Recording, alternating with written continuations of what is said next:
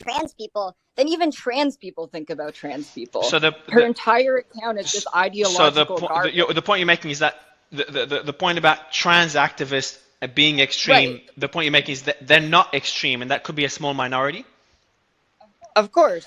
Like, there's always extremes in every group, but Deborah is the example of the extreme of Deborah, anti-trans activism. because Deborah's obviously one person, and we're talking about millions here. So, Deborah, did you make that statement that you think trans activists are extreme? Because you can find extreme in any movement, any ideological movement. Are you focusing on a small percentage of those activists? Well, I have to say, first of all, I'm not anti-trans. I'm very much in support of transgender people in the trans community. I think it's unfair to conflate any criticism of trans activism and gender ideology with being transphobic or hateful of trans people.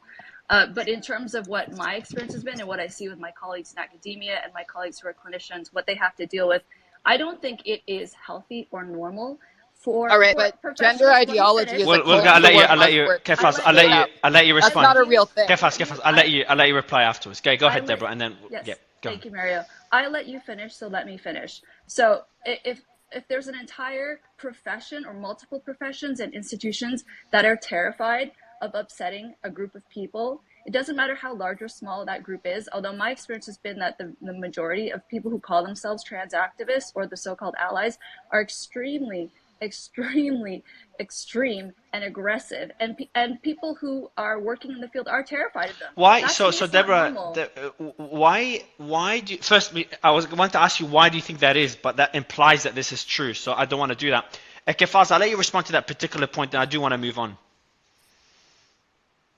Kefas, you got to unmute the bottom. I mean, the particular point that I'm trying to make is that this is mostly just a distraction. First of all, gender ideology, that's not a real thing. This is a culture war talking point made up by conservatives in order to fearmonger about trans people.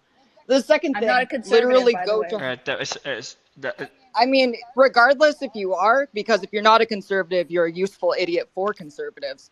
But the point is that's very helpful. Guys, let's avoid Kefas. It's good because it will get heated, and I know that. Let's try to avoid personal attacks, even if you strongly disagree or you have each other blocked. But go ahead. So the point you're making is that gender. So the point you're making is that gender ideology, is that the term that you used, is a made-up term by the political right to politicize the movement. Okay.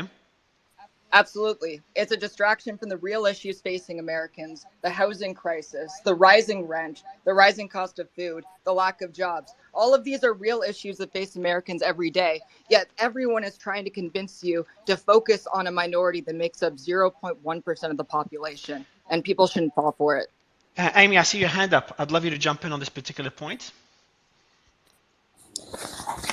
Well, I wanted to sort of speak to this, but actually take it in the direction of safeguarding and talk about this from a safeguarding perspective, because I think a lot of those of us who are actively speaking about this issue and organizing around this issue are here because we have very valid safeguarding concerns. And these are concerns about, having boundaries around our bodies for women and girls and children, and boundaries are necessarily exclusionary. And I think there's a lot about the way that this whole issue is framed that is highly politicized. That is true.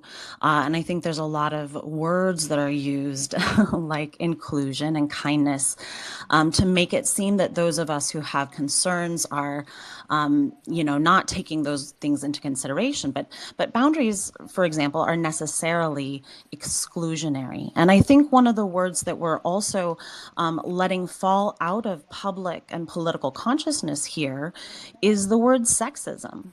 I think women are being disembodied and dehumanized from our rightful place as fully embodied human beings and turned into an identity category that anyone of any sex can use to label themselves. And this means that women and girls are in a place where we are being told that we no longer have the right of consent, that we no longer have the right to single sex spaces and privacy around our bodies and dignity for our bodies. And everything that sort of we gained from the Me Too movement has been really corrupted and co-opted by men who are attempting to use identity as a way to, get into women's spaces and invade our privacy. I've got a question. I see, Nick, you've got a question before I ask mine? No, I'll let you go first. Yeah. Might have the same question. Okay, so Amy, I've got a question for you, and I see Taylor reacted, so I'll go to Taylor afterwards. And Seth, I want to go to you in a bit for the free speech discussion. But actually relates to this. So what do you think of the argument, Amy, where if someone says, do whatever you like with your life, like this is your life, I cannot tell you how to live your life. However, forcing me to use a certain pronoun when addressing you is the line that I don't want crossed. What do you say to those people? Because there is a lot of people with a similar argument being made in the comments section. What would you say to them? Yeah, I think that pronoun usage is not benign. I think that it is a way to introduce a cognitive dissonance into our language and into the culture. And I think that it works to dissociate us from our primary instincts for safeguarding, sex recognition, sense perceptions. And I think that a movement which is telling women and specifically children to deny the authority of their own bodies and to trust what the stranger is telling them rather than trusting their own primary sense perceptions of reality. This is telling kids that they are not allowed to trust the authority of their own eyes and ears. They're not allowed to trust the authority of what their bodies are telling Amy, them. I need to interrupt you. I'm sorry. This is very frustrating. Go ahead, Kefals. Look, Amy, I started my transition when I was a minor. I'm 28 years old. You're using a very small example of people. You're going to look for everything that can. You're going to look for every single thing that you can find in order to reinforce your worldview. But the truth of the matter is that a lot of this women's rights activism falls into the same category as the useful idiots that prop up gender ideology. Like, I'm sorry. The last time I went into a men's bathroom, I got pushed out by the staff and told to go to the women's one. Are you saying that? What do you want me to do? What do you want me to do, Amy? Would you like to respond, Amy, before going to Carol? Amy? Can I weigh in, please? Please do. So this is Andy speaking. Thank you. When Kefals first started weighing in, responding to Dr. Douglas-O, Kefals had asked who's the vitriolic trans activists that are intimidating those who may have an interest in doing more academic research on the subject. And I think of people like Kefals. I do reporting on... I believe in freedom of speech. I'm not stopping academics from doing research. I do reporting on far-left violent extremism, and I've reported extensively on, for example, what happened at the Ball in 2021 in Los Angeles, in which after a convicted sex offender allegedly exposed an erect penis to women and girls in the women's section, there were... Okay, Andy, first of all, Andy, first of all, Andy,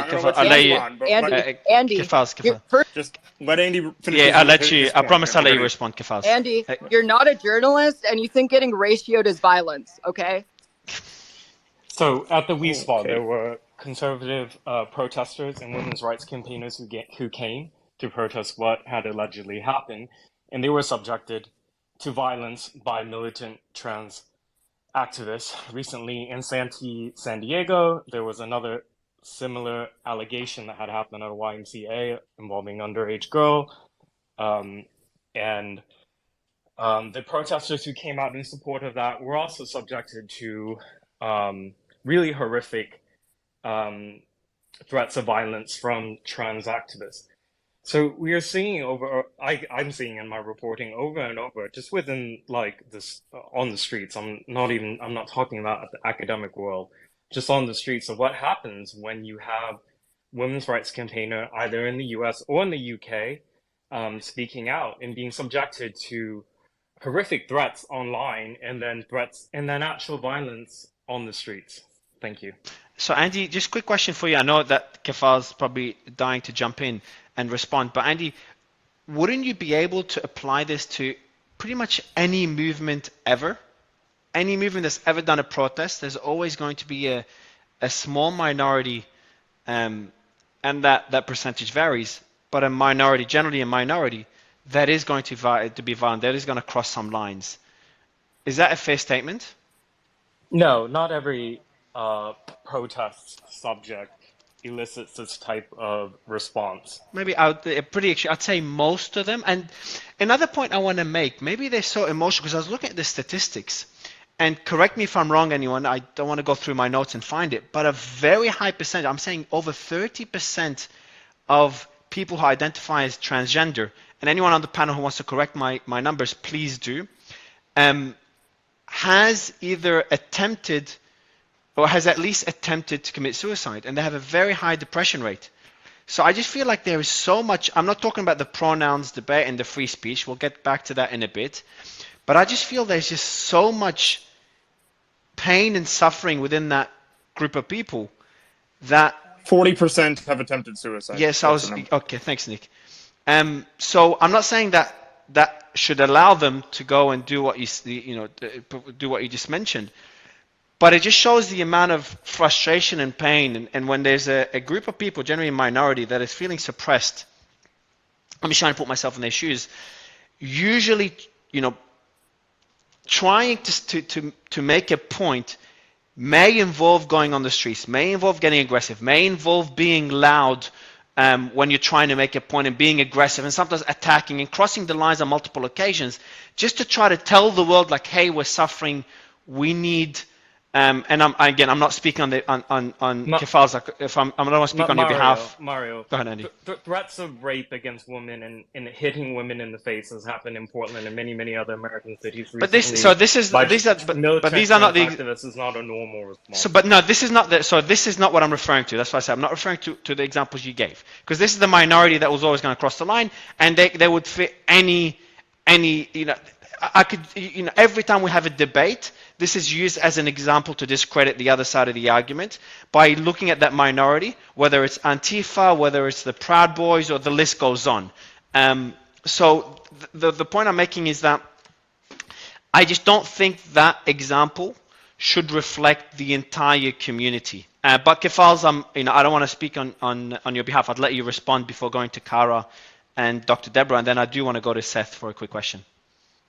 Oh, of course. I mean, first of all, Andy, please stop faking that accent. But the thing is, come on, you have to. Hold on, Nick. To represent an entire group. Like, of course, there are sex offenders in every single demographic in society, of course.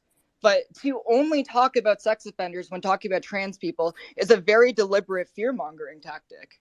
Like, if we're going to look at this proportionately, we should be way more scared of men like Andy than any trans person currently in the call. So, Kefals, I just want to add, I think you make really good points, but when you always take a jab when making those points, it makes the point, almost moot. So the audience will not be willing to listen to the point as much. So even you might have a reason for these personal attacks, let's try to keep them to the down low. No, all good. I did bring up Ed, which I'll give him the mic in a bit, but before that, I want to go to Kara and Dr. Deborah, and then we'll go to Seth for a quick question. Kara, go ahead. Thanks. So Kefals seems either unable or unwilling to help himself from interrupting and responding in very obnoxious ways, and that is telling.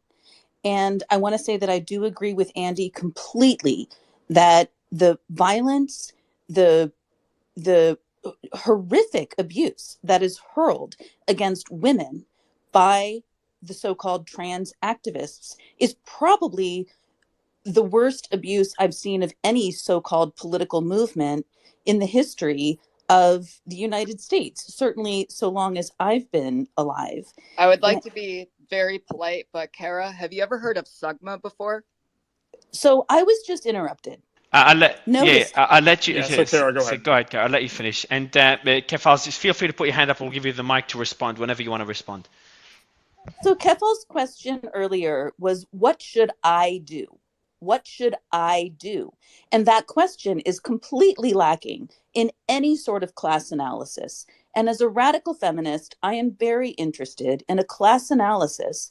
And I understand that this might pit me against many of the panelists and also many of the audience members. But I am interested in the class analysis whereby men, i.e., males, oppress women, i.e., females, on the basis of sex. And this should not be mysterious. There's a reason that women weren't permitted to vote in the United States across the board, until 1920, although various states picked away at it. There's a reason that husbands were allowed to rape their wives for a very long time until the 1990s, for the most part throughout the United States. There's a reason why lesbians are routinely attacked, harassed, tortured, and beaten for the crime, so-called, of being a lesbian. There's a reason, and that reason is sex. And I really want us not to get away from that. I think it's crucially important. And I want to thank Andy for all of his coverage of all of these events. Thanks. Kefals, the mic is yours to reply. Kefals, sorry. You're muted. Yeah, sorry, I was looking. I would like to ask why misgendering me is allowed and not considered a personal attack. If we're going to stop at jabs, because that very much was a jab. I do. So Kara, that actually it's an important point. So I've got a question for you there, Kara, because that obviously touches on the heart of the subject.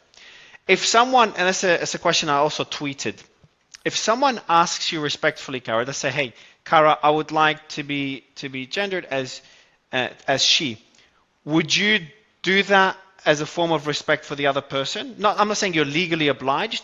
If they just nicely requested, would you? Isn't it comical that Keffels is asking for respect in this conversation? I think that's funny. As the comedian here, I think that's funny. It's a fib. You have to say that you're a comedian. You're not actually a comedian. Okay, but Keffels, you just did it again. But Keffels, I can't do that. There it is. So Keffels, I can't do that. I'm trying to stick up for you, but you make it hard for me. You just took another jab. You're really good at it, but it's just not going to help the discussion. And it's they do it all the time. I know. They do it all the time. But so Kara, just ignoring this discussion right now, in general, if someone did request you to use a certain pronoun and they did it respectfully, would you agree to do so, or you still wouldn't, based on your values or ideologies? I would never use wrong sex pronouns. I will, if necessary, and I noticed someone commented about this in the Twitter thread, I will refer to someone using her or his first or last name in the third person. If that is the appropriate thing to do, in some circumstances, I'll do that. But no, I'll never refer to anyone using wrong sex pronouns. I won't lie. It's really important, and I don't think anyone else should either. So Kefals, I'll be honest with you. I don't know what your pronouns are. And I would imagine that a lot of people on this stage also don't know what your pronouns are. Maybe I missed something, but it seems... You see the giant tits in my profile picture. Yeah, it doesn't take a rocket science, but it doesn't seem to matter. It doesn't seem to matter because, there are some people that are they, them. I don't know. You might be they, them. So just because you have I think, breasts, but then I think, Nick, the answer there would be you ask. So if you don't know, and considering especially the topic of the space, the best way to approach it would be to ask. And I'm learning this as I go. But Kara, to go back to your point, I know a lot of hands are up, and I'm dying to go to Seth. But Kara, to go to the point of if someone asking you to use a certain pronoun, so the point you made, like, I wouldn't lie, and that obviously leads to the whole discussion, gender versus sex, and science, social science versus biology. But without going down that rabbit hole, the question to you is if using a certain pronoun makes the other person feel better, and especially considering the metrics you mentioned earlier, 40% attempt to commit suicide, considering how much pain they already go through, if it helps, if that step, even I know you call it lying, and that's a different debate, but if it does help make them feel better, wouldn't, and this is the argument I make, why not use that pronoun as long as you're not legally obliged? Because that's a red line that we'll discuss a bit later. Do you know the point I'm trying to make, Kara? I hope you're trying to get where I'm coming from. I do understand, and I understand that you're not talking about coerced speech, so I get that. Um, so the class of human beings for whom I'm concerned is women and girls. And if a man wants me to use she, her pronouns in order to be nice, my response to that is I am much more concerned about the women and girls who are being subjected to penises in female spaces. I'm much more concerned about the women and girls who are being raped and impregnated in prisons and in juvenile detention facilities.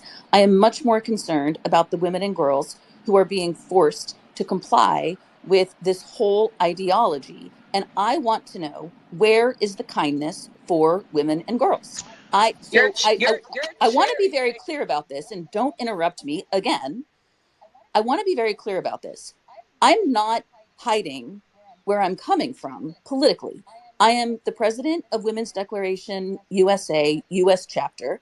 I'm the author of the book, The Abolition of Sex: How the quote transgender agenda harms women and girls. So I'm not hiding about where I stand politically. I am fully 100% and will never back down from supporting the sex class called women and girls. Taylor? And I want to Cara, know, where is the kindness? Where's the kindness for women and girls in all of Cara, this? I've got a question. You mentioned earlier that there's certain circumstances where you would consider using the gender pronoun of which another person finds acceptable. What would those instances or circumstances be? No, never. I would use a third person first name, but I would never use a wrong sex pronoun. Okay, so if they want a different pronoun to be used, instead of using a different pronoun, you start addressing them with their first name rather than a pronoun at all. So you stop using a pronoun? Or would you still use I have the... written I've written an entire blog post about Chase Strangio, who's the deputy director for transgender justice at the ACLU, referring to Chase throughout the blog post as Chase in the third person using Chase's first name. And I'm happy to continue doing that. I will not refer to Chase as he or him because Chase is female. I will not refer to Chase as she or her because that would get me in a lot of trouble, frankly. Taylor... How do So I I raise a hand? I Oh, don't know how okay. to use Oh, voice. good. Oh, good. I think you press the plus, and then on the far right, there's like a hand, and that's how you raise it. Yeah, perfect. I'll go to Taylor if you don't mind, Kefals, and then we'll go to you.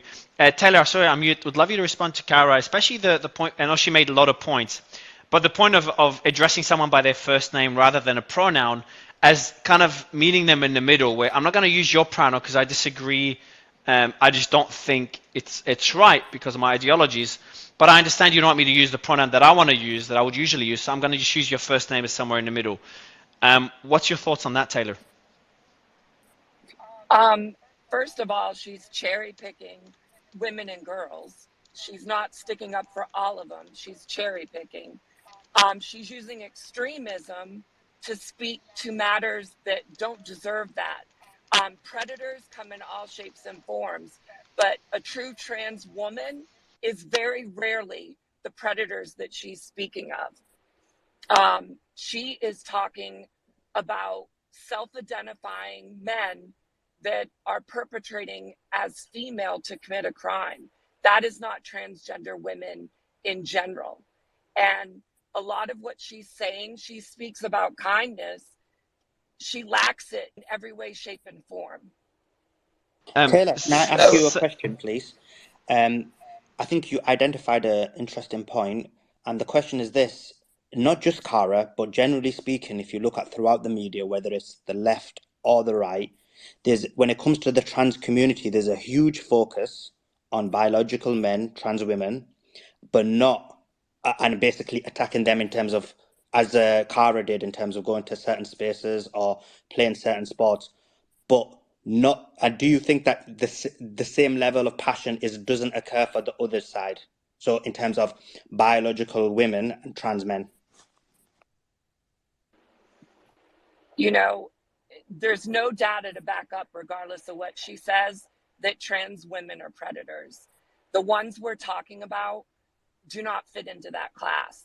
And, you know, her ideologies are dangerous, absolutely dangerous. And the way she's, first of all, in Washington, D.C., what she's doing is against the law. Gender is a protected class in the District of Columbia. Misgendering someone is a crime. But Taylor, my So question wasn't that. Sorry, my question is this. Let me make it more easy. Do you think that society as a whole treat trans women and trans men the same? Do they basically attack them in the same manner? Do they give them the same rights? What is your feelings on this question? Or what's your view on this question?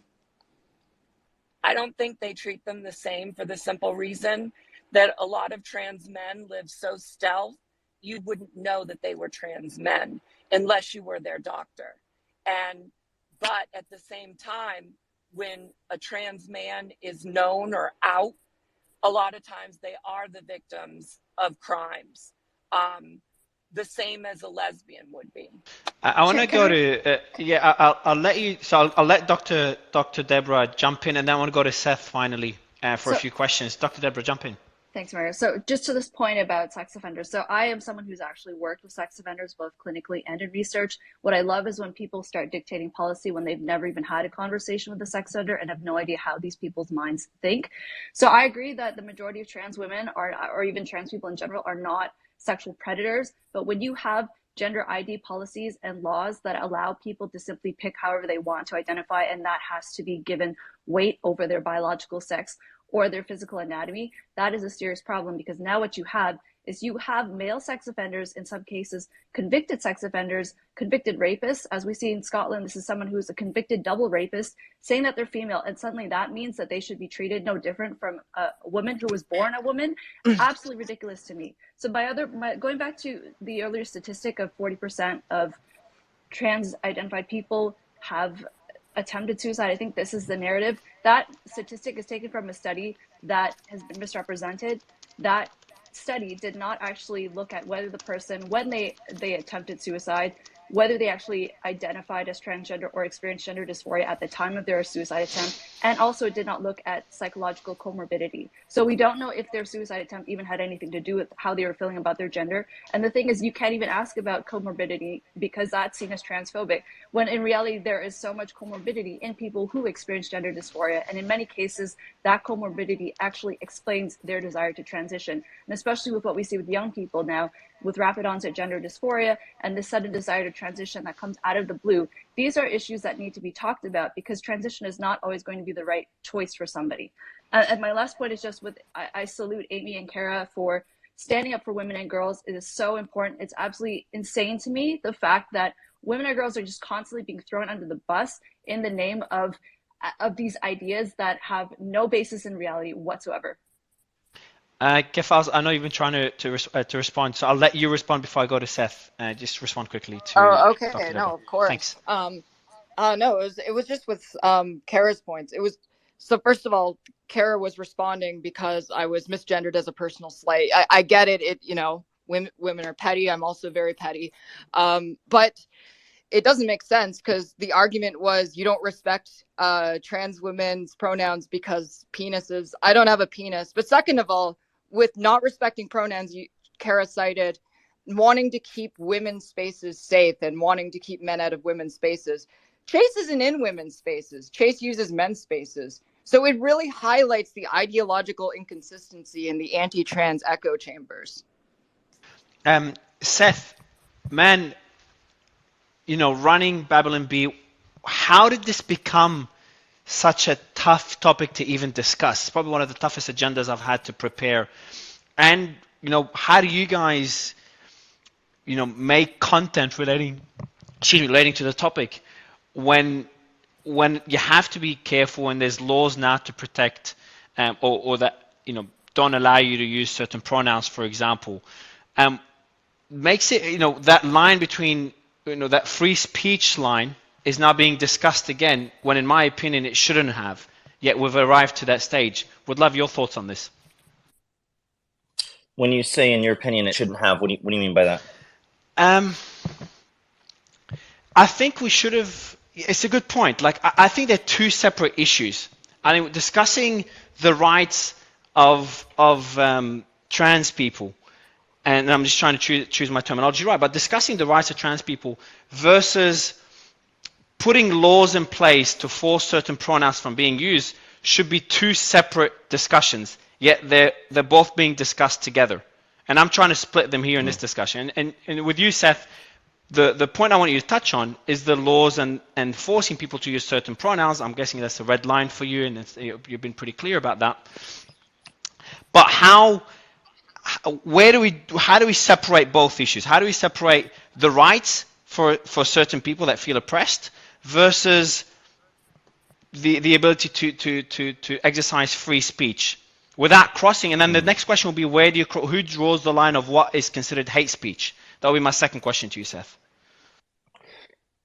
Well, it's interesting to think of it in terms of rights, because I don't necessarily think of myself as having the right to be talked about or addressed in any particular way. I can ask for people to be respectful of me, but I can't really demand that of them. They're going to do and say what they want, and I can either let it bother me or I can not let it bother me. I'm called horrific names. I receive death threats sometimes. I've had people tell me that they want to rape my wife in front of my children and then murder my children, and often because of the jokes that we've made about this issue. And I've been called a terrorist for mentioning things that are happening at certain hospitals or wherever, just mentioning them, noticing them, and talking about them publicly. I've been called a terrorist. I think being called a terrorist is worse than being misgendered.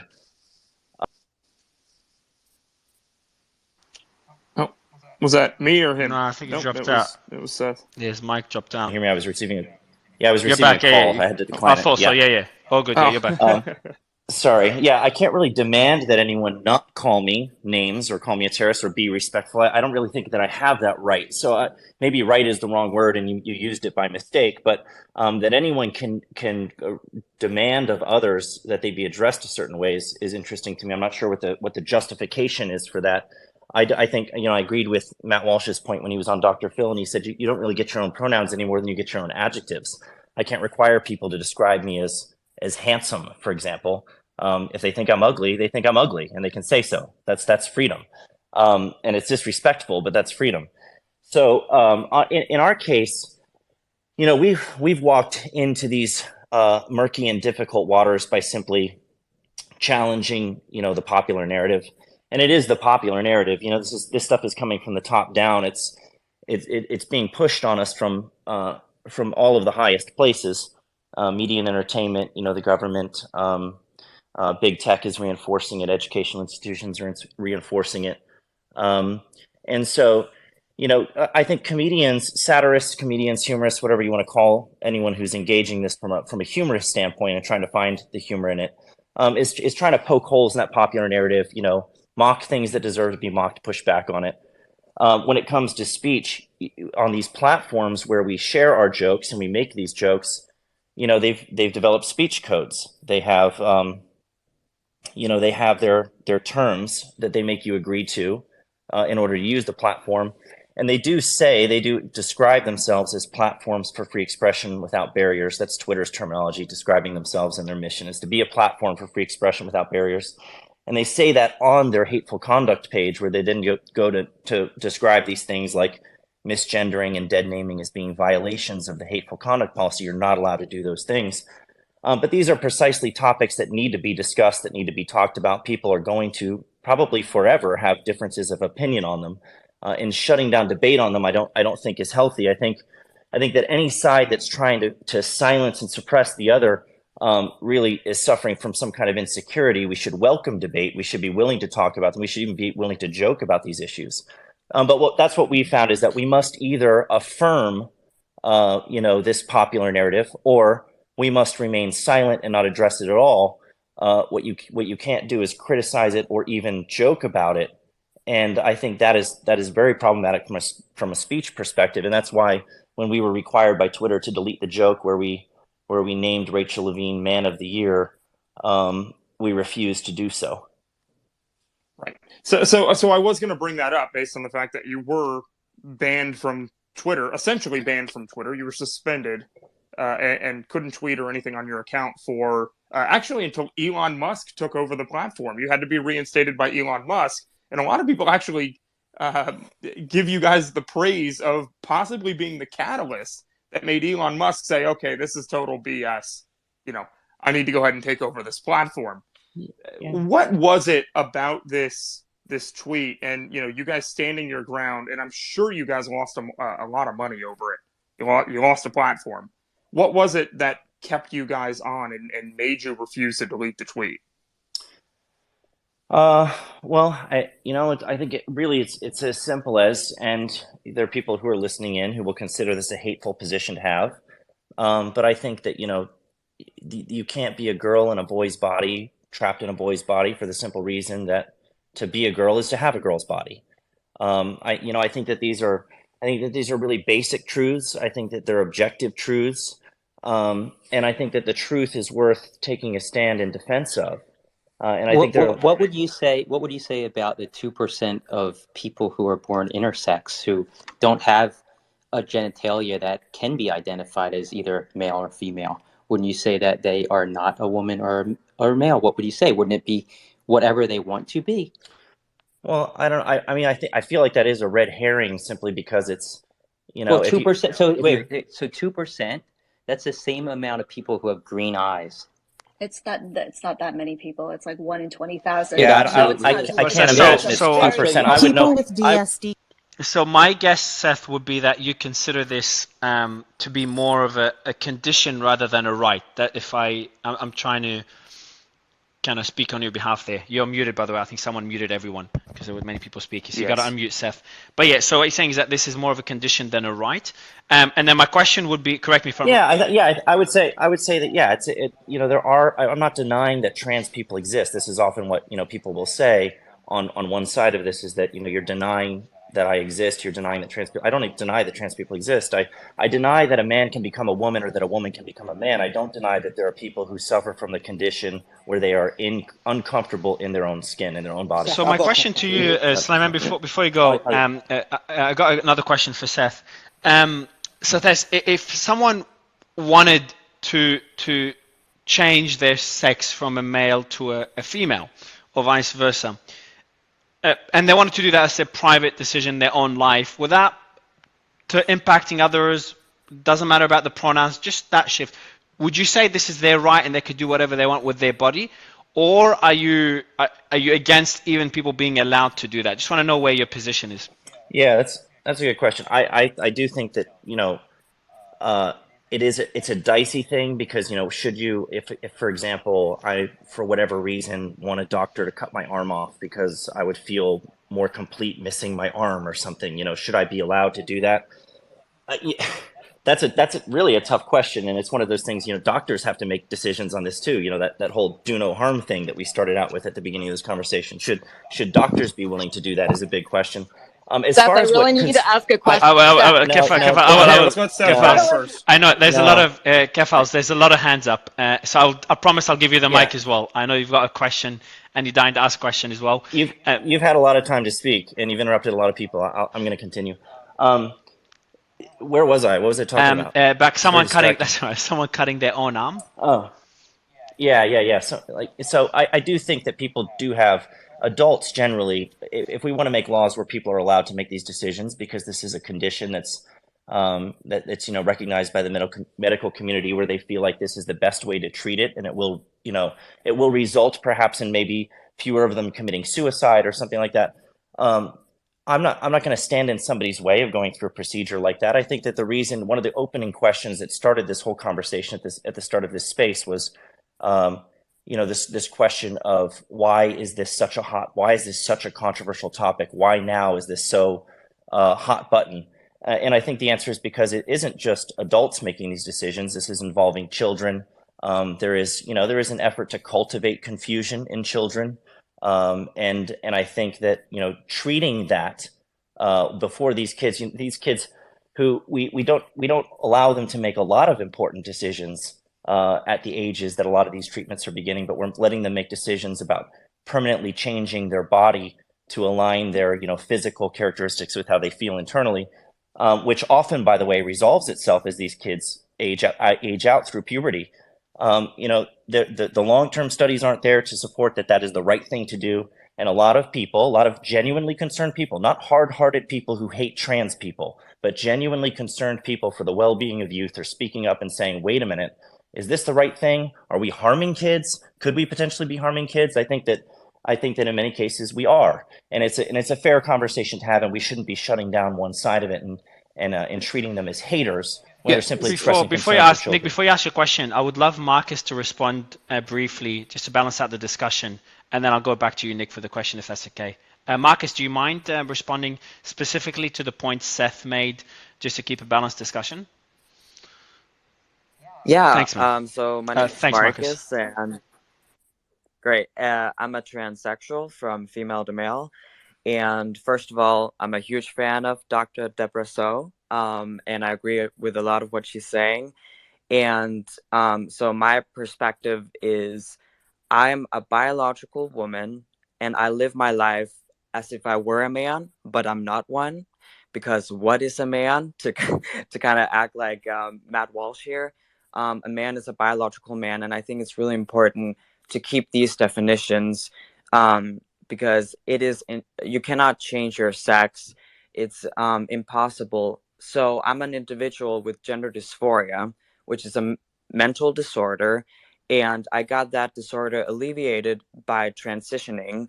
So I went on hormones and got some surgeries done, and now I feel good. But I don't pressure people to call me anything. Like, you can call me he, you can call me she. I don't care. And I always, always, always respect the people I talk to. And with doing so, I have never been misgendered on purpose in my life, because people find me respectful. So they, most of the time, want to respect me back. So yeah, that's kind of my So what you're saying, Marcus? Yeah. Go ahead, guys. Yeah, go ahead, guys. And then I want to go. So, Sulaiman, what I want to do is I'll let you ask questions to Marcus, then we'll go to Kefal to also respond, and then we'll go to Seth and Kara. So go ahead. Go ahead. Let me just jump in real quick and say that I don't actually have my hand up for wanting to say anything. I just want to have my hand up because I think Dr. Suzanne Forbes-Bierling has had her hand up for a while, and she's present as a speaker. I and I would love to hear from I don't see Dr. Suzanne. So maybe I'll message. Yeah, I'll message you, Kara, because I don't see you on stage. So maybe it's glitching for Dr. Suzanne. So okay, I'll message you now. Sorry, go ahead, Slimane. So, Marcus, my question is basically linked to what Seth asked. So, one of Seth's contention was that a person is too young to make a decision about the change in sex. What's your thoughts on that, and if you agree with him or not?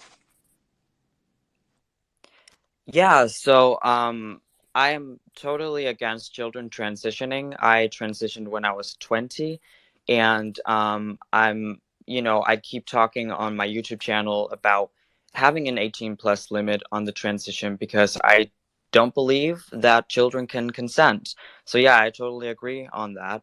And I think it's really important to talk about it, even if it's just a social transition or a legal transition or puberty blockers. It's all very relevant and serious. Seth, actually, just quickly, Seth, hearing Marcus now, before going to Kefal's, hearing Marcus now in the story, what are your thoughts? Because it's not going on too much of an extreme, and he's pretty respectful about doing it at an older age and not forcing people. Well, I'd love your take on it. I think that I think it's perfectly reasonable. Again, like I said, this is a condition that exists. I know people, and I've met people, and have worked with people who feel they feel like they're in the wrong body, and they've taken corrective measures to address that issue. But what it comes down to, like he said, there are a biological male. What it means to be a man is to be a biological male, and like what I said, you can't be a girl trapped in a boy's body. In fact, because a girl is someone who has a girl's body, and so I agree with that. I think that's good. I think that it just goes to show that you have people who are in these positions, who have these conditions, who are not hateful. They don't hate trans people, but they find it problematic how a lot of this is being foisted onto children. A lot of these treatments are being introduced younger and younger. They keep bringing these things down. It's happening, more and more than people realize. And even trying to address it and talk about it. This is why the speech thing becomes an issue. It becomes a free speech problem, is because simply trying to discuss it address it. If you even notice it, you are shouted down as being a terrorist. They try to get you taken offline for hateful conduct, for inciting violence, for inciting terrorism. And there are wacky people out there who, when they get worked up about this stuff, they have been bomb threats against hospitals and terrible things like that. But violence is terrible no matter how it's happening. If it's happening against children within the hospital, that's bad. And if threats against the hospital are happening, that's bad. We should all agree that violence is wrong, but we should be allowed to discuss these things in public forums. Kefals, I'd love you to respond, and then I want to go to Ed as well. Go ahead, Kefals. Of course. The one thing is that I feel, unless I'm wrong, I'm the only person in this entire call who actually is trans and transitioned as a minor. And I don't think a lot of the people here have ever really talked to trans minors before. I don't think that they speak for people like me. And I wanted to respond to Seth from a while ago, but Seth, I respect that you identify as a comedian despite not thinking you're funny. But why can't you respect that I identify as a woman despite you not thinking that? That's Kefals. That's you trying to sneak in a jab. You did it again, Kefals. You did it. You sneaked it in pretty well, but that was another jab. It was an attempt at comedy. Okay, so I'll let you continue. Do you want to respond to any other points that Seth made, Kefals? Oh, actually, I would love you to comment on Marcus's story. So Marcus says that there's a certain age. He called it a condition, and there's a certain age where someone should be allowed to move from one gender to another, and forcing others to use a certain pronoun. He doesn't think that's necessary. When he asks people nicely, they tend to usually respect his request. Would love your thoughts on what he mentioned and comparing his story to yours. Of course. I mean, I don't think that being nice to people is a prerequisite for basic respect, of course. But as well, the minimum age of being 20 goes against the research and the guidelines of the American Psychiatric Association, the World Professional Association of Transgender Health, and basically every national and international medical association. I'd rather stick with the data and the science. There is a study I was reading about rapid onset gender dysphoria. Did I get it right? Kefals? Is that the name of the condition that they talked about? And someone mentioned it on this panel as well, where. Oh yes, me. I would. Yeah. So Dr. Deborah, do you wanna explain it briefly for the audience before I go to Ed? Explain it briefly for the audience. I'd love Kefals to comment on it.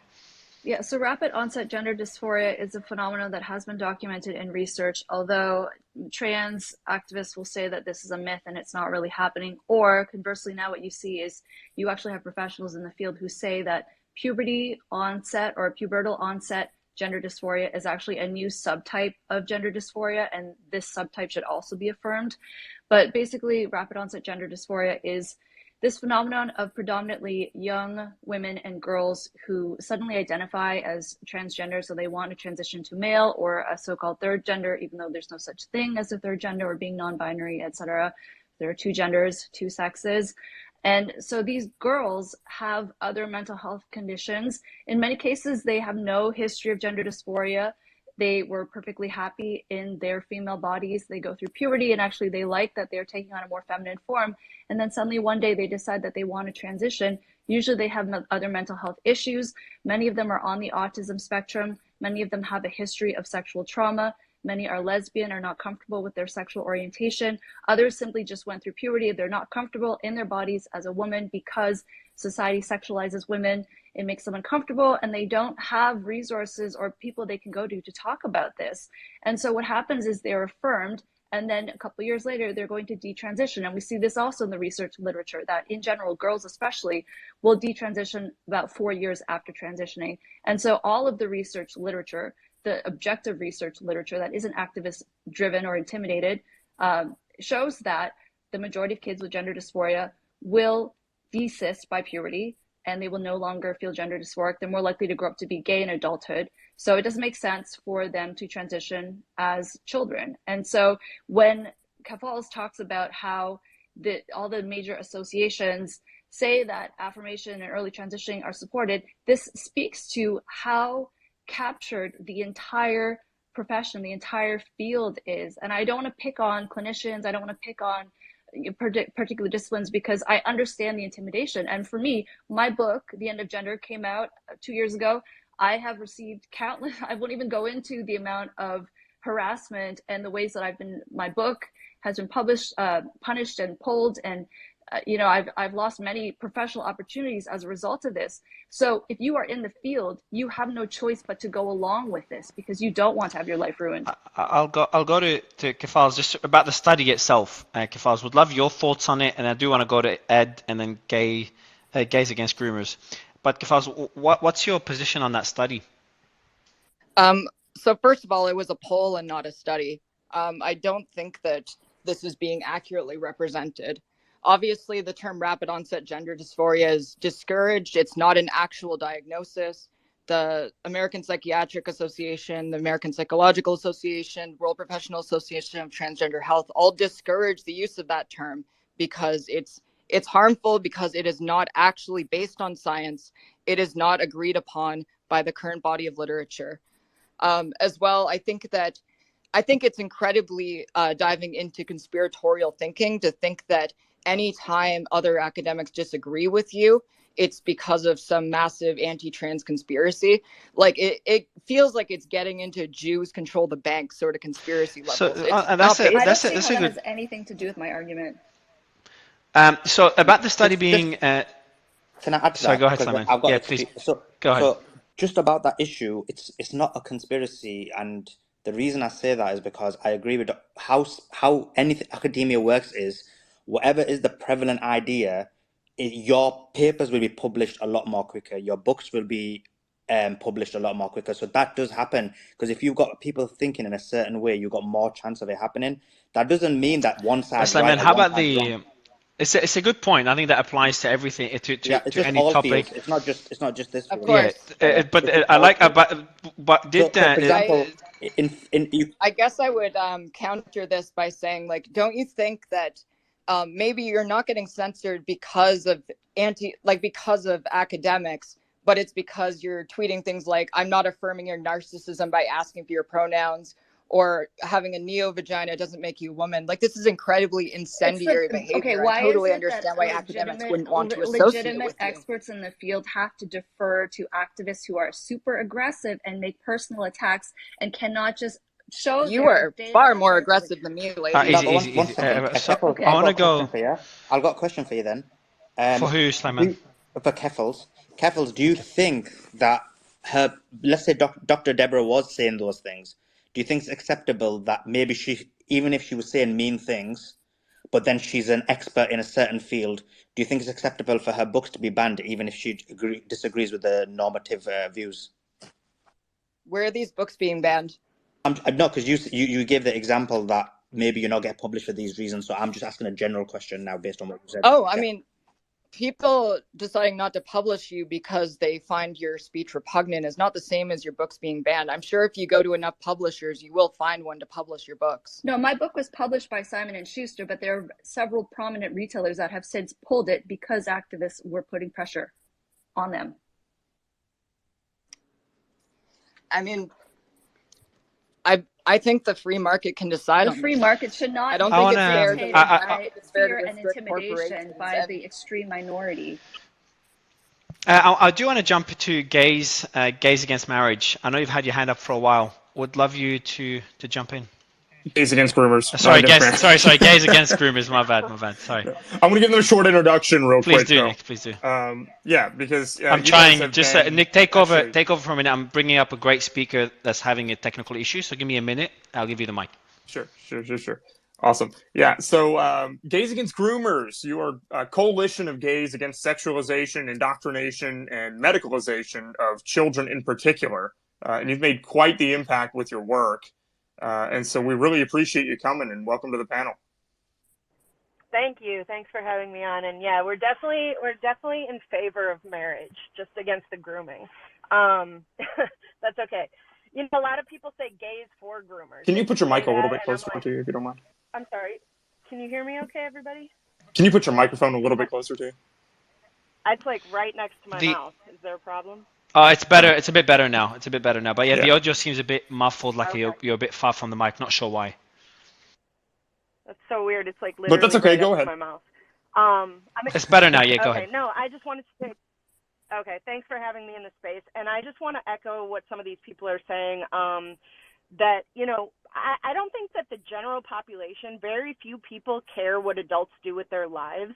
I think that this whole thing has blown up into the big debate, and the big debate and fighting that's going on is because that it's just recently, it seems in the past few years, been pushed on ramping up, targeting kids younger and younger with the pronouns, and confusing these kids with gender nonsense that, you know, they can't even conceptualize, let alone understand and be able to consent to changing.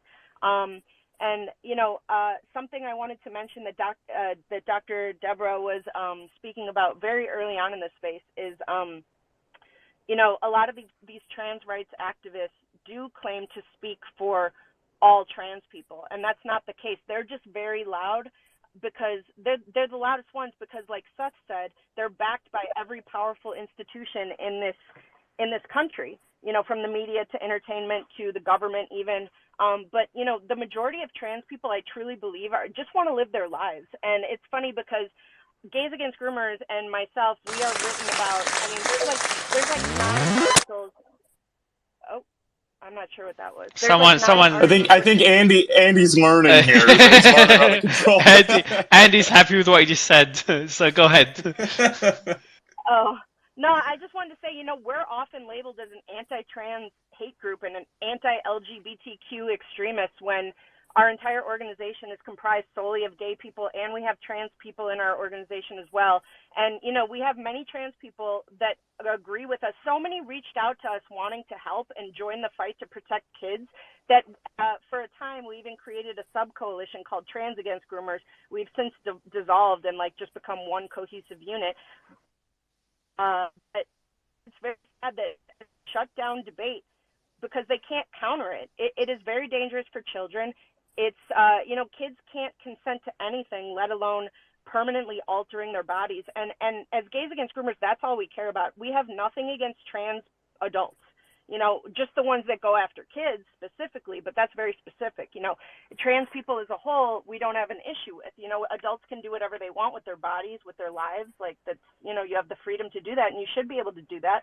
But the line, there's a big red line that has been crossed, and that's attacking children. And so, you know, we are not going to stop. Nobody's going to stop until they're left alone. And like I started this by saying, is that I really think that it's gotten blown into this massive, just massive fight because of the attack on kids.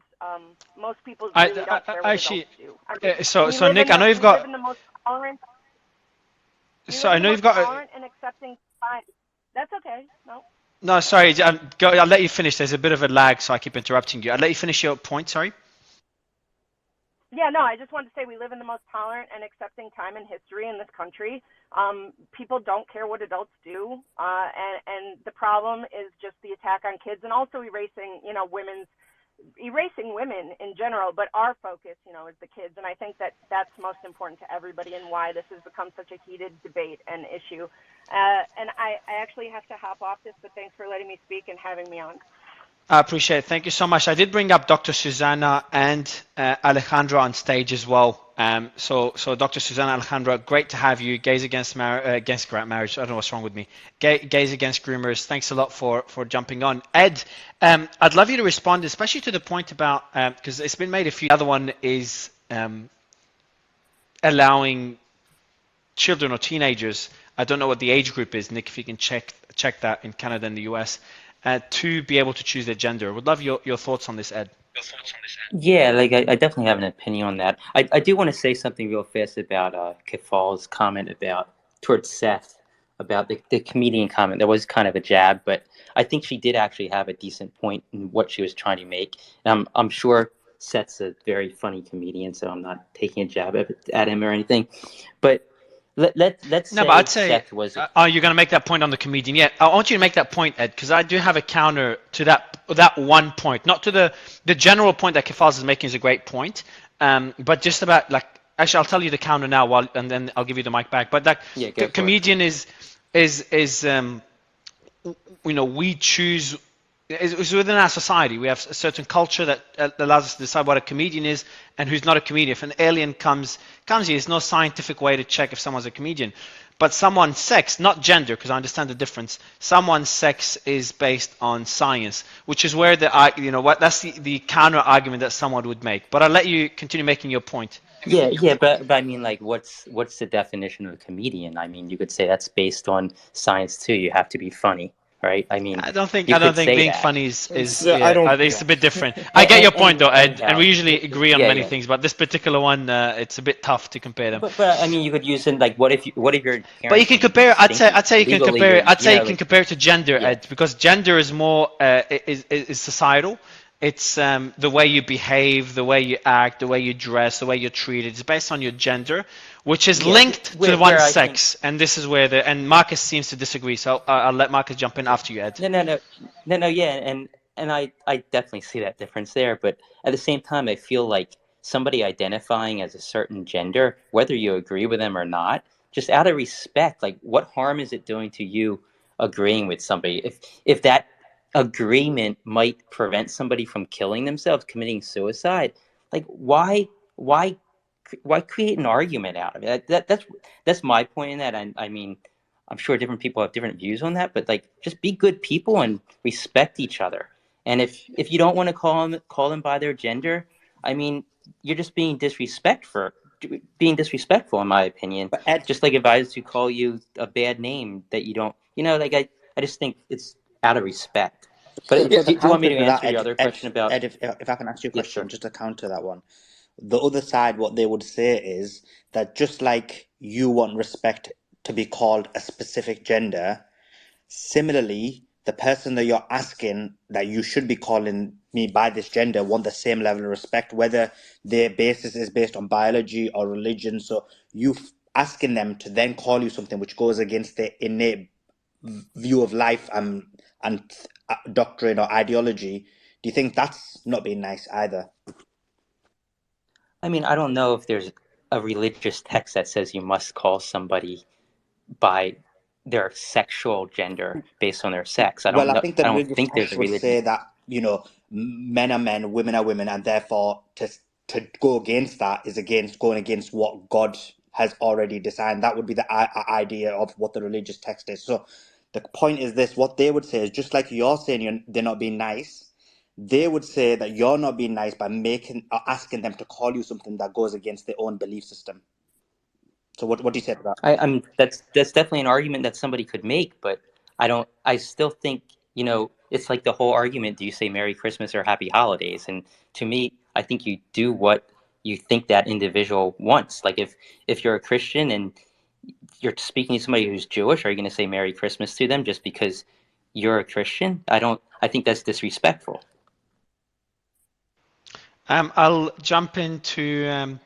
Hey, Mario, Yeah, can I respond to your thing about kids, or do you want that's to a wait? tough one. I'll wait on that one because I know this will get heated. Okay. On the particular point you made, because that's actually a good point. Like if it makes the other person feel better, and if it's a form of respect. Now we're not talking about being actually, Ed. How about having a legal requirement to use a pronoun and being considered hate speech if you don't? What are your thoughts on that one? I disagree on that. I think free speech, that's free speech. If you want to be an asshole and you want to call somebody what they don't, do you think it should be, Ed, do you think it should be legal for someone to deny the Holocaust as free speech, or that's a line that shouldn't be crossed? I mean, I think. See where it gets tough? I think if you want to say that, if you make a tweet saying the Holocaust didn't happen, I don't think you should get arrested for it. I don't think it should be criminalized.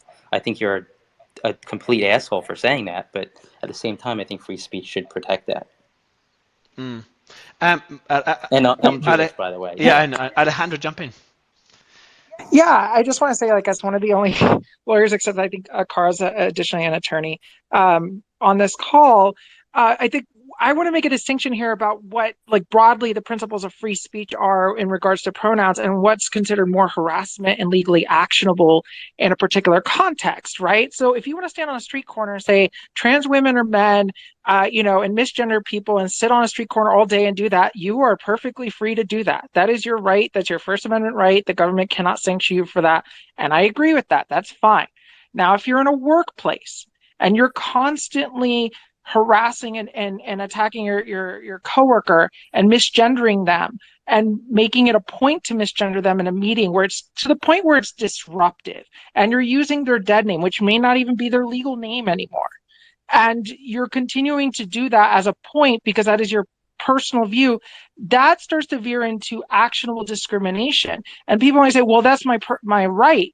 But you don't have a right to go and call your coworker a slur. You don't have a right to go and do that to where it's disruptive in the workplace. So we do limit speech in that way that's legally actionable, but is very highly context dependent in the framework that we establish around employment discrimination or discrimination in the classroom, whether it's protections around either gender, religion, race, ethnicity.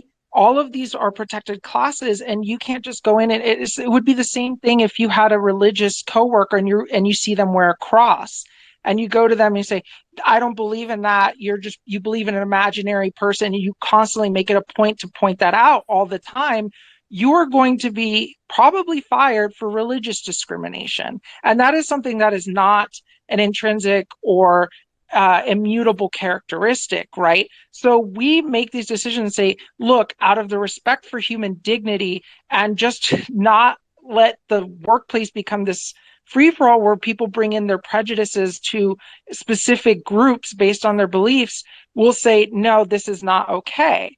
And so beyond that, that's pretty much in the United States, at least, the only places where that is really at all a legal requirement. We talked earlier about Seth Dillon and the Babylon Bee.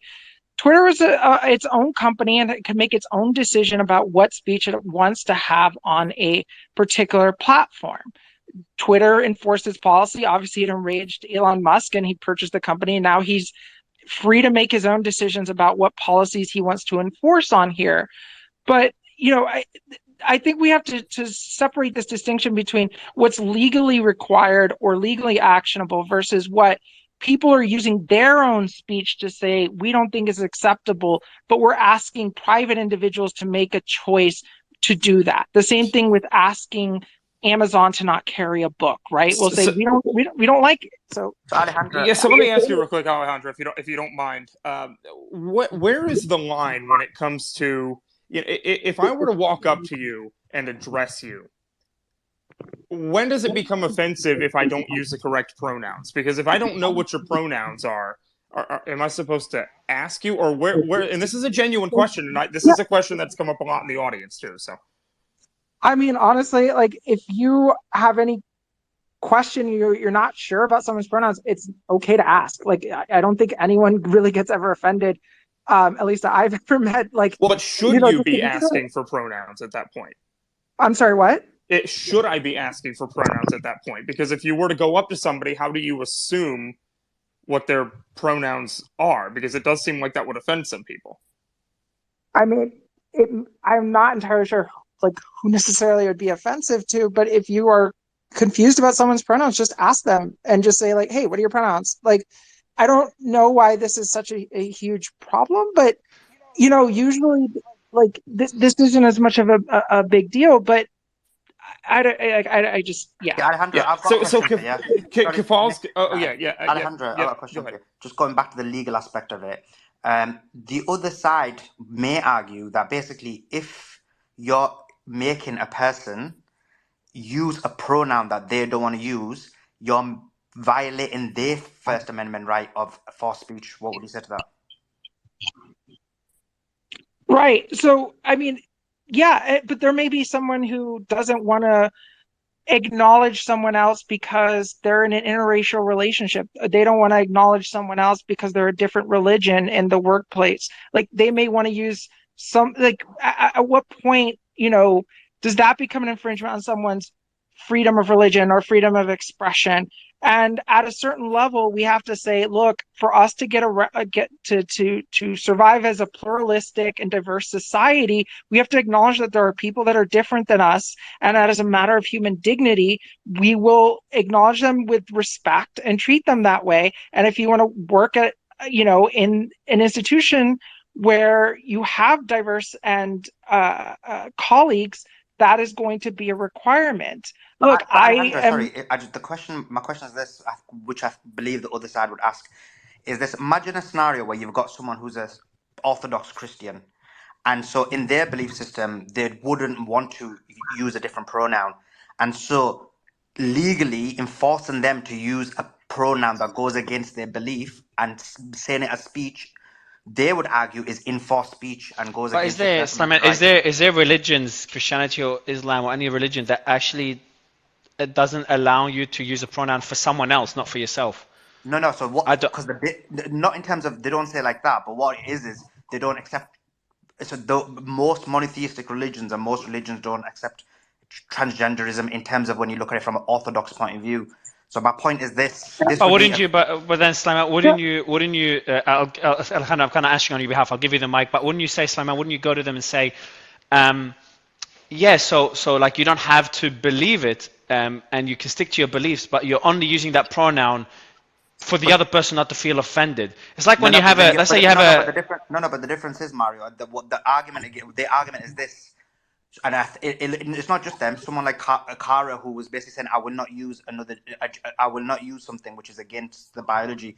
So now, if you're going to force them to use something that they don't want to use, that is forced speech, is what the argument yeah, is. So therefore, and that goes against the First Amendment. So that's what my question to Alejandro is. Yeah, so I just want to take a step back for a second because I also want to acknowledge the fact that this concept around pronouns is a very Western discussion. Mandarin Chinese and the way that it's spoken does not have gendered pronouns. That is a quarter of the world's population that does not use gendered pronouns in its speech. So already there, this whole concept around sex-based pronouns, this idea that it has to be gendered, like that's already a Western idea tied to particularly less so English, because English isn't as gendered as far as Romance languages. I speak Spanish. I'm bilingual, and Spanish is very inherently gendered in ways that almost no other languages are. So already in that concept, like we're already down this kind of situation where we're bringing in kind of cultural norms to a discussion around pronouns that don't necessarily exist in other contexts. But the other thing is it's to counter the other counter to that point is like if you have an employer that says, look, I don't like, let's say, a hijab, or I don't believe that a beard is appropriate wear for the uniform in our workplace. At what point is the and says, and they say that that is part of the image that we put out as a company, and therefore that's our First Amendment speech, right? So we're constantly that, and that's been generally settled outside of costumes and performance aspects as saying that is discriminatory. You cannot tell an employee they cannot wear a hijab or other religious headwear because it's discriminatory, even if it may violate your personal beliefs about what someone else should be able to wear in a workplace. As an employer, that's not okay. And I agree with that. And so we have to make a decision about where we say, look, we're going to step on people's toes at some point because we live in a pluralistic, diverse society, and everyone's going to have their viewpoints. At a basic level, we have to negotiate and say, look, this is the basic level where we're just going to respect human dignity and a person's right to exist in a public space as they identify and as they put themselves out as, and respect that. Like, I am agnostic. I don't believe in many of the religions that people share here, but I will be absolutely respectful if someone says, look, I can't meet at this time because I have to go to prayer or I have to do this. That is absolutely fine. And so it's just part of being respectful and understanding that we live in a diverse society and that people are going to be different than us. Yeah. So Aaron, you are you actually. Actually, we'll go to you here just a second. I want to go to Dr. Deb and let you respond to that, and then we'll go to a hand here. Well, I mean, the question is, where's the line drawn then with regards to kids? Because does it mean that we're going to take anything a child says at face value? And I mean, that's basically what we are doing as a society, and that's what's being enforced in terms of policy. But when you look at it from the scientific research, children who are affirmed are more likely to go on and continue down the path of transitioning. Their gender dysphoria is more likely to persist as opposed to desist. And so if the majority of kids are going to desist, if they're just left alone and they aren't affirmed, why are we then encouraging them to go down this other path that may not actually be beneficial for them? So people will say, oh, a social transition or early transitioning where the child just changes their clothing, maybe they'll take on a new name, use different pronouns. You see this happening now with the so-called non-binary trend of children. And people will say, well, there's no medical interventions that are involved, so what's the problem? The child can just change their mind. But it's not that simple for kids to simply change their mind. And in many cases, these kids, they get a lot of praise and attention from not just their peers, but also teachers, their parents, even all of the professionals in their lives. They're celebrated as being brave for coming out as trans or non-binary, and it's very difficult for kids to then say, I made a mistake. And if and when they do, they end up losing all that support, not just in terms of their professional support, in terms of their care team, but also all of their friends and their so-called allies in the community. And especially for detransitioners, I always want to talk about detransitioners because they have been politicized. These poor individuals are being attacked from every direction, and what they need is support. They need people to listen to them and believe them and hear their stories and put weight in their stories, because their voices matter just as much in this conversation. So I do want to go to Marcus, and I'm going to let you respond to those points, and then I know Kev Falls is going to want to push back as well. So, Marcus?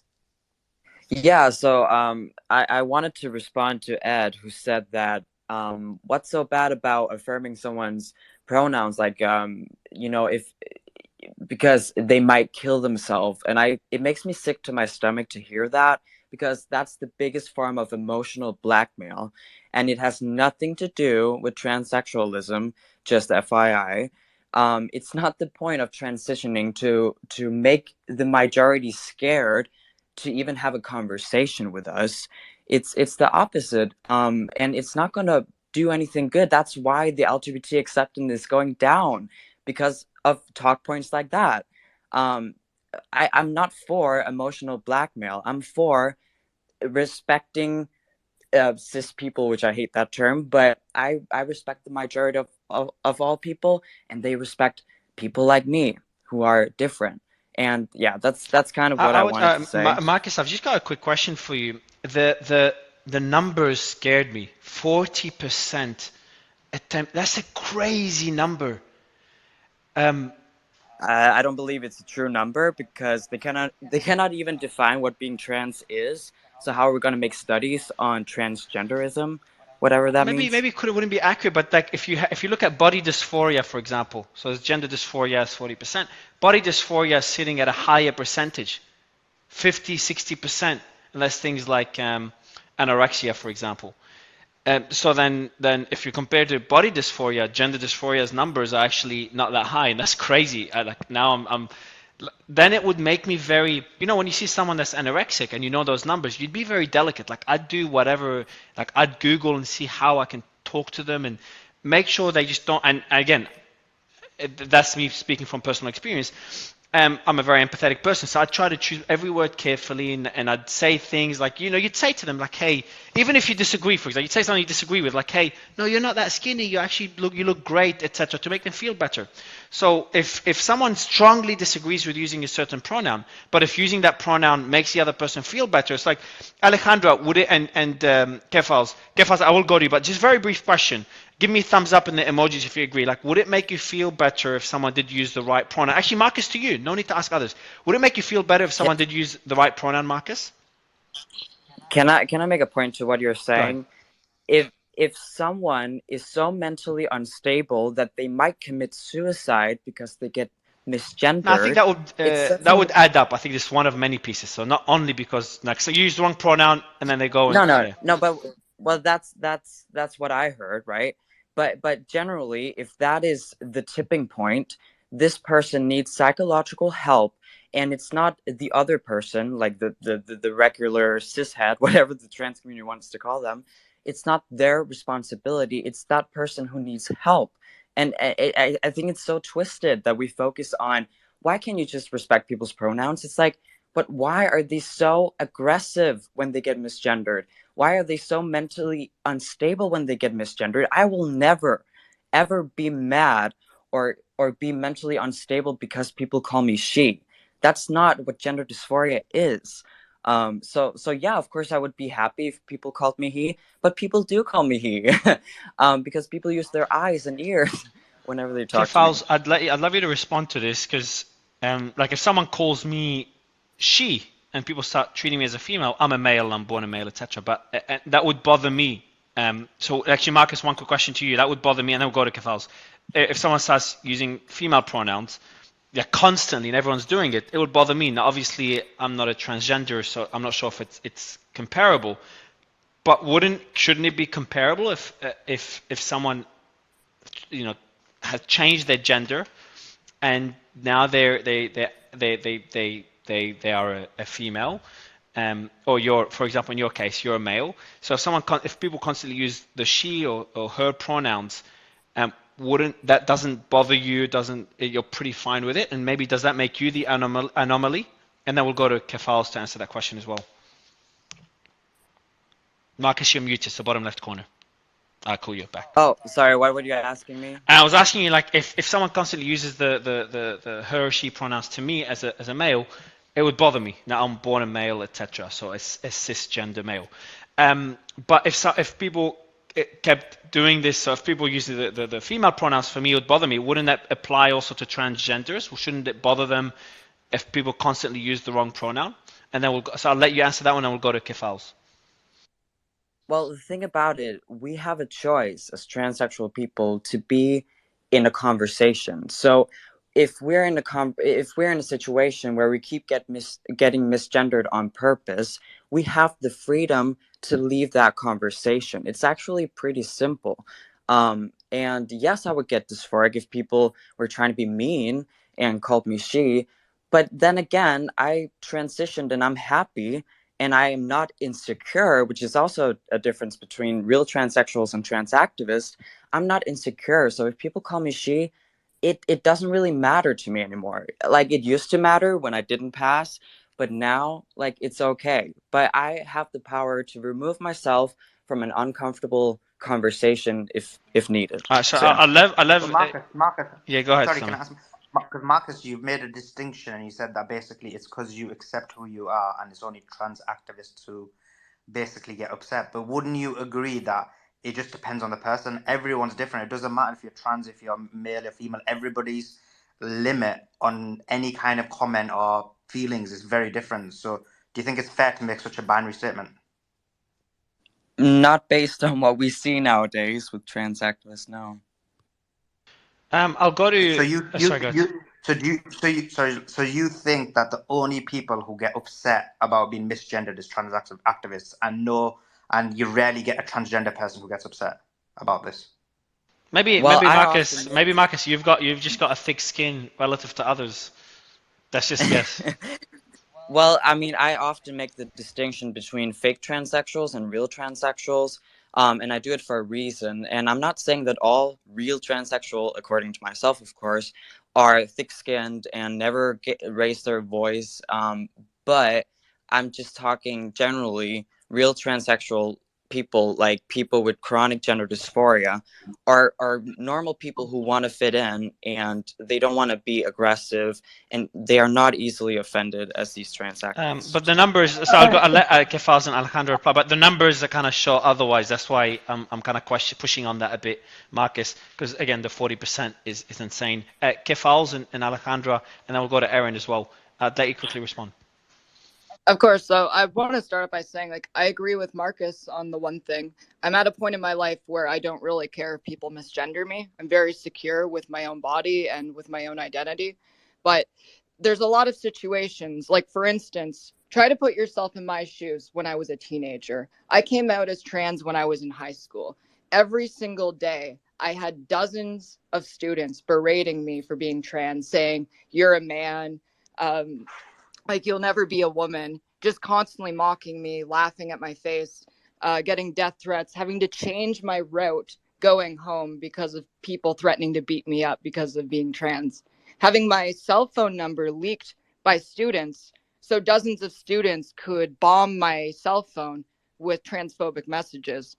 And it's when it's this thing that happens over and over and over again that you literally have no escape from, that it starts to really have an impact on your mental health. But now that I'm an adult, I can support myself. I'm no longer in that situation. I feel much better, obviously. And that's the problem that a lot of trans people find themselves in. They have no escape from that. Yeah, I'll echo what Clara is saying. I mean, it's not just like the isolated, oh, it just misgendered. And I think people always try to boil it down to like, oh, if I just misgender them once, it's somehow setting a trans person off. Like that's not the case. What it is it's usually a very purposeful harassment tactic to go after someone and just say like, like if it's a trans man, it's like you're a woman, you're born a woman, or if you're a trans woman, you're a man, you're born a man. And it's like a very like it's a tactic to just be cruel to someone rather than necessarily, like because I will say like honest mistakes happen, right? Like I've been misgendered by folks, especially early in my transition, my parents a few times, and it's like it was a process, right? And trans people are willing to work with that. And we're not gonna be like blowing up because there was an honest mistake or something like that. But what ends up happening, I think, the most experience with trans people is it's not just like this one little isolated one-off. Like me personally, I've been out for 7 years. All of my identity documents say female. My passport says female. Like I never get misgendered day to day going about my life. But I go on Twitter and I have 20 responses on my tweet saying you're a man or dude or this or that. And it's like it's not some like, oh, this is my personal belief. It's a harassment tactic. And what Clara just said is like that's the experience that I have when I've worked with trans people. Before I started here at Harvard, I used to work at New York Legal Assistance Group where I worked with asylum seekers, people who were trans and came out in countries like Honduras and Guatemala, even Saudi Arabia, where being trans was, in the case of Saudi Arabia, literally potential death sentence. And in Honduras, it was an effective death sentence because of the ways that the gangs would literally murder trans people on the streets. So, these kinds of things, like you're never going to stop someone from being trans and like trying to parlay it into this, well, it's just, I want to say I don't believe in using pronouns. Like it's really obscuring the level of violence that trans people go through on a daily basis and the kinds of things that trans people face. And it may just be like the one-off pronoun, misuse or misgendering. But what it's really obscuring is oftentimes the kind of sustained harassment by people around them. I'll take this opportunity just to tell the audience, you don't have to agree with the panelists on stage. The most important thing is you could disagree via DMs, and I'm sure a lot of you DM. Ed Krasostan is the exception. It's a joke now internally, but for all the panelists, just be very respectful. You could disagree, but do it respectfully. As we've been, talking to each other here on stage, and anyone that sends out any aggressive messages to other panelists in other spaces, and it always happens, I'm going to start blocking such people from the space because I don't think it's fair to harass any panelists on stage. It's very difficult to get anyone to speak in front of thousands of people. It takes a lot of work. So disagree with them, but please do it respectfully via the DMs. On my comments, on my DMs, I don't mind. I'm sure Sleiman, Nick, the co-hosts, Ed as well, we're all fine. But just all the other panelists, or at least most of them, please be respectful. I do want to go to, before going to Erin, just to balance out the discussion, I want to go to Dr. Susanna, and then we go to Erin, and then we'll go to Amy, and then I know Sebastian's on stage, a regular on our political spaces, who's got a question. But Dr. Susanna, I'll let you go first before Erin to add on to the discussion. Thank you, Mario. Thank you for the opportunity. I have a background in executive leadership and also in mental health, but I am not speaking and responding in regards to anyone's mental health. And I want to make it clear that I have no desire or interest for anyone to be hurt or harmed in any way. My activism and my segue into all of this is with Amy Sousa and Kara Dansky and others who are concerned about the harms that have been brought to women and children, of course, and people have already spoken to that. But it has been quite the experience over several years to wake up and see the rights of women, including on a legal standpoint to see sex be removed and replaced by gender identity. It is significant. It speaks to complete erasure of half of our population without women's approval, knowledge, vote. Didn't even come up to vote on in the midterms, in the primary elections. There's just absolutely no regard for women. And also to wake up and be called things like vulva haver and labia haver. Like, who gave anybody the right to start to reconfigure women as if we are a theoretical construct that can be picked up, move about, renamed, as if we're puppies from the pound? That is what it has felt like to a lot of women across the world, and men who have commented and saying, "Wait a minute, what's going on?" And we have tangible data. We have women that are being harmed, raped, sexually assaulted, acts of sadism experienced in prisons. Washington, New Jersey, New York, California. California is just absolutely horrible, where women are really suffering in prisons because we have just randomly passed laws that say gender ID or womanhood does not exist as a biological entity anymore, just how you feel. So you have men with 30, 40, 50-year life sentences. They're like, you know what?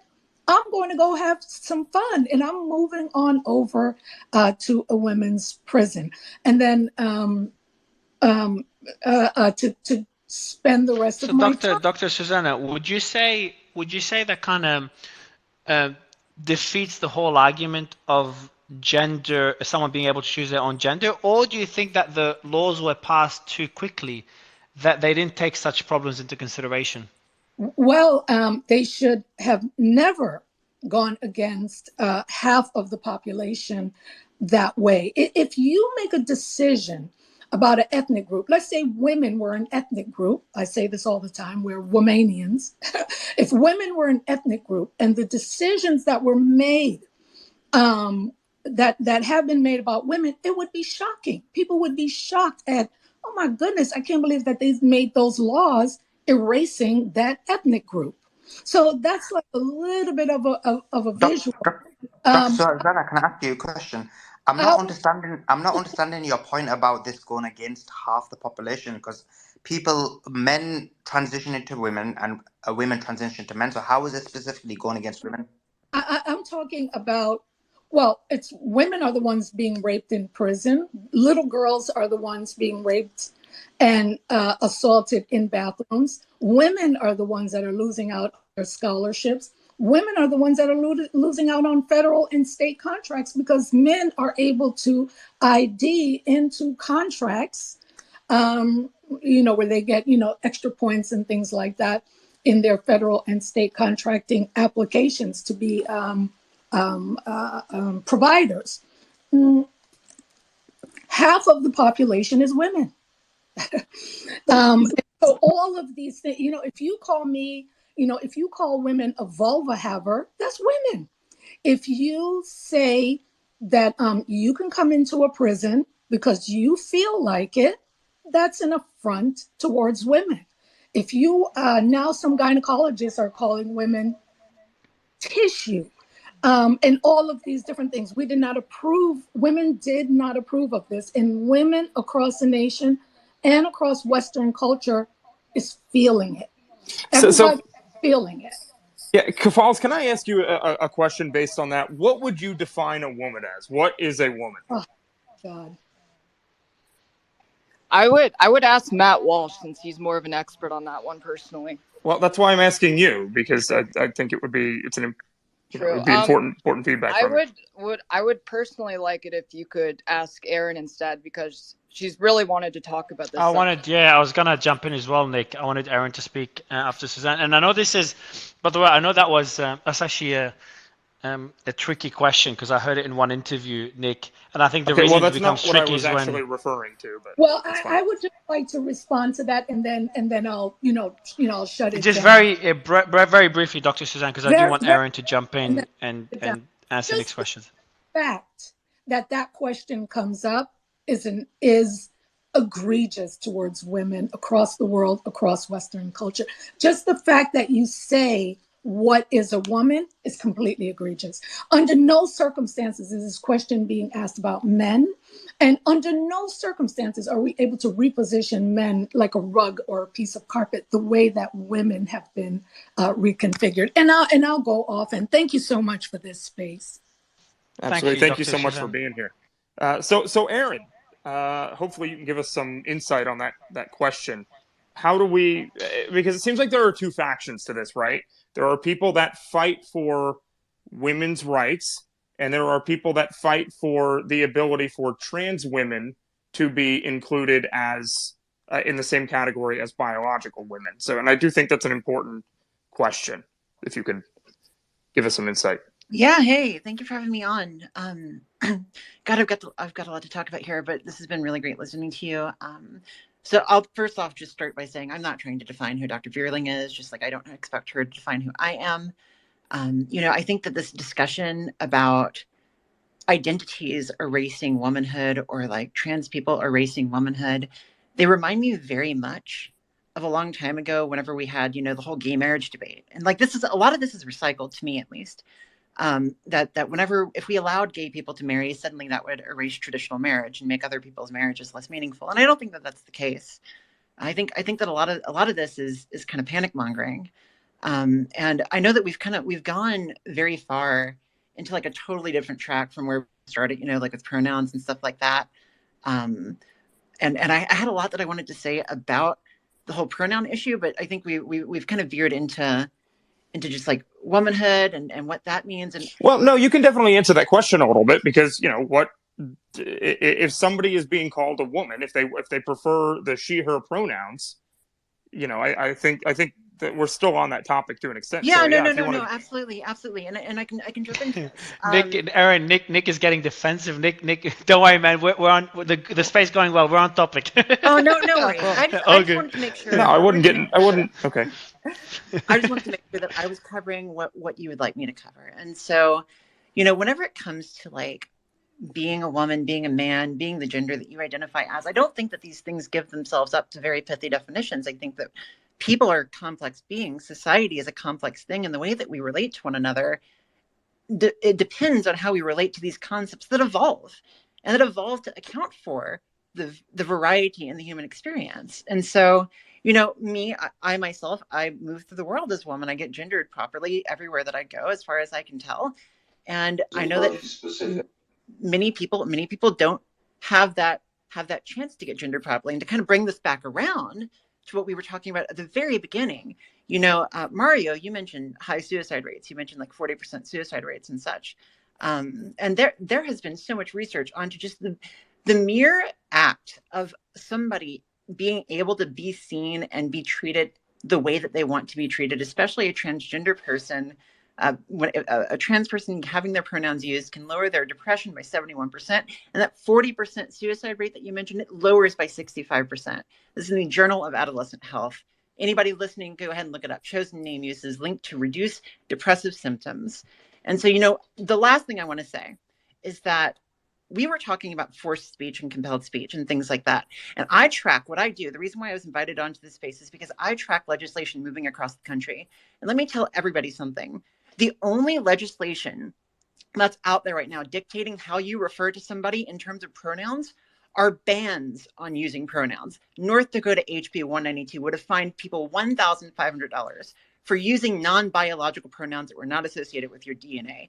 Arizona HB 1001 would actually tell teachers that they would have to go to parents to use somebody's pronouns, but if a parent said to use their pronouns, they could religiously object to that. So they're trying to cut it both ways. There are about 20 laws out there that would ban pronouns in several of these states that are not associated with somebody's DNA, regardless of what the parent wants. So it's not trans people that are trying to dictate speech right now. It's actually people that are on the other side. So Sebastian, I know that you want to comment on, maybe you can comment on that. I know you had a question as well, but welcome back to the panel. Jump in. Thank you so much. I'll be quick. So, Mario, have you ever had Jordan Peterson on one of these spaces? We're in talks with his team. Good, because I think as the person who I think gave most visibility to this issue when he stood up to the fourth speech in Canada, and as a clinical psychiatrist who's dealt with issues like this for decades, that would be a spaces for the ages. So let me just a couple of comments. When it comes, I think it was Seth who said it first, this idea that you have the right to be called something. Nobody has the right to be called anything. Okay, the government uses the name you've been given on forms, but I don't have the right to demand anybody call me anything. I would love it if everybody, when they're writing about me, called me, the America First Deputy Assistant to President Trump, as opposed to, the Huffington Post calling me the white supremacist, neo-Nazi, whatever. I would love to be able to say, you can't call me that, but it's bollocks. Nobody has the right to be respected in terms of how they are addressed. This issue comes down to reality and the denial of reality. I find it so utterly telling that the person who represents themselves as the only transgender person who transitioned, who's on the spaces, takes umbrage and gets snarky when they're asked a very simple question. Can you define what a woman is? If you can't do that, and we're supposed to believe that man and woman is a social construct, then why do you have to transition in any case? Why do you have to have the puberty blockers? Why do you have to have the mutilating surgeries if it's all a social construct? The idea that you can't say adult, female, human is the denial of reality. You are born with XY or XX chromosomes. You will go into the ground. You will be cremated with either XY or XX chromosomes. Nothing you can do to your body will change that. These are the science deniers. Your guest said, stick with the data, stick with the data, stick with the science. If you stick with the data, if you stick with the science, there is no such thing as transition. You cannot scientifically transition from one gender to another. It is absolutely impossible. And one last thing, and for the next one, if you get Jordan on, and I'm happy to help if I can through his daughter, the really creepy thing here is the level of not only grooming, but the targeting of very vulnerable communities, not just those who were prior, bulimics, but also the proportion of autistic children who have been targeted for transgender surgery is utterly shocking. You have to get Dr. Miriam Grossman on the next space, and she will tell you that in many cases, they are actually targeting autistic children and saying that, you've got problems, you can't relate to people. Well, it's because you're in the wrong body. And lastly, I'll return to Jordan. There is no condition, there is no mental condition that we affirm, none. When somebody comes to you and says, I have multiple personalities, you don't say, congratulations, what are your multiple personalities? Can you tell me today? When somebody who's 70 pounds in weight, when a young girl says, I'm fat, you don't say, yeah, you're fat. Why is gender dysmorphia the only mental condition that we affirm? That tells you everything you need to know. That's why this is utterly perverse and a denial of reality. You want me to call you something? Sure. Politely, I will. But if you're asking me to call a bulimic fat, no, that is dangerous. And the same thing goes for pronouns when you're saying you're a boy and you're not a boy. It is the denial of science and the denial of reality. So Alejandro, Sebastian, I've got a question for you. So one of the points you're making is it's based on science. What about the argument that actually it doesn't have to be based on science? So, for example, Judith Butler, a professor in Berkeley, who's probably the foremost scientist in gender fluidity, obviously believes in idealism, and based on idealism, which isn't based on material, your material self, she argues based on that your gender isn't based on the way you are in the material world. So what would you say to that? I'd say that I'm 6'3" and I weigh 250 pounds. If I told you I'm a dwarf, I'm not a dwarf, right? If I told you I'm black, right? We laugh at Rachel Dolezal. Why do we laugh at Rachel Dolezal? Why do we lambast her? And why do we say, no, you're not? You're from an Irish white family, and just because you have cornrows doesn't make you black. We laugh at Rachel Dolezal because it's absurdity, right? Why is it okay when it's a 14-year-old girl at Boston's Children's Hospital who's getting a double mastectomy because she thinks she's a boy? I can't say I'm black. I can't say I'm a dwarf. I can't say I'm a Napoleon or a fish. But this is the only mental condition where we say, yes, affirm the patient's utterly unreal conceptualization of themselves. That is the crux of the matter. So Sebastian, sorry, before just to clarify Judith Butler's position, because her position is this. Basically, the reality is there is no material world. Exactly. Everything is, yeah. So if you her read argument is James that it's all Lindsay's, consciousness. So therefore, consciously, you can make the decision to be a different. right. This is, for me, the seminal moment. If people who really want to understand what's going on here at the meta level, you read James Lindsay's book, Cynical Theories, because the sub chapter, just the one sub chapter on queer theory, explains everything else. It explains CRT, you name it. Queer theory, the actual founders of queer theory are quoted by James Lindsay with their own studies saying, our goal is to F with the concept of reality and to normalize that which is abnormal. This is the ultimate version of that, to say XY does not equal male, XX does not equal female. It is the absolute denial of truth. That's the ultimate, genesis of all of this. Alejandro, I know you want to. Alejandro, do you mind if I ask Sebastian one more question to try to find some middle ground, and then I'll give you the mic if that's okay to respond, because I know you'll have a lot to say.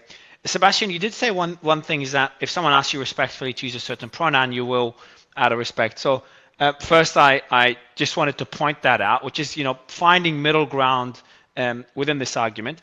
Now, would you go as far as drawing a line differentiating gender versus sex? So scientifically speaking, based on the chromosomes, someone's a male, but they want to identify as a female, as an adult, and they go through the process, and they go through all the social characteristics that make up a female, like dressing up a certain way, acting a certain way. I'm trying to say those without being sexist, and looking a certain way.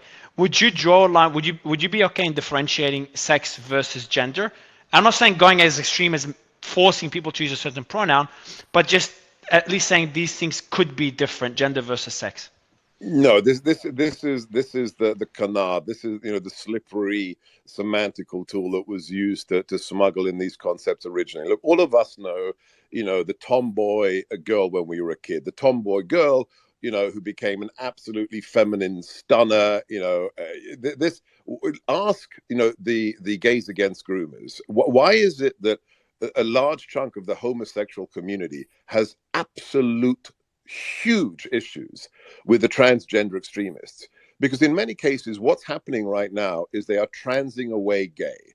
There's a young boy who's effeminate and who may become a homosexual when he's, an adult. But the parents don't want that. So what do? They trans away this problem of this effeminate young boy who likes dolls and likes pink. And they say, well, you know what? You're probably really a girl. It's actually crushing those people who will have a relatively secure identity in and of themselves as an adult homosexual male. So no, absolutely not. The gender vice sex thing is part of the smoke and mirrors. It's part of the shell game. And to be clear, Mario, I'm not here to establish what I said about, that was Jordan Peterson's argument in college. If a student says to me, I'm trans, he will respect them in the classroom and say, okay, I'll call you Jane because I'm going to respect you in the classroom. But guess what? If that person I knew was a friend of mine and not a student in a formal setting,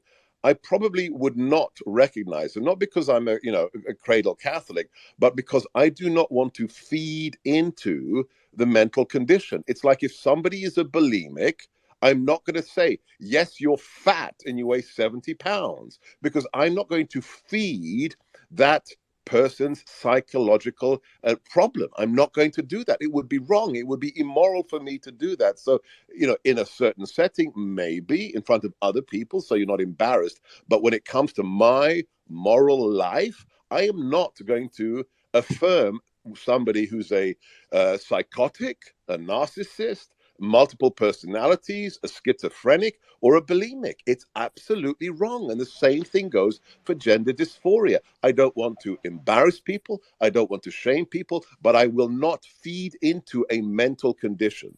Mario, can I Alejandro, yeah, of course. I'll let Erin, Alejandro, you can jump in, whoever would like to go first. Yeah.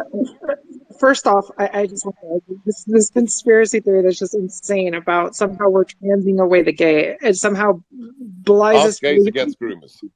That somehow belies his belief that somehow it's easier to be trans than it is to be gay. It's just insane. And one, it's a testable hypothesis. If that were the case, the number of LGB identifying youth would be going down and the number of trans people would be going up. That's not what's happening. The number of LGBT people are going up significantly, in addition to the number of people identifying as trans. And actually, the fastest growing segment of the LGBTQ population is bisexuals. They are by far the biggest section of the LGBTQ community. So that is easily disprovable. That it's just an insane conspiracy theory to think that somehow parents are more okay with a trans child than they are with a gay or lesbian child. It just denies the reality. You don't have data on that because a parent will never admit it. You can't have data on that. I'm sorry. You're making stuff up. Mario, can you please tell Sebastian to stop? Yeah, so Sebastian. Can I speak yeah, to sorry. data, I'm going to change my... Yeah, sure. Nick, I'm going to change my headset, so I need a minute. Okay. Thanks. So I just want to additionally respond, particularly about, some of these broader issues that, the Dr. Gorka brought up about, XX equals male, or XX equals female, XY equals male. Like that is not always the case, right? So we have people with differences of sexual development, with SRY deletions on the Y chromosome that are XY. There are people walking around, maybe even in this audience, that are born to a woman that has XY chromosomes with an SRY deletion. There are people that have all kinds of genetic differences. You can't automatically, with 100% certainty, say that someone with XY is male, someone with XX is female. And there are a multitude of differences. And rather than sex being a binary, it's a bimodal distribution of different sexual characteristics. And so it's far more complicated. It's like taking a third grade understanding of biology and believing that that's the end all be all. And it's, this question has been difficult for all kinds of areas, particularly in sports, right? And I'm not talking about the trans debate, right, about trans people in sports. I'm talking about just defining what women are in terms of female sports. I mean, this goes back to the 60s and 70s when they first started doing genetic testing to determine who was female for sports in the Olympics. And they actually started finding out that a significant portion were intersex and had XY chromosomes, and they were being unfairly removed, even though they had reproductive systems of women. And so Alejandro, can you give us some, you don't have to give us exact numbers on that, but how prevalent was that? What are we looking at here? And then, you're saying that, they were finding out that people were intersex. So it's about 1 to 2% of the population. And a large reason why we don't have accurate numbers is because widespread genetic testing hasn't been available until mainly really in the last decade. And we're starting to see a lot more people come out who are intersex and advocate for themselves. And another point I really want to bring out about intersex people, because they're often left out of this conversation, is that I have people we should bring up an intersex advocate. If we're going to talk about people with DSD conditions, we should bring up a speaker who can speak directly to that would be nice. We don't have one. I'd love to have one. Exo Turner is in the space. Okay, well, tell them to DM me, and then we can work it out. But Alejandro, you can finish your point. Yes, thank you. I agree. We should have one. And Alistair Idelson, who runs Interact, is a wonderful person to bring up and talk about these issues. But just to bring up my final point about intersex folks, we're constantly hearing about this. Oh, we're mutilating children. There are surgeries being done on children. There are medically unnecessary surgeries happening on infants with healthy organs that are being removed, and they're being forced into a gender that they don't identify as and have no say as, because it's being done when they're 6 months or 1 year old. Can you old. elaborate on that a little bit? Yes. So what are you referring to here? So I'm referring to oftentimes infants that are born with ambiguous genitalia, and they cannot assign a sex at birth. Oftentimes, and this has been going back over 5-6 decades, what doctors would do is say, this is going to make life hard for your child because they can't fit into society as the way that it defines sex as a binary. So therefore, what we're going to do is we're going to perform surgery and create a vagina and assign them as female and raise them as female because it's easier. But when you actually look at the statistics in terms of suicide rates among intersex, it's just as high as trans people, oftentimes because intersex people that were identify as male were assigned female at birth. And so when you actually see, there's actually a lot of intersex people who transition because half their life they were told that they were female, but in reality, when they grew older, they realized to be male, and they were assigned that because the doctors told their parents that that would be the easiest thing, rather than listening to the child themselves and let them determine how they best fit in their body. And so these surgeries are being done, and increasingly there's been pushes to ban them because they're being done on 1-year-olds, right? Like, this is being done without any input by the child. And the depression, the suicide rates among intersex youth are huge. And so like this is a huge part and parcel. They often say, oh, well, you can't let a child determine what gender. And this whole epidemic of forcing gender on intersex youth and performing unnecessary surgeries, that is just being swept under the rug. And in many ways, it's being endorsed because most of these bans that are pushing bans on gender affirming care explicitly exempt these kinds of surgeries and treatments on intersex youth. Let me respond. Let me respond to can I ask just one question before you jump in, Sebastian? Yeah. What percentage of people have that condition in terms of the number of people who actually have to, who are willing to change? So the people who are willing to change sex, what percentage have that issue? Sorry, in terms of the percentage of who of the total population. So the percentage, because you gave an example of children who were born basically both sex, and my question to you is the number of people who basically. You answered that already, didn't you? You said it was 2% of the entire population. It tends to be anywhere from 1% to 2%. It's much larger now that widespread genetic testing is done.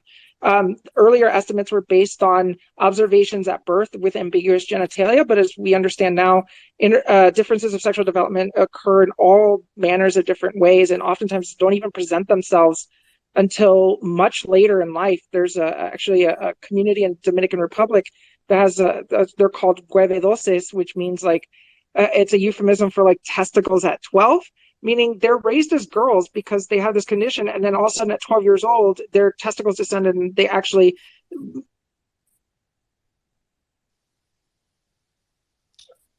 Did we lose Alejandra or? Yeah, I think so. I think she got a call. She's back. Let me just, if I may. So if she can hear me, hopefully she can. The idea that there are chromosomal abnormalities in individuals who are less than 1% of the population, actually a fraction of 0.5%, is irrelevant. It's utterly irrelevant. And that's not the point I made. The fact that there are chromosomal abnormalities in a tiny fraction of the population, it doesn't matter what you do to yourself in terms of bodily mutilation or puberty blockers or using anything else, it cannot be done. That's the point. That is the science denial of the transgender lobby. Billboard Chris has far more data on this, on what's happening in the hospitals, especially to the minors. So Billboard Chris, I know he wants to come up onto the platform. So if you have time, Chris Elston is a huge data champion for all this stuff. Okay, so I know you're trying to jump in, Kafals, but I want to go to Dr. Joanna first, who has actually studied this pretty extensively, and I'm sure you have plenty of opinions on what Alejandra said, and as well as what Dr. Gorka said. So go Yeah, ahead, jump no, in. yeah, thanks for having me. So just a little bit about my background. I'm presenting as a concerned physician. My primary goal is to seek to improve the safety and the quality of life of my patients. And this is an area that's really sensitive. It's got to be approached very compassionately and with open ears at both ends. And I think one thing that's been brought up consistently, why is this relevant? A couple of data points have been brought up, and at this point in time, I think it's about 1.5% of the population either identifies as transgender or non-binary. And there are some really staggering data points that we have to pay attention to associated with that. For instance, it's like 2/3 of trans youth report self-harm within the previous year. Trans people are actually 20 times more likely to commit suicide compared to other members of society based upon the longest stretching longitudinal data that we do have. And simultaneously, we have seen an incredible rise in the rate of referrals. In the UK, it was something like 3,000% between the years 2009 and 2016. So there is a huge concern, and I appreciate being brought up to the panel. And I would encourage if there are specialists, especially related to kind of intersex care, I think that I'd be very interested to hear from them. But I was originally introduced to this topic through interaction with my patients, and then further explored it at an international bioethics presentation back in October of last year surrounding ethics and practice as it relates to informed consent. And I think that's really what I as a physician want to hone in on. I think that we're really kind of working from an absence of data, which is unfortunate. But one organization that's been brought up over the course of the conversation that really guides the narrative for some of these major medical associations is the World Professional Association of Transgender Health, or WPATH. And every year they actually release a standard of care for health for transgender and gender diverse people. They most recently released a version in September of 2022. And they made some recommendations that yes, have been adopted by societies like the American Psychiatric Association, but this is again in the absence of longitudinal data, which really is what should drive practice. It has nothing to do with how we feel about it as individuals and everything to do with what our outcomes are. So for instance, they actually they state that children as young as about 9 years old, Tanner stage 2, when breasts start to develop, when genitals start to enlarge for young boys, they state that GnRH analogs, which we think of as puberty blockers, they're actually medications that are used off-label. Traditionally, they're used to treat prostate cancer, but as early as Tanner stage 2, or about approximately 9 years old, we're recommending use. And again, in the absence of longitudinal data, there may be short-term studies out there, but we do not have, I think there are only 2 studies that go beyond 10 years to my knowledge. But I just wanted to come up as a concerned physician who actually practices within academic medicine. So Aaron, I'll bring you into this real quick. Some of the data points that I think are worth discussing here is this is according to a study from UCLA School of Law. 1.6 million people in the U.S. identify as trans. 0.5% of all U.S. adults, that's 1.3 million. But it's worth noting that 1.4%, which is 300,000 children between the ages of 13 and 17 now identify as trans.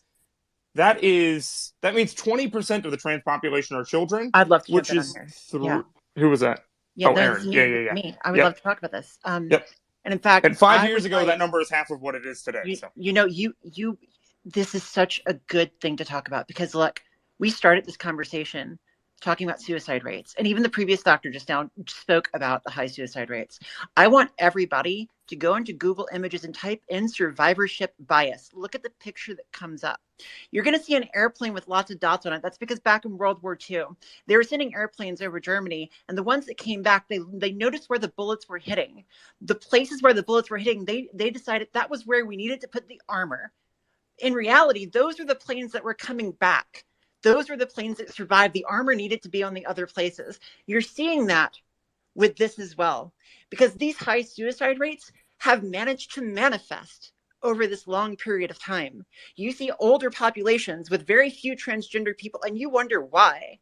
It's not because there's some massive influx of trans people that are just being groomed or being contagioned. It's because right now, young people feel the freest they have ever felt to express their identities, and old people have had to live for a very long time through very repressive times for transgender people, resulting in the actualization of those high suicide rates that we have been talking about for a very long time now in this very discussion. And I think that that is a very good reason why you might see such a big difference. Okay, so I have to be honest here. There are a lot of questions, especially in the comment section, and I will encourage everybody to go down there, hit the right-hand corner, and leave us a question for our panelists. We're always digging through there. But is there a possibility that that high suicide rate is due to an underlying mental disorder? You know, due to, I mean, gender dysphoria is classified as a mental disorder. Is that what is driving the high, at least attempted suicide rate? Yeah, Or so I is mean, it? yeah, so I mean, like this is something that has had a lot of study behind it. You know, we've heard discussion about, you know, the limited nature of the studies, but there are dozens and dozens and dozens of studies out there, and what we can see is that whenever you do allow somebody to transition, even up to 5 years later, their suicide rates are still very low, their depression rates are very low, their major depression is very low. There are so many studies that are out there that are being used, and yes, we have not had a double-blind randomized controlled trial study on hormone therapy. That would be impossible because of the fact that if you were to be given testosterone and saw your hair growing, you wouldn't be double-blinded. It's impossible to do these kinds of studies, just like it's impossible to do a randomized controlled trial on jumping with parachutes. And yet we still give parachutes to people because there is very good evidence that parachutes will save your life. Just like gender affirming care for transgender people. Yes, gender dysphoria is a mental disorder. Being trans is not the mental disorder. And I would actually like to go back to something that Sebastian had said earlier about how we don't affirm mental disorders. We are not affirming the dysphoria. We are treating the dysphoria. Being trans is not the disorder, the dysphoria is.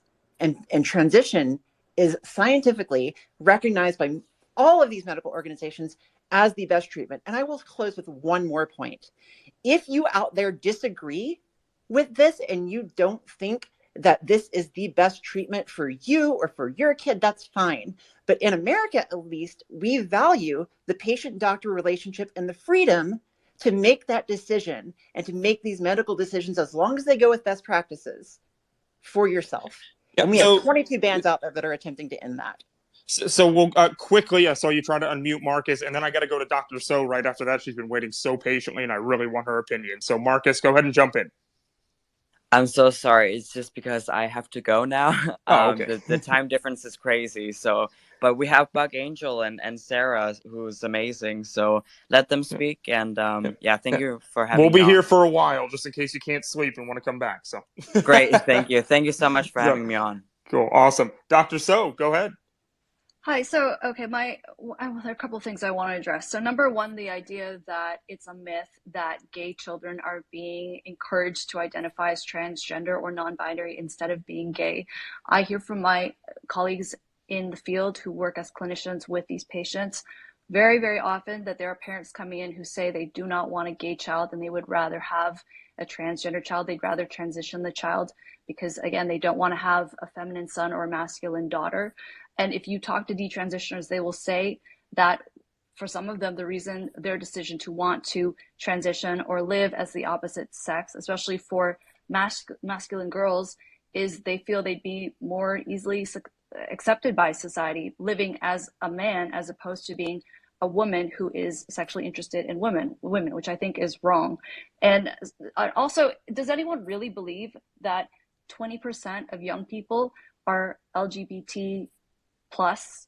I think a lot of this is due to trendiness. I think a lot of it is because nowadays for young people, if they are a quote unquote boring heterosexual, what is it, cis het, that's considered boring.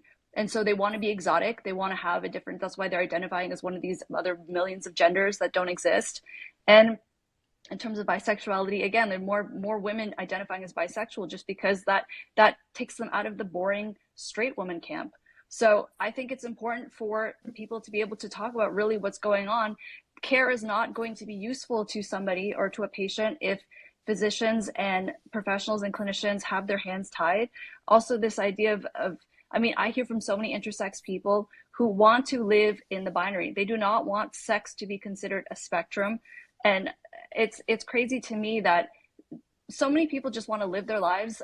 They do not want this to be a political issue. They do not want to have activist organizations speaking for them and making this a huge thing. With regard to, we were talking about this earlier, trans athletes in women's sports, I really think this whole messing with the definition of woman, it's interesting that it seems everyone is allowed to have an opinion about what a woman is except for women ourselves.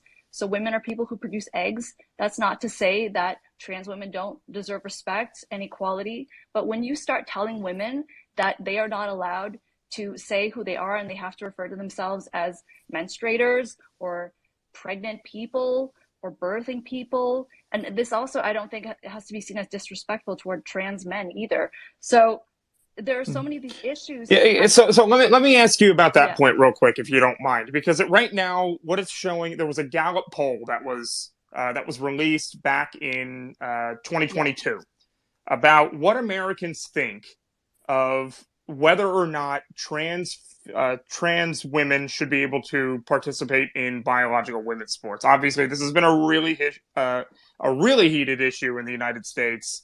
There's been a lot of legislation actually passed in various states for this. But it looks like 62% of Americans actually doing a disservice to trans people because the public looks at them and says, what are you talking about? So I think honestly, like, we should be in favor of trans rights, and the extreme views, they should honestly be willing to extreme voices should be willing to pick their battles and not go for something like this, or not be pushing for things like trans prisoners in women's wards, because it's absolutely ridiculous and it's putting people off of the cause. Dr. Deborah, I've got two questions for you. First one's a question and second one's a statement. So your thoughts based on the link. The first one is, what's the logic behind the argument that, guess what, you've got a boy and the parent sees them act feminine, and so they get really concerned about that, and their decision is, guess what, let's turn them into girls. I can't see the logic behind that, but if you can explain it, that's the first point. And the second point is this: from what I see, and especially I've seen it in this space a little bit as well, it seems like there's a attack by feminists on the trans community, and I'll explain what I mean. So, for example, when you look at both the left and the right, they'll attack men, biological men who are trans women, about being in female sports. Most of the jokes, even comedians like Chappelle and anyone who left or right, they'll always attack men who basically have transitioned. And what it seems like to a lot of men is this attack, because it never happens to other women, this attack is entrenched in actual man hatred. So you don't see the same level of passion and the same level of vocalness from both the left and the right about women who've transitioned to men. So they're 2 points, if you can answer them. Slama, do you mind, Dr. Deborah? I'd actually like Kefals or Erin to take that question first, maybe Kefals, and then we'll go to you, Doctor, just to balance out the discussion, if you don't mind. So Kefals, not sure if you or Erin heard that question, because I know you both had your hand up, and if you can address those 2 points made by Sleiman. Kefals, you there? I think Erin should take this one. Erin? You're muted. Oh, wait, can you hear me? Can you hear me? Yep. Yeah, we can hear you now. Yep. Wonderful, wonderful, wonderful. I think I'm going to tackle the last one first, if you will. So you had mentioned, for instance, how do you get from like a boy acting feminine, let's turn them into girls, I think was the quote that you had mentioned. I will first say that that is not how, at least I know personally the parents of many transgender kids. I talk to these parents of trans kids all of the time. I work with them. I can tell you that having known literally hundreds of them, I have never met one of them whose thought process was, my boy acted feminine one day, I'm turning him into a girl. Like, that's not how this worked. The old definition of being transgender, DSM-4, involved that. Like, there were 5 different characteristics, and a lot of them were things like just dressing as the other gender and things like that, on a one-off basis. And so whenever you, by the way, hear these talks about like 80% desistance among transgender people, they're using those old definitions, the DSM-4, that essentially states that, you know, if you were a tomboy, you would be considered potentially trans under these studies. Whereas the modern way that transgender kids and transgender youth and even trans adults are diagnosed is through insistence, consistency, and persistence. And so what does that mean? That means that the person who you're referring to insists their gender on a constant basis. They're persistent with it. So even if you decline them, and most of these parents that I've spoken to spent a very long time denying their kids' gender identities, they continue to persist in it, and they're consistent in it. And Yeah. so they're So not Aaron, I want to ask you something on that point. Yeah, go ahead. Yeah. Obviously, parents they sort of build the foundation for their children, right? They are able to shape their children's lives, really, in the way they live it. So why are we seeing such a huge increase in both LGBT youth and trans youth? Does it have to do with this? There are a lot of people accusing schools and educators of indoctrinating these children. Does that have something to do with it? Yes, I can definitely speak to this. I think that there are a number of factors at play here. I think that the very first factor that's at play is that, as somebody that was a trans youth myself, you know, I was a young child. I used to definitely, I knew my gender. I knew my gender identity. I even identified as trans in very private spaces. I knew that there was no way that I would ever be able to come out. There was no way that I would be able to express myself.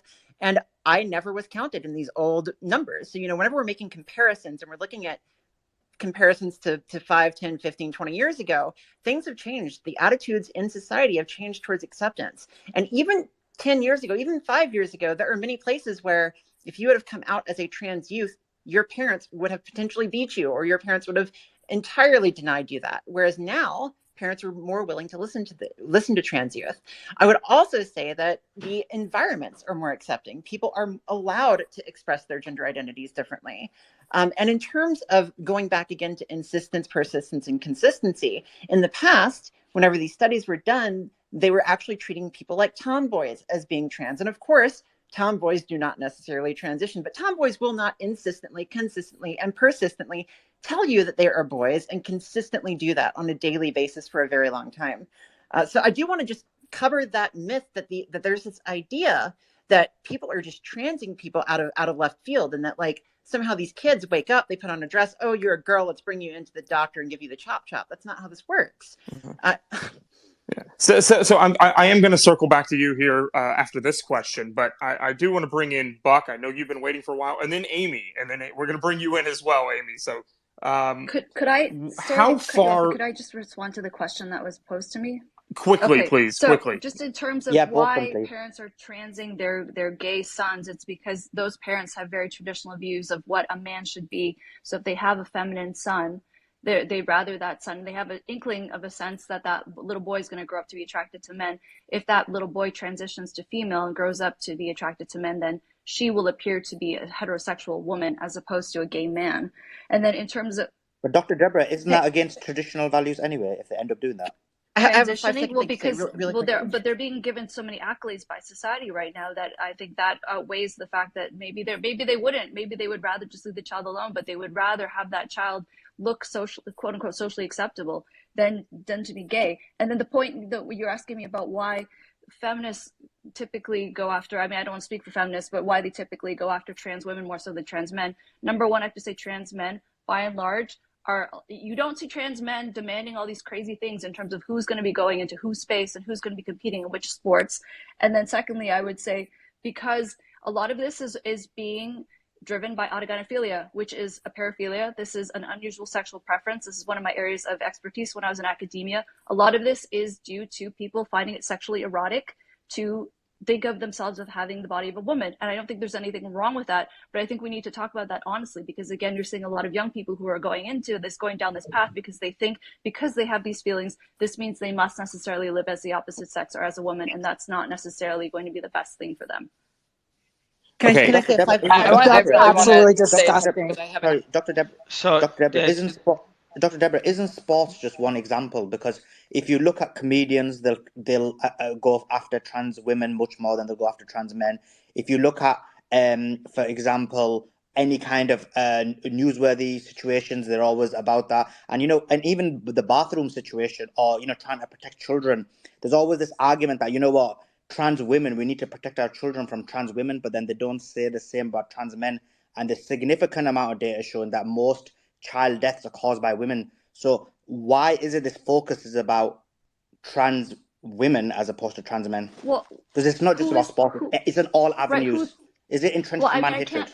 I can't speak for why comedians are doing this, and I don't even know if that's necessarily true that comedians go after trans women more so than trans men. But what I will say is that with those data, I would be curious to see when you say that more child deaths are from women, is that due to neglect? I'm not sure about that, but in terms of violence, who are people, men and women in society, more afraid of violence? How's the child death related to women relate to this though?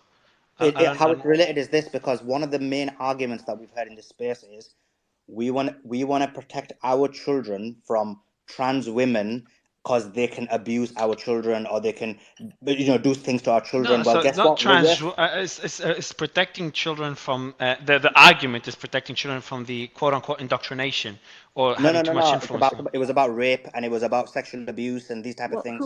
So those were the comments that were made. Sexual And so what's offenses? worse than sexual abuse is actually murder. So hence why I took it a bit further and said, guess what? So what about this scenario? So that was the thought process behind it. I have got a lot of messages, and people are happy about this question because they do feel like trans women are getting trans women get a much more abuse because of man hatred. So I do think it's a fair question to Because ask. rape and murder is committed predominantly by men, and I'm not calling trans women men. What I'm saying by that is that men will misuse this and call themselves trans or identify as female in order to get access child to murder, victims. even when you don't take abortion into case. Sorry, I want to.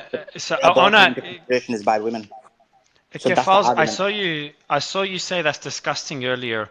I want, before going to Buck, I'd love you to expand on what triggered you. Oh, I mean, I'm not triggered. It's just that autogynephilia is bunk science. It's really antiquated science from the 1970s. It is. It is. Zucker's clinic has been shut down for good reason. Due to There's activist no pressure, and towards... he actually won a settlement. He was actually, well, I don't want to speak for Ken, but people can look it up in terms of the outcome of that lawsuit. And this is interesting. So I met a woman who, she's rather old now, but she was at Zucker's clinic when she was a child, and Zucker performed conversion therapy on her. Because of that, obviously, it's not conversion therapy to ask about let me gender. talk.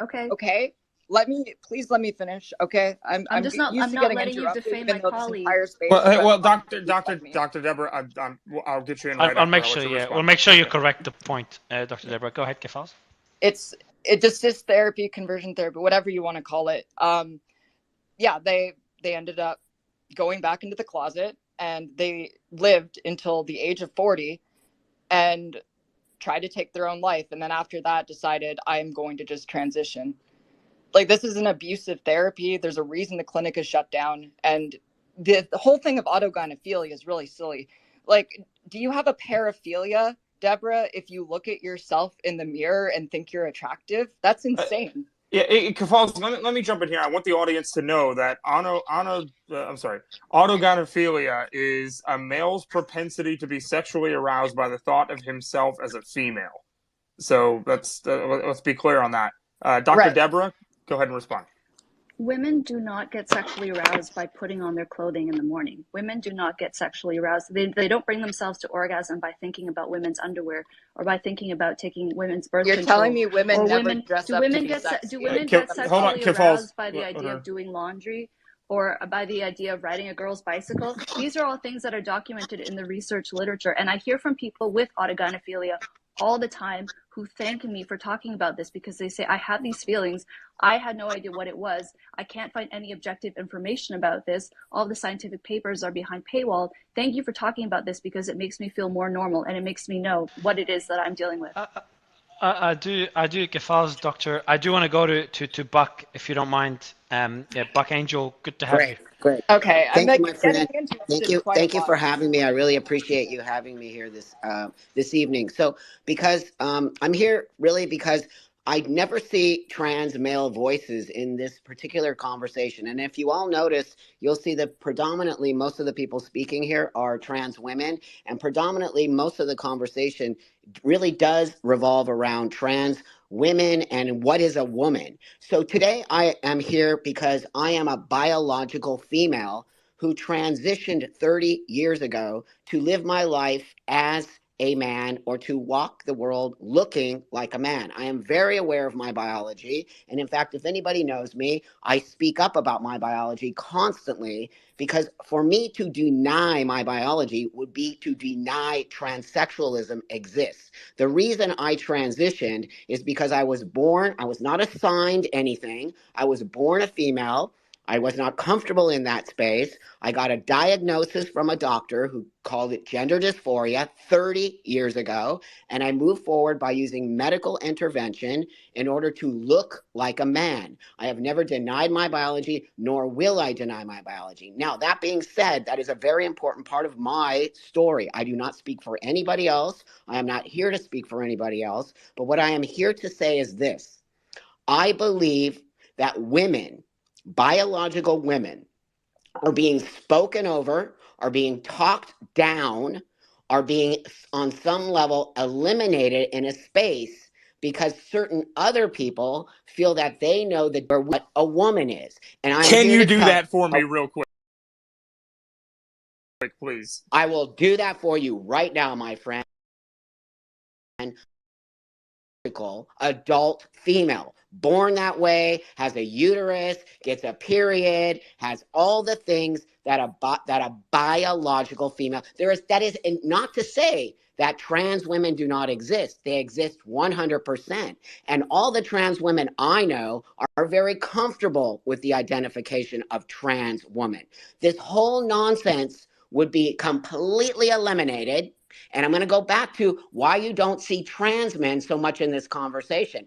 Most trans men are very comfortable in their biology. They know it, they accept it, they move on in the world. There's something's wrong with when we have to start to have a conversation that literally 0 point whatever percent of the world of trans women exists out there, and we are listening to that group of people over 99% of the other part is actually lived female experience. This is absurd. It's not only absurd, it's upsetting to me as a biological female. I lived half my life in a biological female space. It was not comfortable for me, but I have the lived actual experience of a woman. And for me, as somebody who transitioned to live more comfortably in this life, I have never denied that. I have always been extremely open about it. I actually like the fact that I have lived in that space so that I can now understand what it means for me to live as a male. Now, that being said, I don't know what it means to be a man. So that question, what does it mean to be a woman, is gaslighting beyond belief. It is disrespectful to women. It is also disrespectful to trans women. If trans women, and then the ones that are here today, me and most of them here probably have a lot of opposing opinions, but if we would actually have the conversation, because it gets shut down, immediately if you have the conversation about biology, it gets shut down. You can't shut down reality. The reality is I live in a male space, but I'm a biological female. Guess what? Nobody ever pushes back on me. The world does not push back on me. I've lived this way for 30 years. I've had the most amazing transition ever. And then suddenly I'm like, what if you like it? Yeah, I'm asking you, how old were you when you began your transition? I was about 28 years old. Today I'm 60, but I was about 28 years old.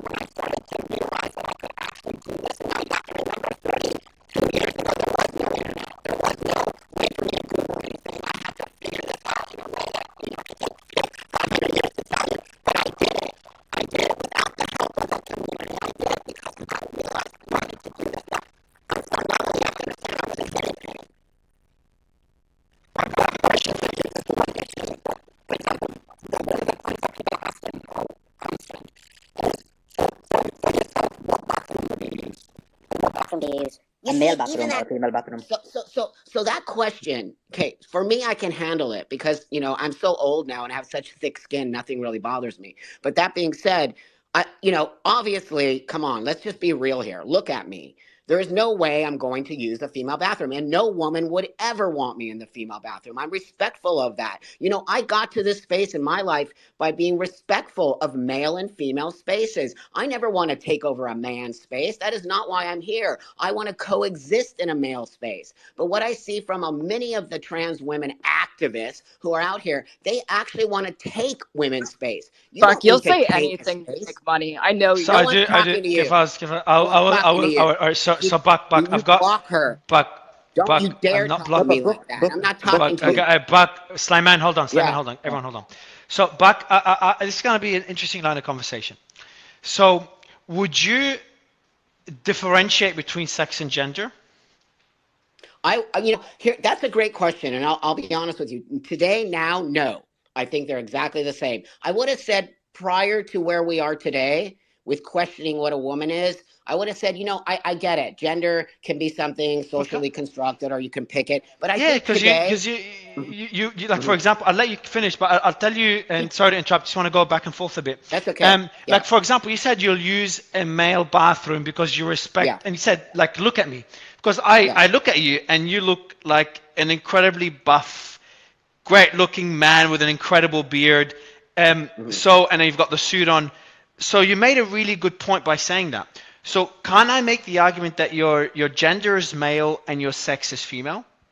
Well, you could make any argument you like, my friend, but I'm going to tell you for myself. And again, I want everybody to understand I am speaking for myself here today. I do not represent a trans community. I represent nobody. I represent me and what I have done in order to have a better life, in order to not, be off this earth. So that being said, today I believe that I emulate a man. I am not a man. And on some level, and I hate to say this because it could be used against me but on some level, I wear a costume. I'm not denying my biology. It's not possible for me to deny my biology. I still have a vagina. I have female reproductive system that completely got torn apart from long-term use of testosterone. I almost died from it. Again, you must remember the length of time I have for my transition. And it's why I encourage the younger generation to stop denying their biology. And it hurts us when we do that. It hurts us not only to the world, but it hurts us medically. You don't speak for the younger generation, Buck. I'd let yes. So Slyman, did you have? Let you ask a question, Slyman. I would love to go to Kefal just to respond to the points made. It's actually linked to Kafal anyway. So, Book, my question to you is this: you said that you're a biological woman and a trans man, and you said as that you use the male bathroom. How is that any different to Kefal using a female bathroom? That's the bit I'm not understanding. You're muted, by the way, Buck. Yep. Thank you. What's not to understand? I don't understand the question. What's not to understand? I told you that. I think Slyman. Issues in this space has been. I told you that I'm a biological female who looks like a man, walks the world as a male, but I am accepting of my biology. Now, the thing is that I don't know this person, Kefels. I only know that she attacks me constantly, but other than that, I have no idea who this person is. That being said, I don't know what they look like. I don't know how they walk the world, and I don't really care. For me, nobody would ever want me in a woman's bathroom. You could probably ask every woman in this space right now, and you ask them, would you want Buck in the woman's restroom? They would say no. Because I get that. The whole point of transitioning is for me to look like a man. That's the whole point. I get your point, Buck. I'm not disagreeing with that. What I'm saying is, but then shouldn't your argument then apply to biological men, trans women who want to use women's bathrooms? Because that's what one of the main arguments for everyone here is they don't want them to, you see. No. That's not true. That is actually not true. You're making a blanket statement by people here. That is not what people are saying. People are saying that if a transgender woman looks like a woman, let's use my friend Blair White, okay? She looks like a woman. She walks like a woman. Nobody would ever question if she walked into a woman's restroom. We have trans women today that are not making an effort to look like a woman and walk into a woman's bathroom with some chip on their shoulder. You and I and everyone in this room knows it. We're all pretending like we don't, but we do. Now, that's the problem. I'm pinpointing the actual problem. The problem is I'm playing a game here, friend. I look like a dude so that you don't ever question my pronouns. It's why I'm not on the pronoun bandwagon. If you ask my pronouns, it's insulting to me. I worked hard to get to this space. So you I want have to to go understand there's to. nuance. Okay, go ahead, Mario. So just if you don't mind, I want to balance it out, and probably Nick, you were going to do that as well. By the way, Buck, I'm going through the comments, and Kefals and Aaron, this question will go to you.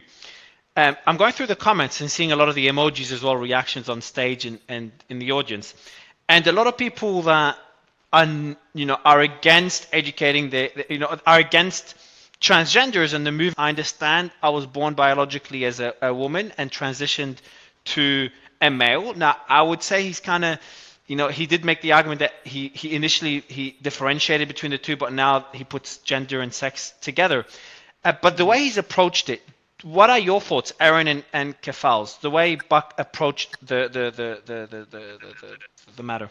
I would love to jump in here, Kefals, if that's okay.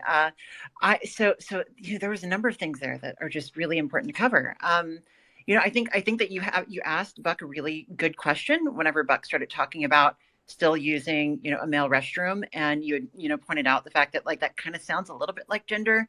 And so we don't react to one. Buck talked about his biology and stuff like that. We don't react to one another in public by testing each other's biology. We don't try to look to see if they've got a uterus. We don't look at their chromosomes. We react to each other through social means and social definitions. And these things evolve and change over time, and they're complex and culturally defined. And you did a very good job at pointing out how that was indeed the case with Buck.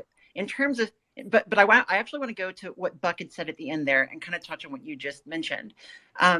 If we decide to enact policy around things like going to the bathroom based on how well we think as other people you belong in that bathroom, that eliminates a lot of cisgender people too. And in fact, we have found that whenever bathroom bans on transgender people are enacted in the United States, the people that are most often targeted by those bans end up being gender nonconforming cis women who go into bathrooms with short hair, who may look a little bit masculine, and then who get beat up or dragged out by men that then enter the bathroom. And so, we've seen this happen time and time again. I also want to talk about forcing, because we've had so many discussions so far about forcing you to use pronouns, forcing you to use a certain bathroom, etc. Nobody's forcing Buck to do anything. But what I will say is there are 270 bills out there in the United States right now being proposed to force one view on the other, to force pronouns being misgendered, to basically force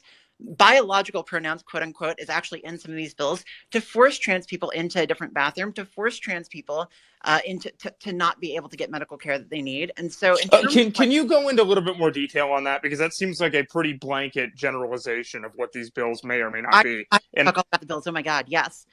Which one? What do you want to talk about? I don't know. Let's give. Cite a specific one. That's absolutely. the most extreme one that you think, because that's right. Tennessee HB1 and Tennessee SB1. So this is House Bill 1, Senate Bill 1. That means that it is the first bill. It is the first bill in the session, yeah. First bill that they introduced, the very first one, because this was their number one issue that they wanted to do. This bill basically says that if you as a parent listen to your doctor and give your kid gender affirming care, they will take your kid away from you and charge you with child abuse. I expect this bill to pass. You can look it up, SB1, HB1. You can read the text. It literally has child abuse provisions in it. They asked on the stand if this would happen. They said yes. And so not only does it do that, it prevents you from leaving the state, going out of state to seek that care, because it says that shows that you have intent to seek gender affirming care. There are bills that are like this that are moving all across the country. We also saw, and anybody listening can look this up. Look up Greg Abbott child abuse transgender. Okay, so let's go over SB1 real quick, because that it prohibits a healthcare provider from performing on a minor or administering to a minor a medical procedure for the purpose of enabling a minor to live with an identity inconsistent of a minor's sex. So basically, a minor. Okay, so we're talking about children under 18. here. Yes, and that is a huge issue, because I'll be honest, there were a lot of decisions that I made under 18 that were stupid. Of course. Really dumb. So that's Of course. And if my parents were enabling those life-changing decisions that I was making, do you see that as being an issue? And so here's what I want to do. I want to respond to that. We've talked a long time so far. I think we've been in this chat for 3 hours now about how there are differing opinions on the treatment of transgender youth, and there are medical standards of care around transgender youth. In America, at least, we hold the doctor-patient relationship extremely important, and the ability for the parent in cohort with their care team, their psychologist, and their doctor to decide what the best medical outcome and the best medical care is for their kid. Right now, you may disagree with that care. You may look at the studies and say that you're not convinced by it, but these are not your kids. These are these parents' kids. And furthermore, even the people that do disagree with it, it is so extreme to say that I am going to charge you with child abuse and take your kid away for getting hormone therapy or puberty blockers. You may disagree with the fact that this is happening. You may have your own reasons for that. But whenever it comes to laws that go against not only the medical advice and best medical practices, but that also take parents' kids away for doing it, that's a step too far. And I think many people would agree with that. Yeah, so Buck, I would really love to have your opinion on that, and then we'll go to Kelly J right afterward. Wait, what about I thought I was giving a chance to answer. Oh, this. I'm not sure. Yeah, I don't know. That's fine. I'm sorry. I didn't see. The one thing that I wanted to ask, because I noticed that this has been kind of unbalanced throughout the entire panel. Well, we just had Aaron speak for a while. No, not that specifically. But whenever the panelists have called trans people groomers or rapists, you haven't asked them to back it up with sources. But whenever any of the pro-trans panelists, I don't believe that. Okay, go ahead, Mario. I don't think. No, I was going to say I don't think we need them to back it up because I think those statements are just not even kind worth, of egregious.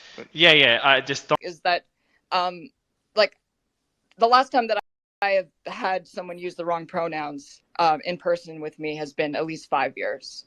But I myself am no different from a trans person who cannot pass very well as the gender that they identify as. There's literally no difference between us. And I don't think that the correct response is to be polite and hope that our rights are granted. The first openly homosexual politician, Harvey Milk, was assassinated in office getting to where he wanted. Rosa Parks was arrested for protesting against segregation. There's no minority group that gains their rights by just being nice.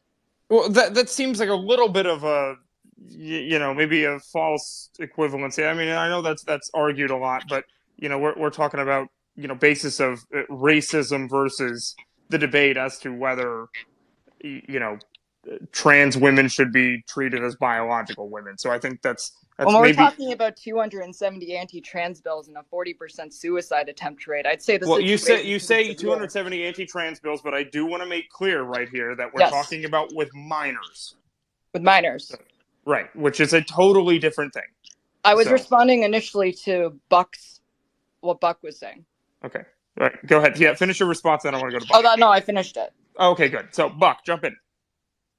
So here's what I want to say. I think the question was about children now, or going that route. So I'm very public about non-transitioning of children. I prefer not to call them trans kids. I prefer to call them kids with possibly dysphoria or something going on there. I do see a push as an older trans person.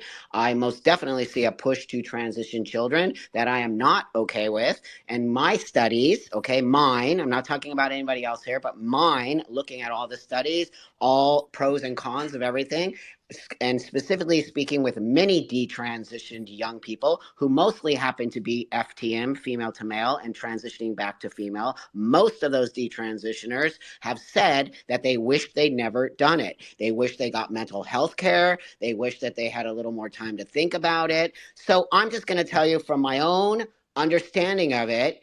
And of course I struggled as a kid. Everyone struggles as a kid. If you're saying that only trans people struggle, that is ridiculous. Not only that, you have to suffer in life. If you don't have some kind of suffering or dealing with some kind of reality, you're not going to live in a reality-based space. So for me, I push back against this narrative of trans kids are, we need to transition. That's not true. They are actually stopping all of these transitionings in other parts of the world, yet the United States is ramping it up. So that's all I want to say here this evening. You have many great I want to ask you one more thing, if you don't mind, before you jump off here. And we're going to keep bringing up speakers, so we'll be here for a while. I just want to make that clear for everybody. But So these bills that are meant to Buck, you're a outlaw. grifter, and the entire trans Well, let's community not. Oh my hates you. God, Hold you're on, just guys, letting it guys, go guys, I away. guys. You're such a I muted her. hog. Don't worry. It's Buck. crazy. It's one crazy thing, Nick, is that they should both be on the same side of the argument. I think they agree on a lot more than they disagree on. Right. That's It's the most interesting part of this argument here, is because there are two sides. Like, both sides would possibly be seen as, more left individuals. We've seen that a lot tonight, but there are separate factions to it. I wouldn't That's why. politicize it. I wouldn't politicize it. But Well, yes, okay. I'd say that, Kefaz, I've got a question for you. Do you mind if I want to do something quickly, Nick? And we've done this before. And Buck, stay with us just for another few minutes. I want to try something out. I've done this before. Yes. What do you agree with what Buck said? And objectively and honestly, what do you agree with? What do I agree with, Buck? I agree that detransitioners should be supported, of course. I think that they're part of the trans community. I have friends that are detransitioners, and I love them and I support them. But obviously, there's an entire community of people who are being used as political pawns in order to hurt all trans people. Okay, so that's one point you agreed. You also, I'm guessing, you agree that you'll be able to go to a female toilet. He should go to a male toilet. I'm sure you agree on that point as well. Oh, of course. Buck, what are points you'd agree on from what Kefal said?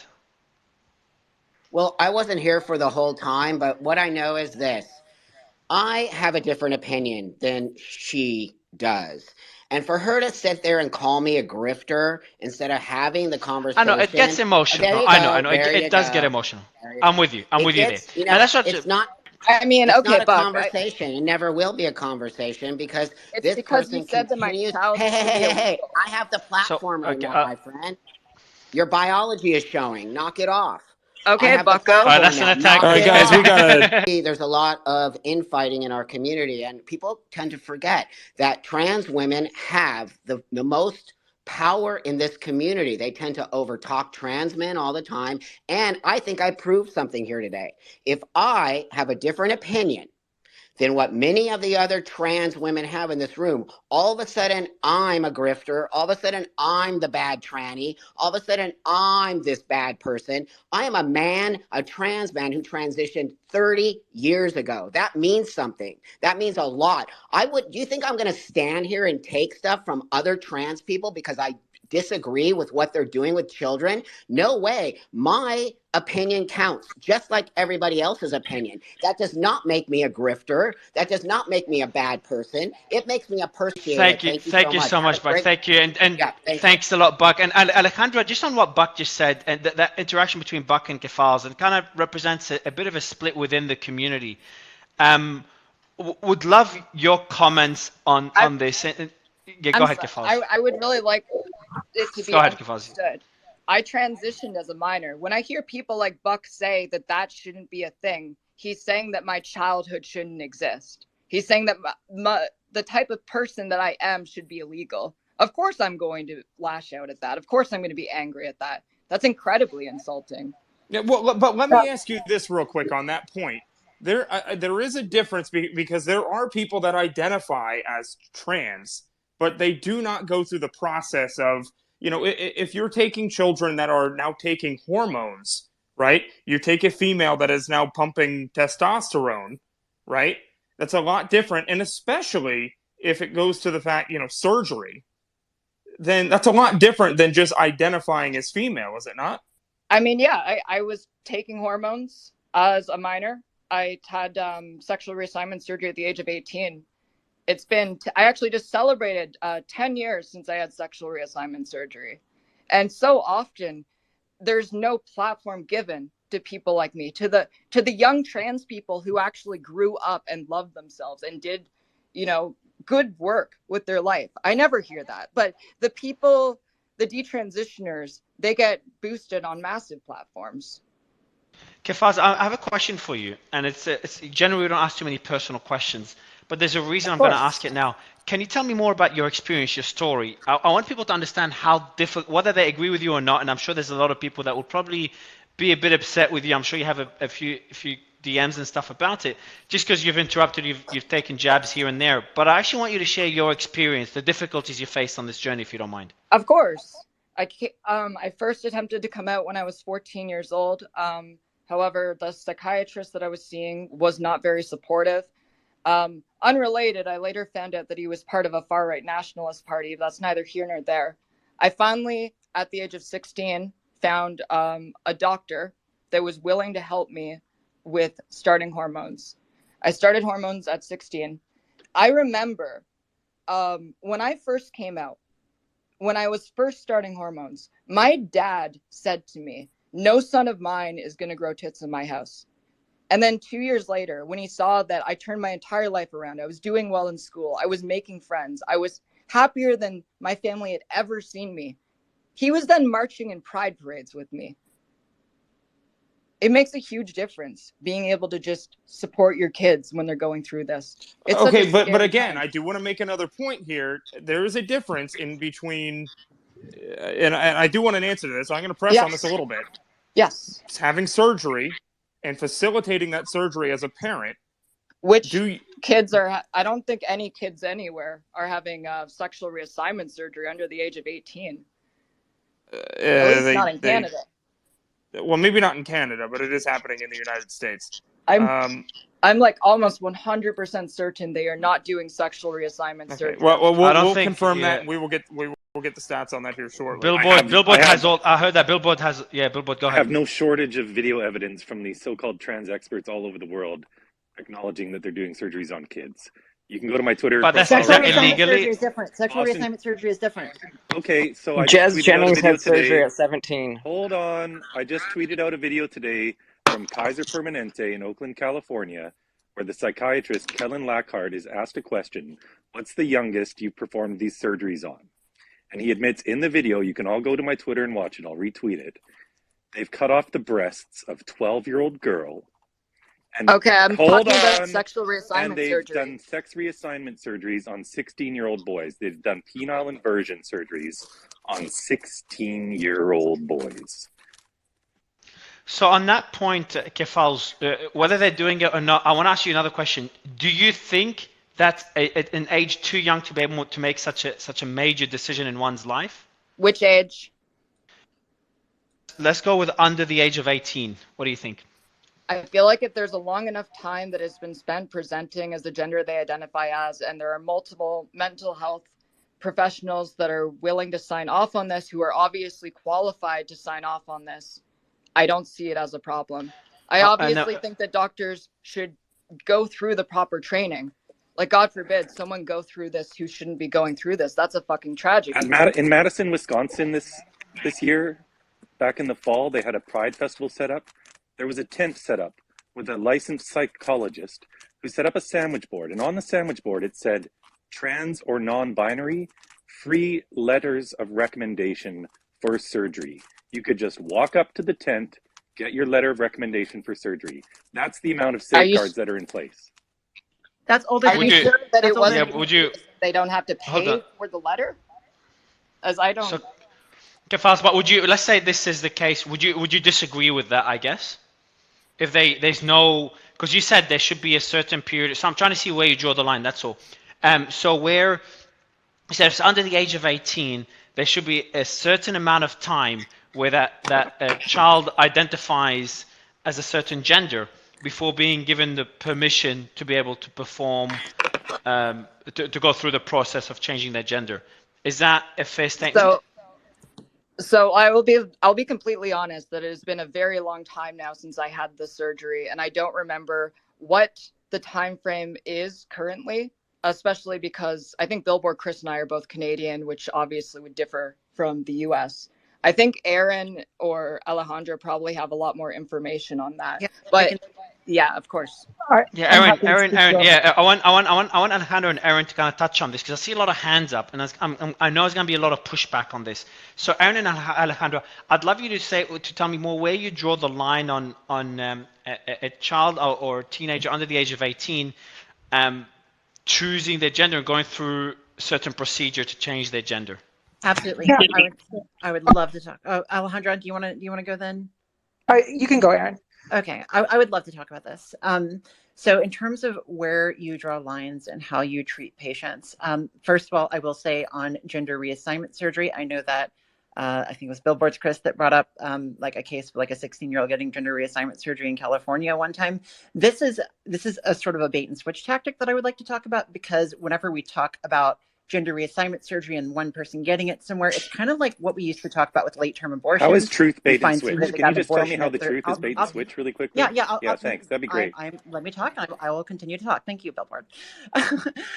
So what I'm saying is that this is very similar to how late-term abortions were used and then circumvented to then go around and attack all abortions. So let me give you a really good example. Billboard's Chris is talking about gender reassignment surgery in a case found in California that was done. However, Billboard's Chris advocates for an end to all gender-affirming care, including puberty blockers and hormone therapy, no matter the age, going, I think, all the way up to 25, I think was one time I seen Billboard Chris tweet something about that.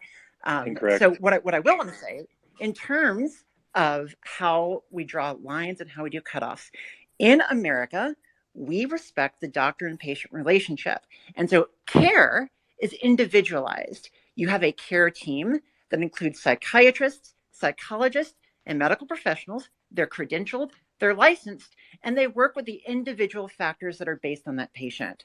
And the second that we start messing with that, we open up the door for all kinds of intrusions. And I can tell you that a lot of the people that want to mess with that doctor and patient relationship have no problem saying that, for instance, vaccines are going to be an issue. And so what I'm really talking about here is that whenever parents decide with a care team over a long period of time, it's up to them to make that decision. I don't think it's your job, my job, or Billboard's Chris' job. Well, okay. You may have already answered this part, but what is considered a long period of time?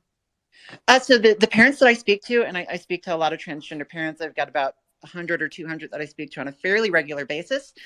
Typically, before beginning puberty blockers, it'll be 1 to 2 years, possibly much longer, especially for kids that start identifying and start presenting as transgender at an earlier age. This is puberty 100% blockers aren't false. initiated typically. I'll continue to talk. Puberty blockers are not typically administered until puberty has begun the first or second stage, Tanner stage.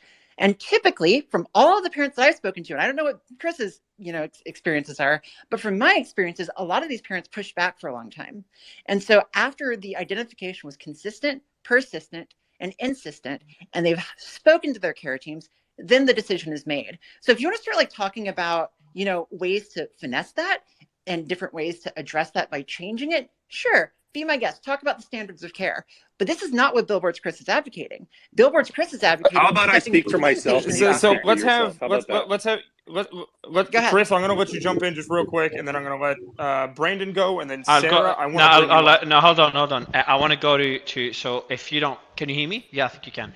I want to go to. So Chris, I'll let you respond very briefly, and then Alejandra and Kelly J. That'll be great because I know Kelly J. been waiting for a while. And then we'll go to Brandon and Colin. Go ahead, Chris. I'll let you respond. Thank you, Mario. And I don't want to monopolize the space at all, but I'm not going to let people lie without it being addressed. And I would like us to get to Kelly J. because she's an absolute superstar who's been battling this and standing up for women and girls for years like nobody else.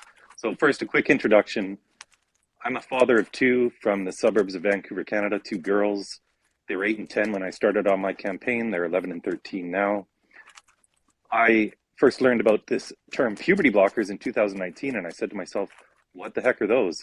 Well, it turns out they're exactly what they sound like. We are blocking puberty in children as young as 8, 9, 10 years old. Children who believe that Santa Claus comes down their chimney and puts presents under the tree, we are stopping their physical development. We're then giving them the opposite sex's hormones. As young as 13, although Johanna Olsen Kennedy from the Children's Hospital of Los Angeles received $5.7 million from the NIH, and as part of that grant, she was allowed to lower the age when kids could receive cross-sex hormones from 13 to 8 years old, giving testosterone to 8-year-old girls. Totally insane. Anyway, I had enough of this madness, and I felt like we had to get out of our echo chambers. So I followed Kelly J. Keen's beautiful lead. She put up a poster at the Edinburgh train station in Scotland that said the very controversial, "I love J.K. Rowling." It had a heart on it. It got taken down after one day because some people like Keffels and Alejandra Carabello complained on Twitter. I got tired of our speech being erased. So in Vancouver, I put up a billboard that said the same thing, "I love J.K. Rowling." It got paint bombed overnight, and a Vancouver politician named Sarah Kirby-Young said it was hate speech, and she pressured the sign company to take it down, which they did. It also lasted a day. I leveraged all the outrage online, and I put up the same billboard Again, all the credit here goes to Kelly J. Keene. I put up billboards in San Francisco, Los Angeles, Portland, all throughout Utah, Washington, D.C., and Times Square. But then because no sign company would work with me in Canada, no media will report the truth about any of this, I started going outside. I said they can take down my billboard, but they can't take it off my Chris, back. what were the quick question? Yeah. What were the billboards? If you mentioned it, I missed it. Sorry. It said the incredibly controversial statement: "I heart J.K. Rowling." And it's controversial because J.K. is the most prominent person in the world who has spoken up for women and girls and spoken against the medical abuse that's currently going on with children. And for that, she's received an absolute torrent of hate and abuse. So these billboards were really to trigger conversations, but I couldn't put up any signs in Canada. So I said, well, they might be able to take down my billboard, but they can't take it off my back. So I had these signs made, which I wear, and I'm sure I look totally ridiculous. But I've had more conversations with people just out in the real world than anyone else on the planet. I've probably spent more than 2,000 hours out on the street, having conversation after conversation with people from all walks of life. I've talked to hundreds of these so-called trans kids, hundreds of parents, probably 500 parents at this point. So many doctors. I was at the American Academy of Pediatrics this last October, standing outside their convention, talked to probably 300 doctors, 90% of whom agree with me on this subject, by the way. But what's going on today, and I'll be really quick here, we have an epidemic primarily affecting girls. Girls who did not grow up with gender dysphoria. If you look up the definition of gender dysphoria, it starts young. Traditionally, it started with these kids when they're 3, 4, 5 years old, and it was predominantly boys who were more effeminate. And when you look at all the academic studies, and they're up on my website, billboardchris.com, about 80% of the time, even more, the most recent study, it was 87.8% of the time, these kids with gender dysphoria simply grew out of it. The last study followed 139 boys from the age of 4 or 5 all the way into their 20s. 87.8% of them outgrew it. 63.6% grew up to be gay.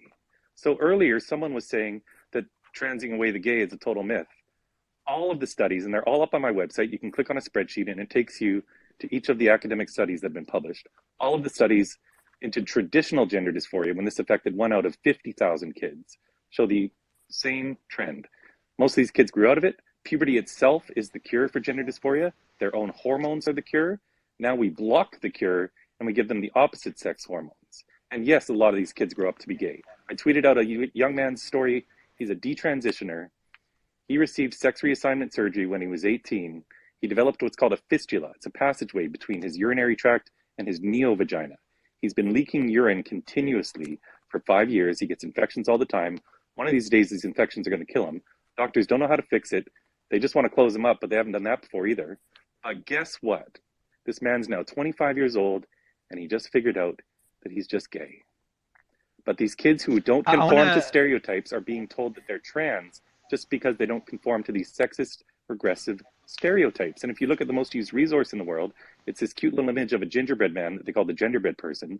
And it defines your gender identity as being based on your personality, your jobs, hobbies, likes, dislikes, roles, and expectations. These are all ridiculous stereotypes. The Boston Children's Hospital, the #1 ranked children's hospital in the country, the doctors produce their own videos, which they've all deleted from their website after I tweeted them out. But the doctor is there saying that things like a little girl trying to pee standing up, a little boy who doesn't want to get a haircut, or playing with the opposite gender toys, these are a sign your child's transgender.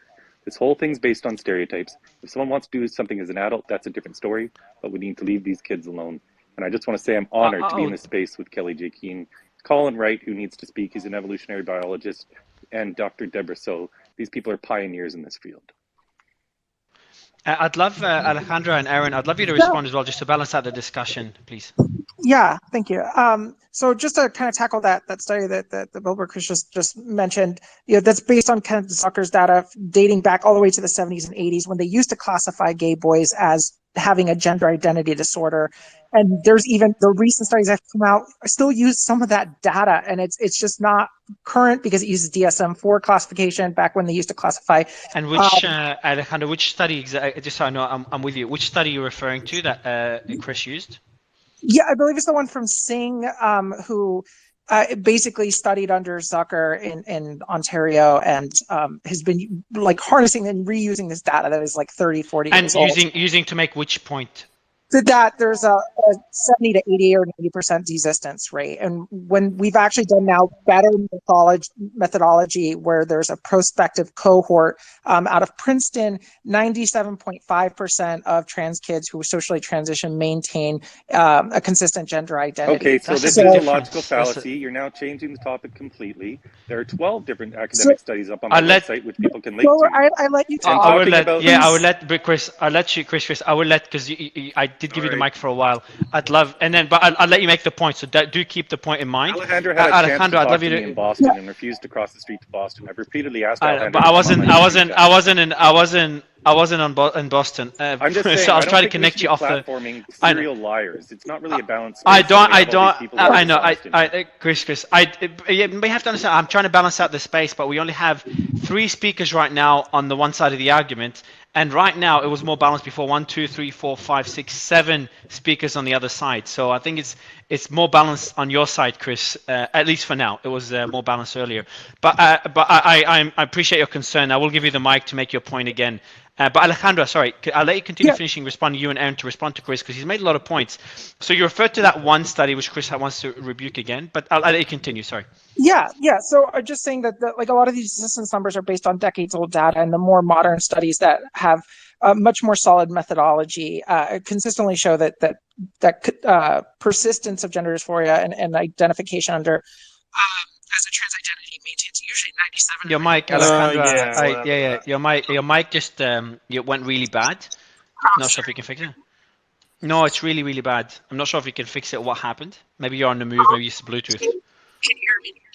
No, it's still really bad. Still really bad. But what we'll do, Alejandro, while you fix it, I'll go to Aaron because we can't hear you at all. So I'll let you fix it. I'll go to Aaron and then we'll go back to you, Alejandro. Hopefully your mic will be better. Go ahead, Aaron. Is there any chance that I can speak quite soon because it's like... I will, Kelly. Yeah. So my goal is to have you speak right after. The only reason I'm having Alejandro and Aaron speak just to balance it out after Chris, and then we'll go straight to you to give you the mic. Apologize, it's taking so long. Yeah. I mean, I don't have a ton to add other than what Alejandro said, but I will say that Alejandro did make a good point. The study that is being referred to by Chris is based off of old criteria. It is still being cited based off old data, and the study actually treated people who, for instance, girls who dressed in pants and identified as tomboys as basically transgender. Modern studies don't do that. Modern criteria don't do that. And so this is something we talked about earlier. And is that true, Aaron? Sorry, is that true that so Alejandro made a really interesting point that I want to make sure I want to confirm it with you because the mic went off. 97.5% of children that identified with gender dysphoria that sustained into adulthood. Yes. And you can look this up. I want you to look this up since you've been looking up studies, or somebody has been looking up studies on your panel. Gender identity 5 years after social transition. Just type that in. Gender identity. Nick, do you mind? Yeah, Nick, do you mind checking that study because that's and I'm sure Chris. What was it? Give me gender identity 5 years after social transition. Just type that into Google. It's a study. It was published in let's see, what was this published in again? It's Princeton study. I forget which journal. We'll find it. We'll find it. We'll mention it. Pediatrics, 2022 Pediatrics. It is the most current study, and it is 97.5%. It is not the only study that has reported those kinds of numbers, though. Is my microphone working? No, it's not Alejandro. I am looking. I don't think I can hear somebody that was just trying to speak. No, it's Alejandro's trying to speak, but her mic is off. I'll go to while Alejandra is trying to fix her mic, I will go to Kelly. I will mention what she is saying just to verify here. So 90, it does. There is a study here, and I'm going to look more into it, but it does say 94% of trans youth maintain gender identity after. I'll let you look into it further. I will go, Alejandra. I would love you to speak. So if you can fix your mic, it'll be great. In the meantime, I know Chris. Can I clarify? Do you mind? But that is after social transition. Right, after social transition. So that's not even people that have been given medication. These are people that have socially transitioned. I'm agreeing with you on this stat, if I may speak for a second. The studies I cited. So I'll let you speak. Chris, I'll jump off to Kelly right after you as well. Okay, here's the problem. When these kids were left alone and weren't put on puberty blockers, almost all of them desisted. And we're talking about severe, prolonged gender dysphoria that started from a young age and persisted into their teenage years. We're not talking about this craze that's affecting adolescent girls who never experienced this growing up, where you get entire friend groups now identifying as transgender. What's happening is You're ignoring what we said about old Oh, criteria. can I finish? Thanks.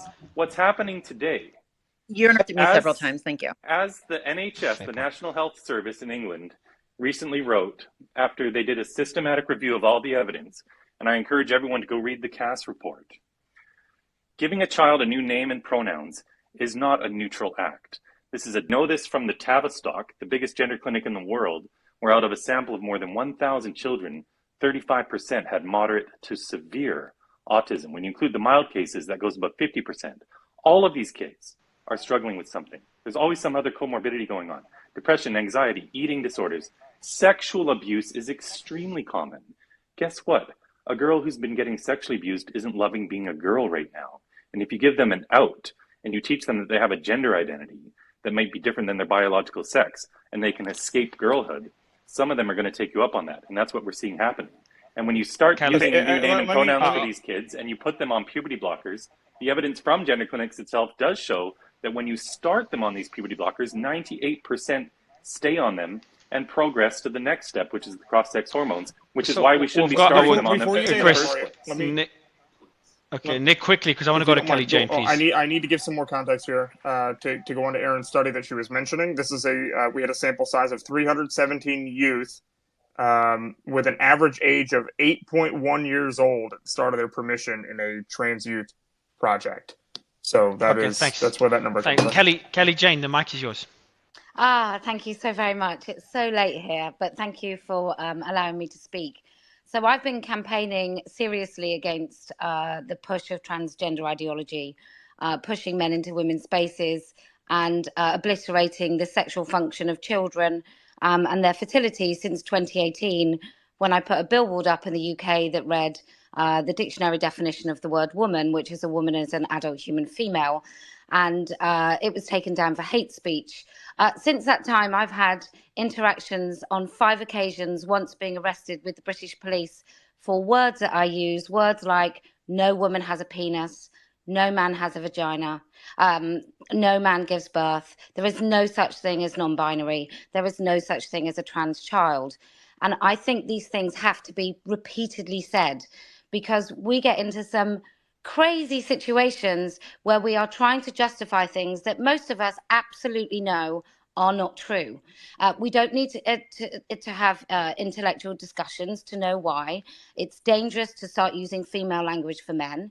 And it's dangerous because once you say she, her, or call men a subcategory of women, it invites them into our spaces. And what we know, no matter how men identify, they present the same risk to women and girls and children generally than as any other man. So it's not about male hatred. It's just about recognizing the criminality of men in comparison to the criminality of women.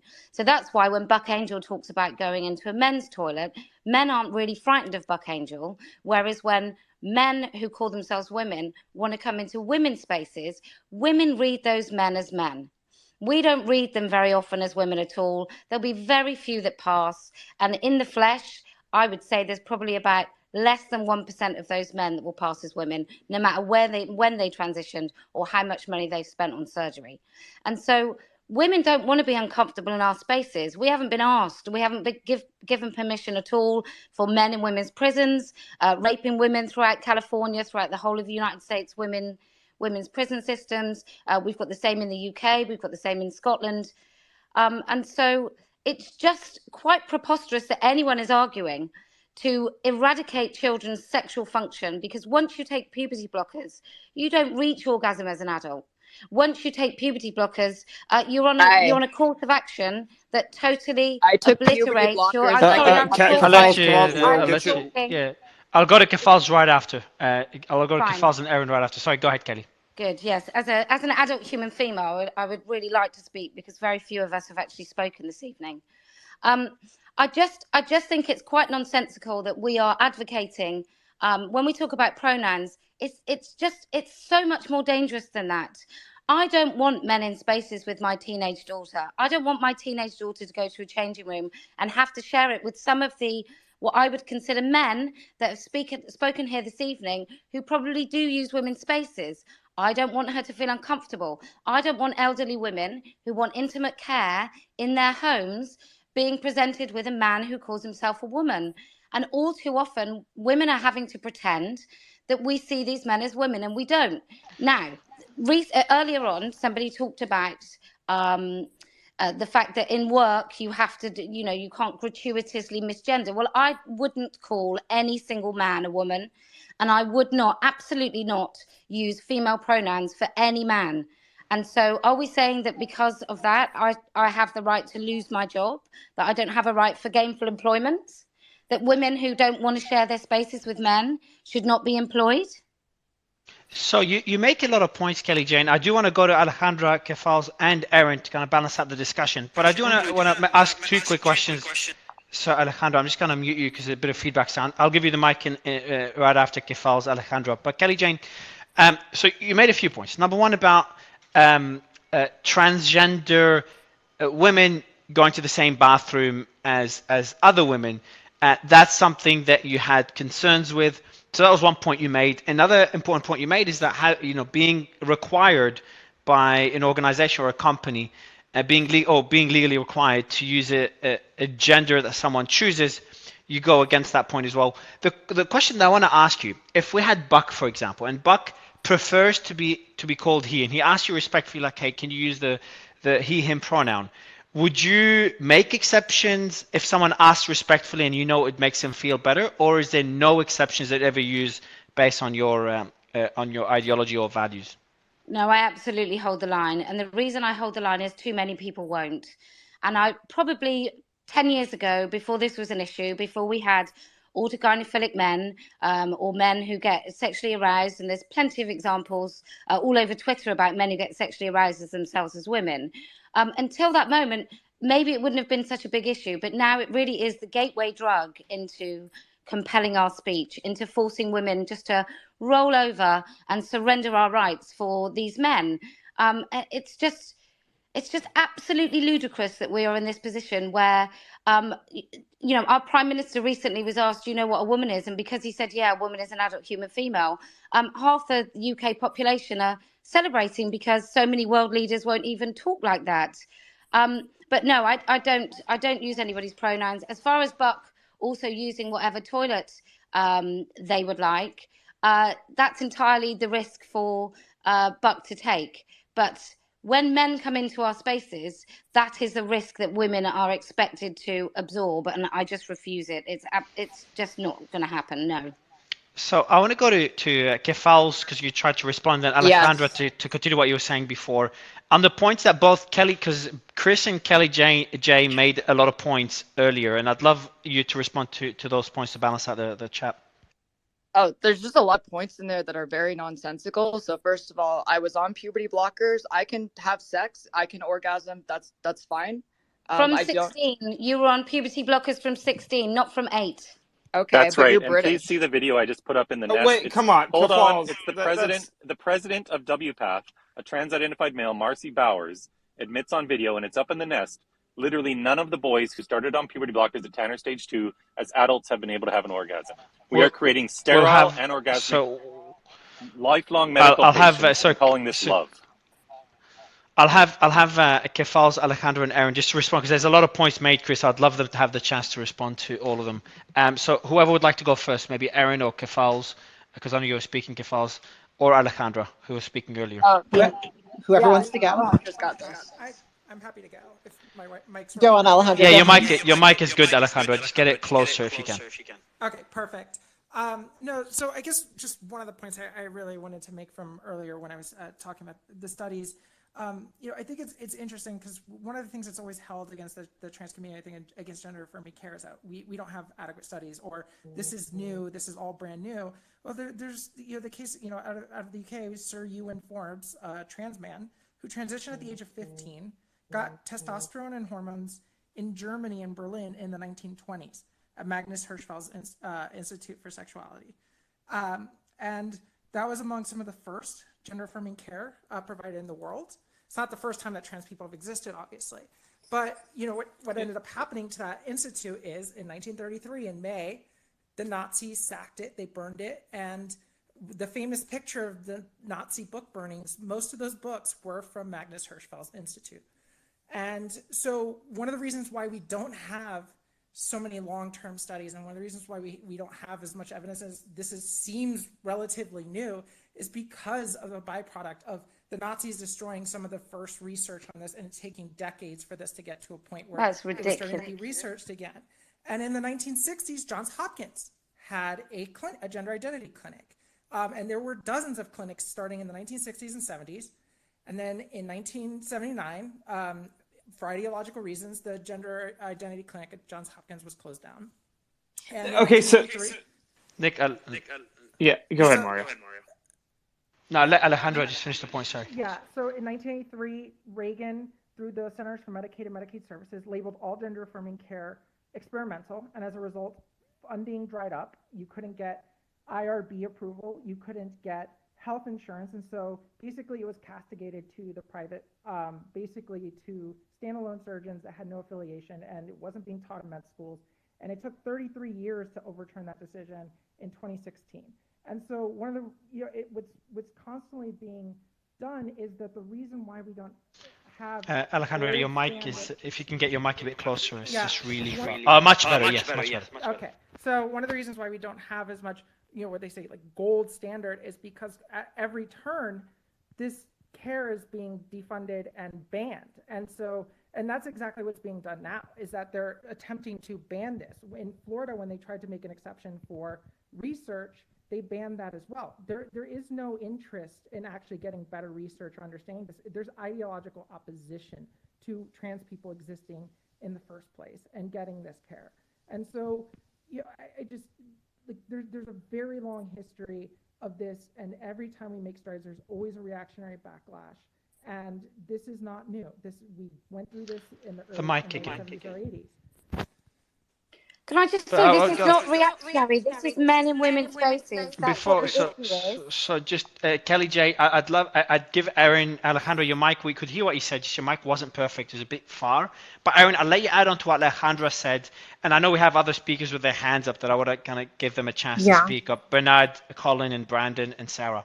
Yeah, and I will say real quick that I do have to, I do have a kid, and I will have to tuck him in soon. I think that will be my end of the night pretty soon. But I do want to say, just to add on to what Alejandra said, she did cover a lot about just how research has been dramatically curtailed and stopped many times in history, especially right now as we are seeing gender affirming care bans proposed in the United States. We are seeing research exceptions not included in the bills and in fact stricken out of the bills.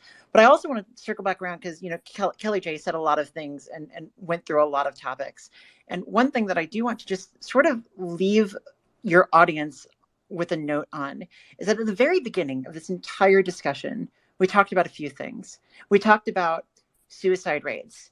And now we're talking about how we want to ban trans people from doing things that will alleviate those suicide rates from some of these studies. And then on top of that, we talked about I think it was Dr. So had mentioned that, trans activists, quote unquote, were somehow more extreme or more virulent or just more extreme in their positions. And I want to point out that Kelly J literally just said that pronouns are dangerous and pronouns are a gateway drug. We're not trying to force her to use our pronouns. I'm not trying to force anybody to use my pronouns. If you don't want to use my pronouns, I can care less about you. I'll walk away. I'll think I think you'll be mean and like, I'm not going to like you very much, but like, you can do whatever you want. Whenever it comes to actually, existing in a pluralistic society, whenever we talk about how people treat you, whenever you're somebody's boss or whenever you're somebody's teacher, you leave your personal views at the door. And so I just want to close off by saying pronouns are not gateway drugs. Pronouns are not dangerous. This is just a matter of respect for a lot of us. Thank you very much for having me tonight on your panel. I really enjoyed being here, and I'm sorry because I know I'm one of 3 people here that are on my side, and I don't want to leave. It did, yeah. I know. I will. So I realized when you said you're going to jump off, I said I'm going to have to wrap up the space because we try to keep spaces balanced 50-50, and it kind of it was balanced 50-50 earlier, but it's a bit imbalanced now. We're jumping off. I'll probably want to give the speakers the chance to speak, especially ones that haven't yet. But yeah, I appreciate it. Very briefly, Kelly J, if you don't mind, because I know you waited for a while. I'll just respond to the pronoun thing. When people are being asked in their place of work to use their pronouns, when kids are being told at school to announce their pronouns, that's what I'm talking about. I'm not talking about in a personal situation. I'm free to say what I like and leave a conversation. And I'm sure that Erin wouldn't mind if I called him, he, and wouldn't try and compel my speech. However, we are talking about a societal wide, including your right to earn a living if you don't go along with it, kids being pressured at school. That's what I'm talking about. I'm talking about this complete compulsion by the state. If the state weren't insisting upon it, if we didn't have legal fictions in which we pretended that men could be women and sex change was possible, and we had to call men by female names and recognise legal identities, then not many of us would particularly have an issue. But this is by the force of a gun. We are having to adopt this Kelly J, ideology. I feel like, and you kind of made that point. I feel like when people were being forced to use a pronoun, legally forced to use a pronoun, or when the topic started affecting their kids and started being a part of different schools, I think this is where it became a serious issue and people like yourself, like maybe before you would have used the pronoun, but now you're not going to use a pronoun to kind of make a point that this has gone too far. I think these 2 points is where the line in many people's eyes has kind of been crossed. Yeah, so can I ask Erin a question before she heads off? Yeah, Because I think that's an important question that most people have, and I think we might not have covered it in detail in this space. One of the main concerns people have is that their children in schools are being taught, these type of ideas, being taught about, having to identify as if it's a boy, having to identify as a girl, and vice versa. And most people's argument is, especially in the United Kingdom, when we call it a primary school, and I'm not sure what the terminology is in the United States, but the children are way too young and too socially impressionable. And so do you agree, Erin, or what's your thoughts that maybe this should be delayed till they're a lot more older? Well, I think there are 2 points to be made here. I think that number one, we've already discussed very much tonight that trans kids do exist. At the very least, they do go to school. And so whenever your classmates are potentially trans, you learn about their identities, you learn about who they are. Then on top of that, we also have trans teachers. Trans teachers exist. They transition in school, and those people also need to somehow deal with living in a pluralistic society while transitioning. On top of that, in terms of teaching identities, I think that here in my county, in Maryland, I know that the kids do learn about LGBTQ topics in schools. I don't see any mass social, casualties occurring because of that. And as a result, I know that several local teenage high school students, etc., they feel more empowered to be themselves and grow into adults that feel more empowered to be themselves. I don't think anybody is telling kids that they have to identify a certain way or anything like that. I just think that learning about the diversity of the human experience is important, and I don't think that there should be any bans on that. Brendan, I want to ask you a question, Brendan, and then we'll go to Colin right after. Or Colin or Brendan, whoever would like to take this one.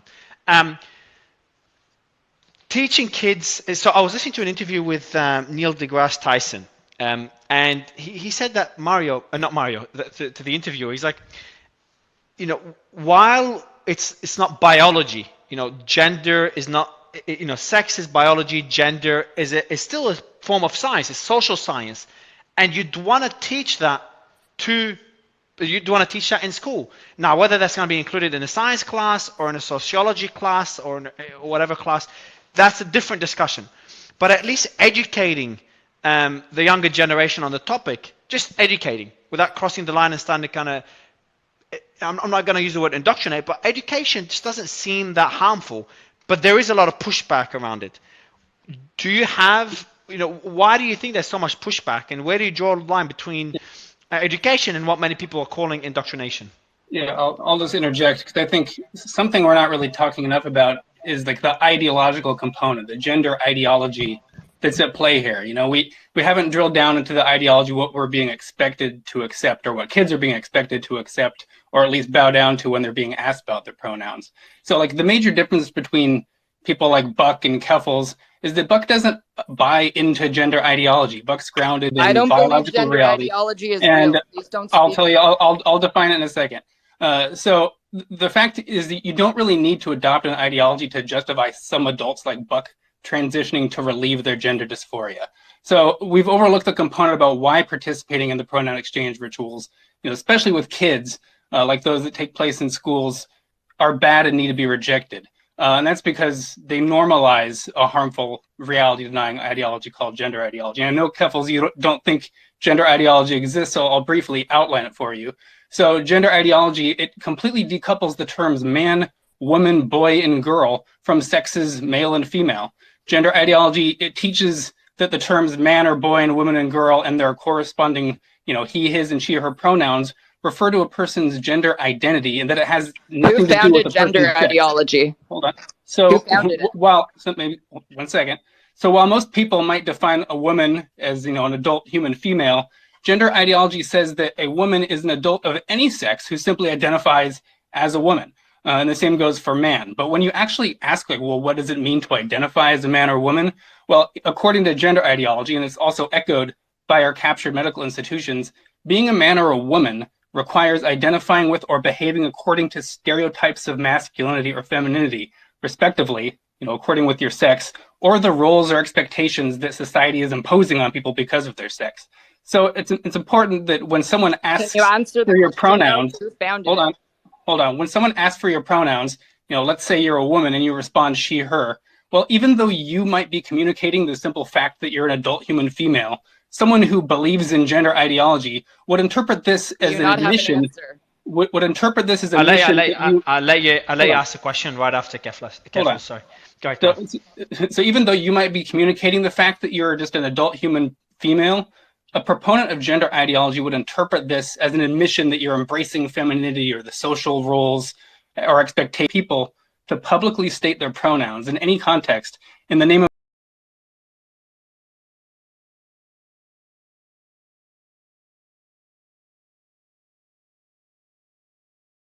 to mention earlier. Keffal, do you want to ask you? So Colin, let me respond. I'll let you respond, and I'll give it to Keffal's back to continue her point. I'll let you respond quickly, Colin. Yeah, so if you look at the CDC and the endocrine side, they define being transgender as someone who either identifies as the opposite sex or someone who behaves according to the stereotypes of the opposite sex. That's what our institutions are telling us, and that's crazy. Keffals? So an ideology usually has proponents, it has founders, it has doctrine. You're one of them. There is nothing. There's no doctrine, there's no founders, there's no ideology. This is all a bunch of macaroni the founder is salad John Money. made up in your head.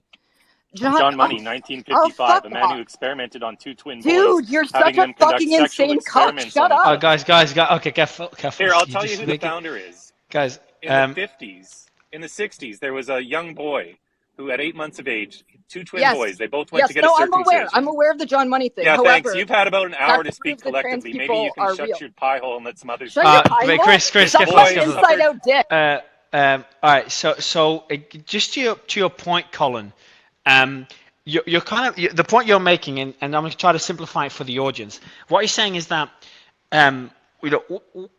society's worked for so many years to kind of merge both sexes together and not have those fighting against sexism.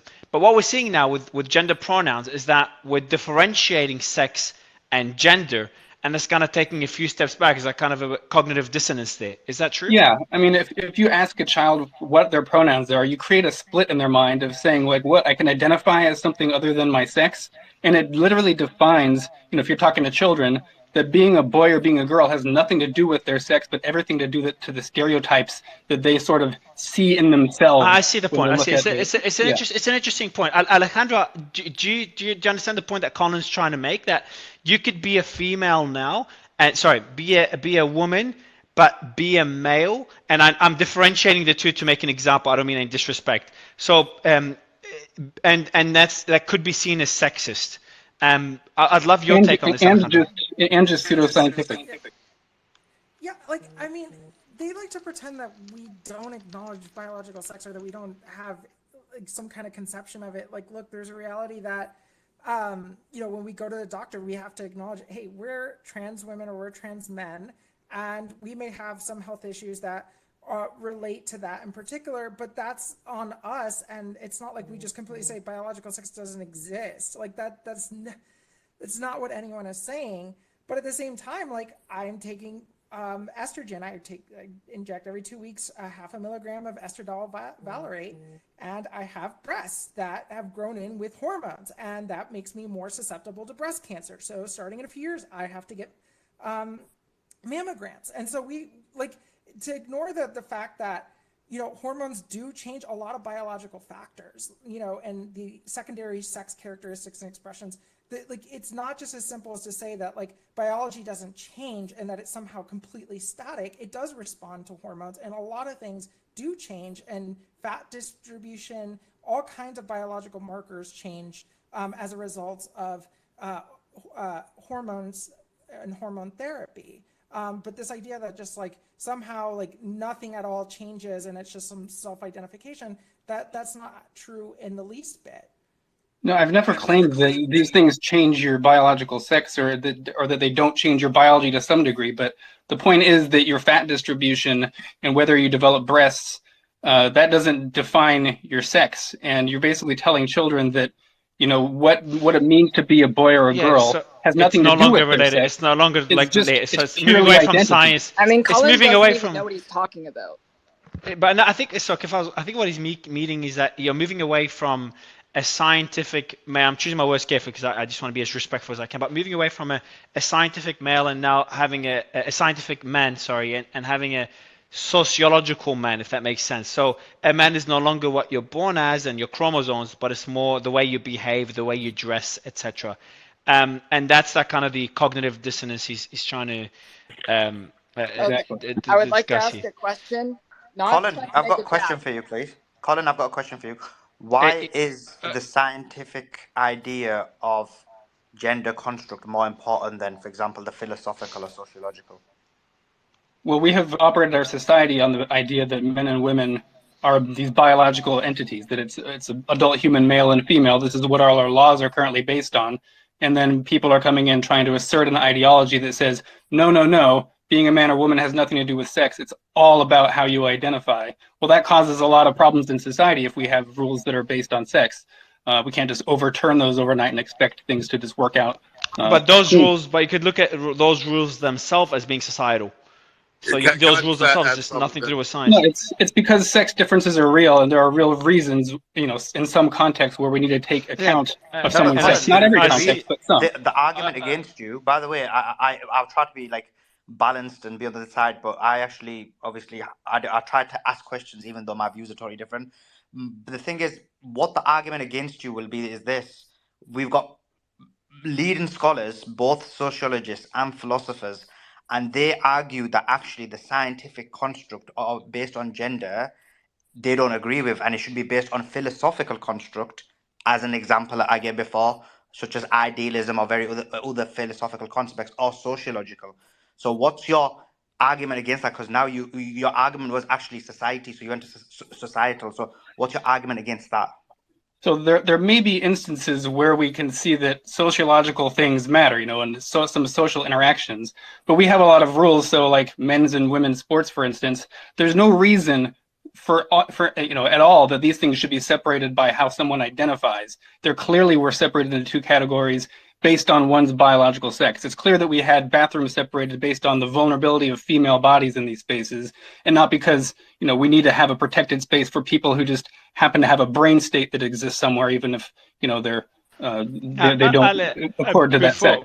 Before going to Brandon, Alejandro, I want to ask you a question. If you can respond, of course. I want to ask you a question: is why is it difficult? So when some people within the community, within the transgender community, when asked to define a woman, I'm curious as to why that could be difficult for some, and how you would define it, if that's okay to ask. Yeah, I mean, the common law has had difficulty defining what a gender or what someone's sex is for centuries. There's a famous case from colonial Jamestown in 1623 of T. Hall.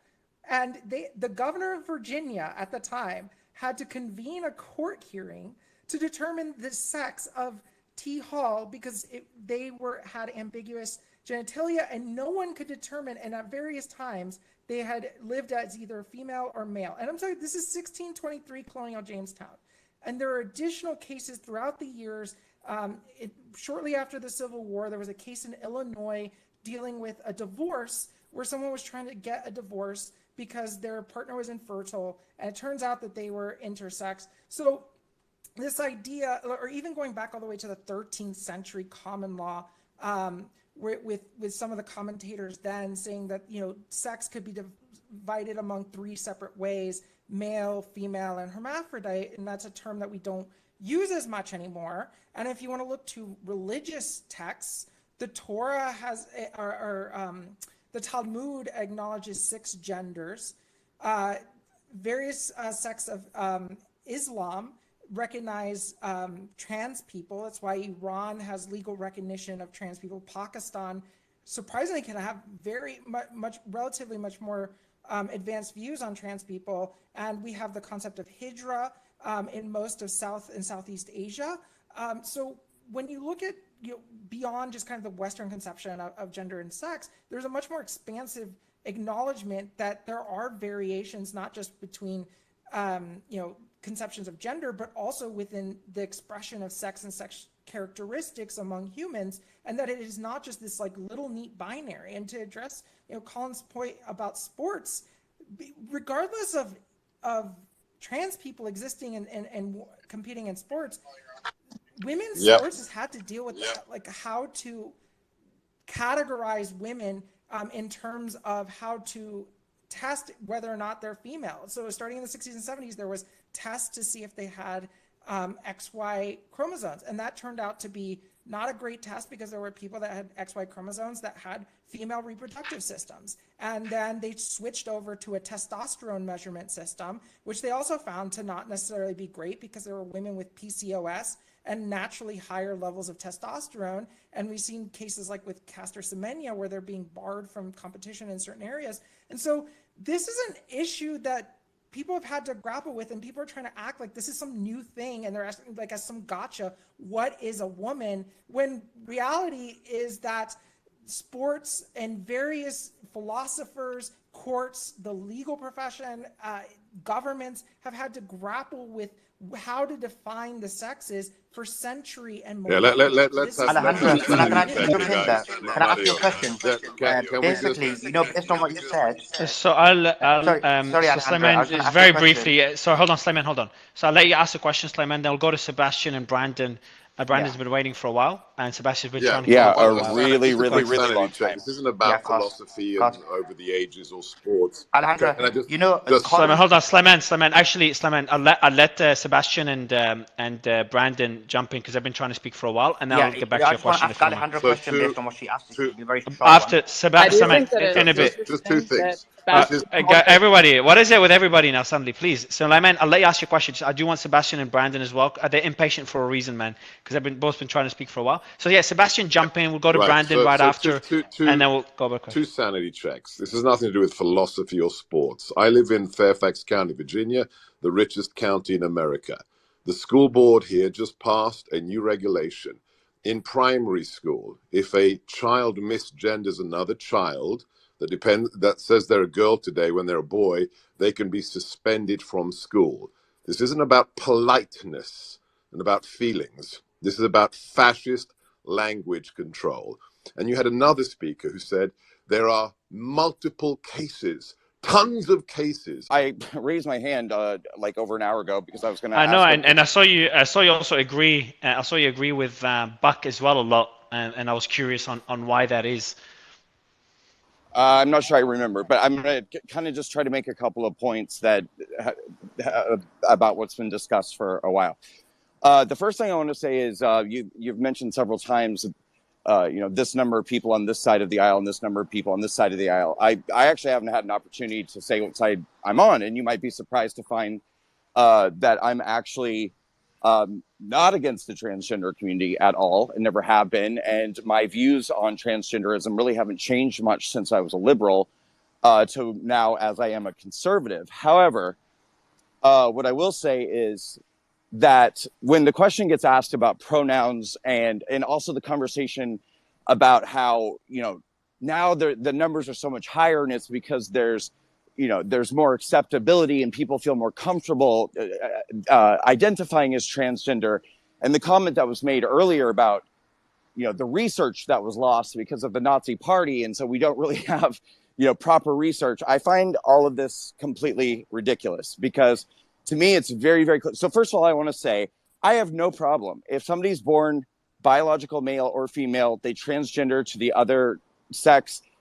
I have no problem using those pronouns. I have no problem using binary pronouns in any way that a person wants to be identified.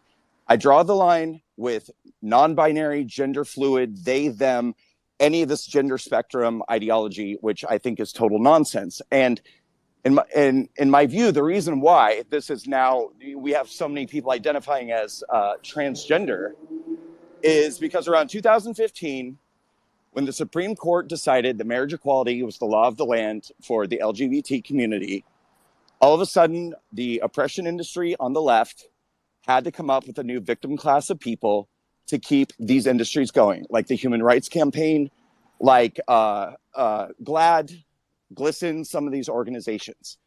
And because of this, they came up with these ridiculous, non-binary, gender fluid, and attached these identities to trans. And they're trying to push this ideology and get people to conform to this idea that we have to change our language, that we have to change our beliefs entirely on what is male or female to accommodate this victim narrative that is being pushed by the left. So, Brian, a quick question for you. I know All Source wants to jump in to comment on some of the points you made. But in terms of the spectrum, the gender spectrum being used as part of an agenda, would it be, I understand where your point is coming from, but it's hard to market as such when we're not in those people's shoes, when we're not, you know, we're not those people that are not able to identify with one gender or another. So isn't it difficult to just label them as people just part of an agenda and influence as part of an agenda? Well, it doesn't even, I mean, it's illogical, because if gender is a societal construct, then how do you know you're not one or the other? I mean, it because literally makes no Brandon, sense. but we've had different gender spectrums existed, and I was surprised to find this out, by the way, Brandon. It's existed for thousands of years, and I had a list of them through various cultures, and I mean, like before Christ. I can't remember how many years before Christ, and I've got a list of examples to kind of share. So if I share those examples, we weren't blocking puberty though before Christ. True. Right? That's a different. That's a different argument. I just mean, like, I'm just referring to the. I'm referring just to the spectrum itself. You're looking at. Let me just mention some, because I think the audience will find that interesting. You got here in India, it was called the Hijra. There was also the Fa'afafine of Polynesia. You've got New Zealand. You've got Babylonians, Assyrians. Texts from 4,500 BC that talked about different genders. So if I mention those, Brenda, would you be willing to look into it and question, and maybe a gender spectrum could make sense? I'm not telling you to go to the extreme that pronouns should be forced upon people, and I'm calling that an extreme in your viewpoint. I don't mean extreme in general. You consider it being forcing the pronoun upon someone is like someone to use a certain pronoun. I guess you consider that to be a line too far, because that's free speech. And then I'm guessing you consider when kids are being educated, you're kind of skeptical of that as well. But just on the only point, the gender spectrum. If you look at history and you've seen that it's existed for a very long time, would you reconsider, or your position will be the same? Well, no. And to be clear, I don't have an issue with pronouns because of free speech. I have an issue with pronouns because it's not real. And you're asking me to participate in something that you're making up that isn't real. And I don't want to feel compelled to have to go along with this delusion that you exist on some sort of spectrum that doesn't exist. And as far as your second question, no, I'm not in any way, shape, or form more convinced just because people believe that thousands of years ago. If I go to the doctor, if I go to a surgeon, I'm going to want the person who is most recently trained, not somebody who read a medical journal from 3,000 years ago. So the fact that people believe this 3,000 or 4,000 years ago does not convince me whatsoever. The last thing I want to say very quickly is to Kafal's. You're actually the only trans person on the panel who has not blocked me for some reason. And most of the people on this panel have me blocked. I don't know why. Very nice. No, all I wanted to say is that my organization does live debate events, and I sent you a DM. I'd love to have you participate in a live debate. If you're interested, please shoot me a DM. That was nice. All source. Yeah, no. So I think one of the from where I'm analyzing, like, when we're talking about problems and issues as a society for the trans community, and what kind of, to me, let's analyze it from the U.S. Right? Trans people are American citizens, right? They're Americans. They have rights. And if you look at all the studies, right, and a lot of the panels here have mentioned suicide, but we also forget to highlight, that people that are trans suffer significantly higher rates of violent crime, assault, even homicides. Especially trans minority communities are disproportionately affected by homicides compared to the This is rest of false. America. There's a lot of studies that show about assault, violence. I literally just pulled it up to back it up, right? But that wouldn't be by Chris. Okay, but that would be let's Chris. say, so that's, I think, if we're going to talk about issues, I think there should be a focus on that. But one of the things and the reason why I rose my hand, right, and I think it's this issue of pronouns when discussing about children, right? So I'm a millennial, but I also have 2 kids, right? Young children. And I'm not going to use real names. I'm going to use an example that literally happened in my life because of a family member of ours. So we had a family member who's 16, and let's call her Michelle. Michelle, my kids met Michelle. They knew Michelle. They loved Michelle since I think she was 14. She was growing up, raising. And then we started to notice how Michelle started to dress more as a man, act more as a man. And when Michelle was 16, she came out she said, look, I identify as a man. I'm a trans man. And I would like to be called, let's say, Michael, right? Now, my kids, when they met Michelle, they were about, 5 and 2? And I had a conversation with them when they were 7 and 4 about, hey, I want to talk to you guys because this is something very important. It's not Michelle, it's Michael. And they asked me why. And I explained to them, well, she was born as a girl, but she's identifies as a boy. And it would mean the world to him, that you start calling him Michael. And instead of she, you call him him. That was the end of the conversation. My kids were like, oh, okay, we'll start doing that. And I can promise you they have no problems identifying themselves as a girl and a boy, right? This notion that somehow kids get traumatized because of he, him, her, she. It's like, dude, I literally had this conversation with 2 young children, and they accept Michael just as they accepted Michelle, and they gladly call him Michael, and they love hanging out with Michael, and they ask me, when are we going to see Michael? They don't care.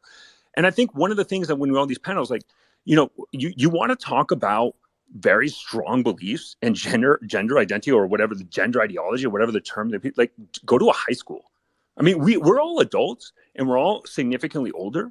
You go to a high school, and that's something that even for me as a millennial, I'm kind of shocked about and surprised. But if you go to a high school and you talk to older teenagers, kids about to go to college or even college, the Gen Z, for them, if you analyze and you talk to them about this situation, for them, gender identity is as fluid as what they want it.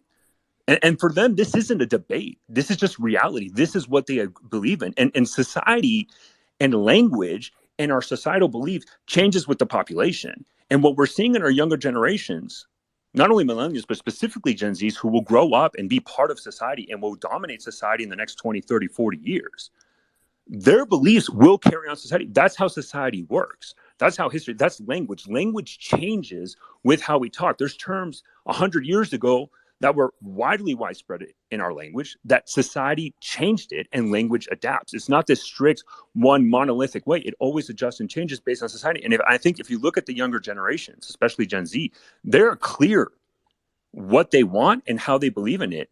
And I think in the future, that is what we're going to see. And I don't think they're wrong. And they're demanding their rights, and they're very vocal about it.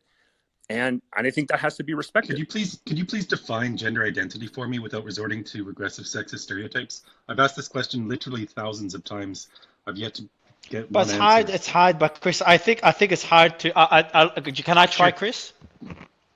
I don't think I can. I think the line between gender identity and sexism is a very difficult line to define, and it's a very valid point you're making.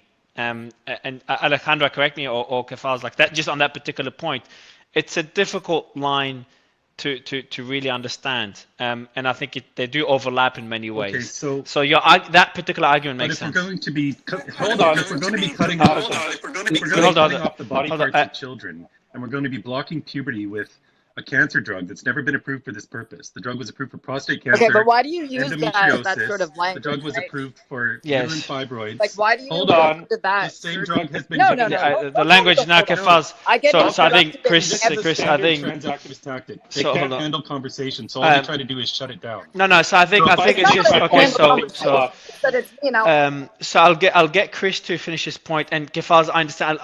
I'll mention your concern, Kefals. Just the language of chopping body parts, and I think such language is being made by parties just kind of to make a specific point. But also, just Chris, before you make the point, do you mind? I want to just one quick thing. I'll give you the mic to make your point, full point. But because I answered your question, I asked Alejandra if she disagreed. I want to just give her the chance. Alejandra, just about the line being drawn between what was it? Gender, defining what a gender is without being sexist. Do you understand that? Do you agree with me that it's hard not to overlap the two, Alejandra, or not before Chris makes his point? No, I would disagree. Gender identity is someone's persistent sense of identity. And one of the things I think people always get to is, well, if you try to define it, it becomes circular. Well, I think there's always the classic example of try to define a chair, and someone will say 4 legs and a back, that's something you sit on, right? And like, congratulations, you just described a horse. And so anything, if you try to just like distill it into its utter essence, you're going to end up with this like circular reasoning. And so I think they're trying to make it seem that only like gender identity is this way, when all things, when you try to distill them into some like kind of essential like definition, end up involving some kind of circular logic. But beyond that, I don't necessarily think that's the case in terms of like somehow gender identity relies on sexist stereotypes or tropes or anything like that. Like, the kind of stereotype of trans women is always, oh, they're just a man in a dress, or they always wear a dress. Like, I never wear dresses. I wear jeans, Vans, and a t-shirt most days. And like, that is what I feel comfortable in. I put on a bit of makeup and hair and like grow my hair out, and that's it. Like, I don't like need to accentuate that. I feel comfortable in my body in the way it is. And so like that in itself, like this idea that somehow like all trans women are just like this way or that, like that in itself is a stereotype, because butch trans women exist and there's feminine trans men. And there's all kinds of diversity, and there are gay trans men, there are lesbian trans women, there are straight trans women, there are straight trans men. Like there's just so much diversity even within the trans community. And so oftentimes these debates often in the sake of trying to say that, oh, we're trying to reduce or eliminate sex stereotypes, and suddenly invoke stereotypes about trans people. Chris, I know you're making a point. So, and Sleiman, I know you've got a question for Alejandro. We'll do that at the end. I promise you that. So, Chris, will be the final time we'll give you the mic as everyone just wraps up their final words for the audience. And my question to you, Chris, is, or my request to you is, like, we'll try to use some objective terminology just to keep the discussion, politically fine and not get arguments in place. Sure, But go ahead, thank you. Chris. So, objective terminology. A double mastectomy being performed on children is the cutting off of a body part. A castration of a boy is the cutting off of a body part. It's objective terminology. If it triggers someone, that's their problem, not mine. But I would say, don't you think we should be... This drug was approved to treat prostate cancer, then endometriosis and uterine fibroids. It's the same exact drug that's been given to pedophiles to chemically castrate them, but we don't do that anymore because it's deemed inhumane. This drug stops the pituitary gland from releasing 2 hormones called luteinizing hormone and follicle. There we go. Damn. I love it when Okay. they go. Yep. Jesus. Yeah, I've removed I've removed Kefals from the stage because that was a bit too far. But Alejandro, I saw Alejandro putting thumbs down. So I will. So Alejandro, I'll let you respond right after, and then we'll go to Sarah and Colin for final words. Okay, so go this ahead, drug Chris. is being used experimentally. There's never been one single clinical trial. For women with endometriosis, they only get this drug for 6 months because the side effects are so severe. But we give this to kids for years. A young girl in Sweden suffered spinal fractures while she was on this drug. It's part of a documentary called The Trans Train. It's a Swedish documentary. You can Google it. There's 4 episodes: child's developing brain or the lack of their own hormones are doing. Whether you believe in God or evolution, this makes no sense. Because if you believe in God, you're saying that God made us wrong. And if you believe in evolution, this ideology teaches that somehow 1 billion years of the process of natural selection has failed. And for the first time in human history, a pharmaceutical company is here to help our children be who they really are by sterilizing them and turning them into lifelong pharmaceutical patients. Thank you. So Alejandro, I'd love you to respond because I know that Kev is not on stage and we had 2 other speakers not on stage anymore. So you're on your own with All Source. So I'd love to give you the chance to respond. Just keep the discussion balanced before we have Sarah and Colin and Deborah wrap it up. Alejandro, mic is yours. Yeah, thank you. You know, I don't believe I was born in the wrong body. I believe I was born in the body that I have. And I believe, like, as my grandmother put it, a very devout Catholic, God doesn't make mistakes. And so, and she supports me and accepts me for who I am. And so I think this idea, like, you know, they took this kind of trope about how trans people sometimes try to get people to understand what it's like to be trans and then turned it into, that's what we're telling all kids. Like, no, like, I love my body. I feel at home in my body. And that's because I've been able to get access to gender affirming care. And so, you know, and the way that you know, they try to use these scaremongering and fearmongering terms like, oh, this drug is used to castrate pedophiles. Like, that was never, this drug was never approved for that. There was only limited studies. And so when you're saying, oh, this is off-label use, like, that's not what the purpose of this drug for. The only actual FDA approval for this drug is for precocious puberty. And that's what it was developed That's a lie. It's approved for prostate cancer, endometriosis, uterine fibroids, breast. Chris, I'll let. There's also a lot of echo, Chris, when we speak with Alejandro's mic unmuted, so it's hard to hear as well. Alejandro, I'll let you got to unmute and continue. Mic is yours. Thank you. So one of the primary uses is there are kids that start getting puberty at sometimes 5 or 6 years old. It's called precocious puberty. And this drug has been used for over 3 decades to treat precocious puberty. And so, you know, this idea that somehow this is just some drug that, like, is just been pulled out of nowhere and being used on off-label way in this, and it's experimental. It's not. There are decades of use of this in far more children that have precocious puberty. And then all of this kind of is a talk about loss of bone density and all those things tend to resolve themselves, especially after starting cross-sex hormones. And most of the studies that showed bone density loss only occurred in trans women because they were comparing trans women to cis men who had been on testosterone and trans women who had been taking estrogen.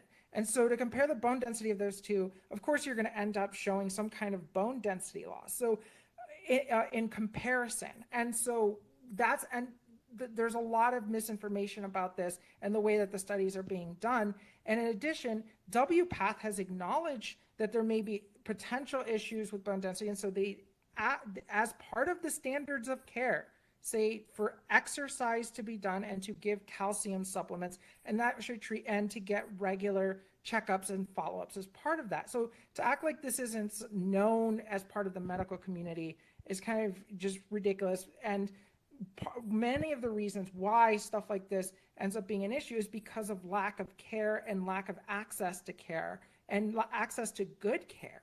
I mean, it's probably no coincidence that a lot of this came out during the pandemic when care was disrupted and people weren't going in and seeing their primary care provider. I just made an appointment with my primary care provider at Mass General where I go to the trans program there.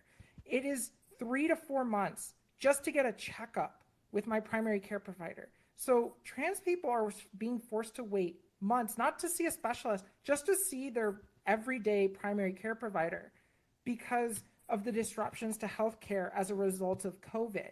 So I just want to acknowledge this point that oftentimes many of the issues that we're seeing aren't because of gender affirming care in and of itself, but oftentimes because of inadequate and lack of access to care.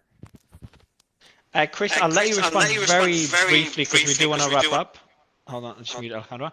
Very, very briefly, please, Chris, and then we'll go to Sarah and virtual Lily. Go ahead, Chris. Yes, these drugs are given to children with precocious puberty, which is for girls before the age of 8, for boys before the age of 9. However, they do that for a very limited amount of time. This is still controversial. And then they take the kids off of them so that they can resume normal puberty. And the number one activist line that we hear, besides the suicide lie, and I've put data up in the nest for people to read about that, is that puberty blockers are reversible. That the sales pitch is that it just buys the child time to explore their gender identity. And sure, if you went on them for 3 or 6 months or so, no harm done, puberty would resume.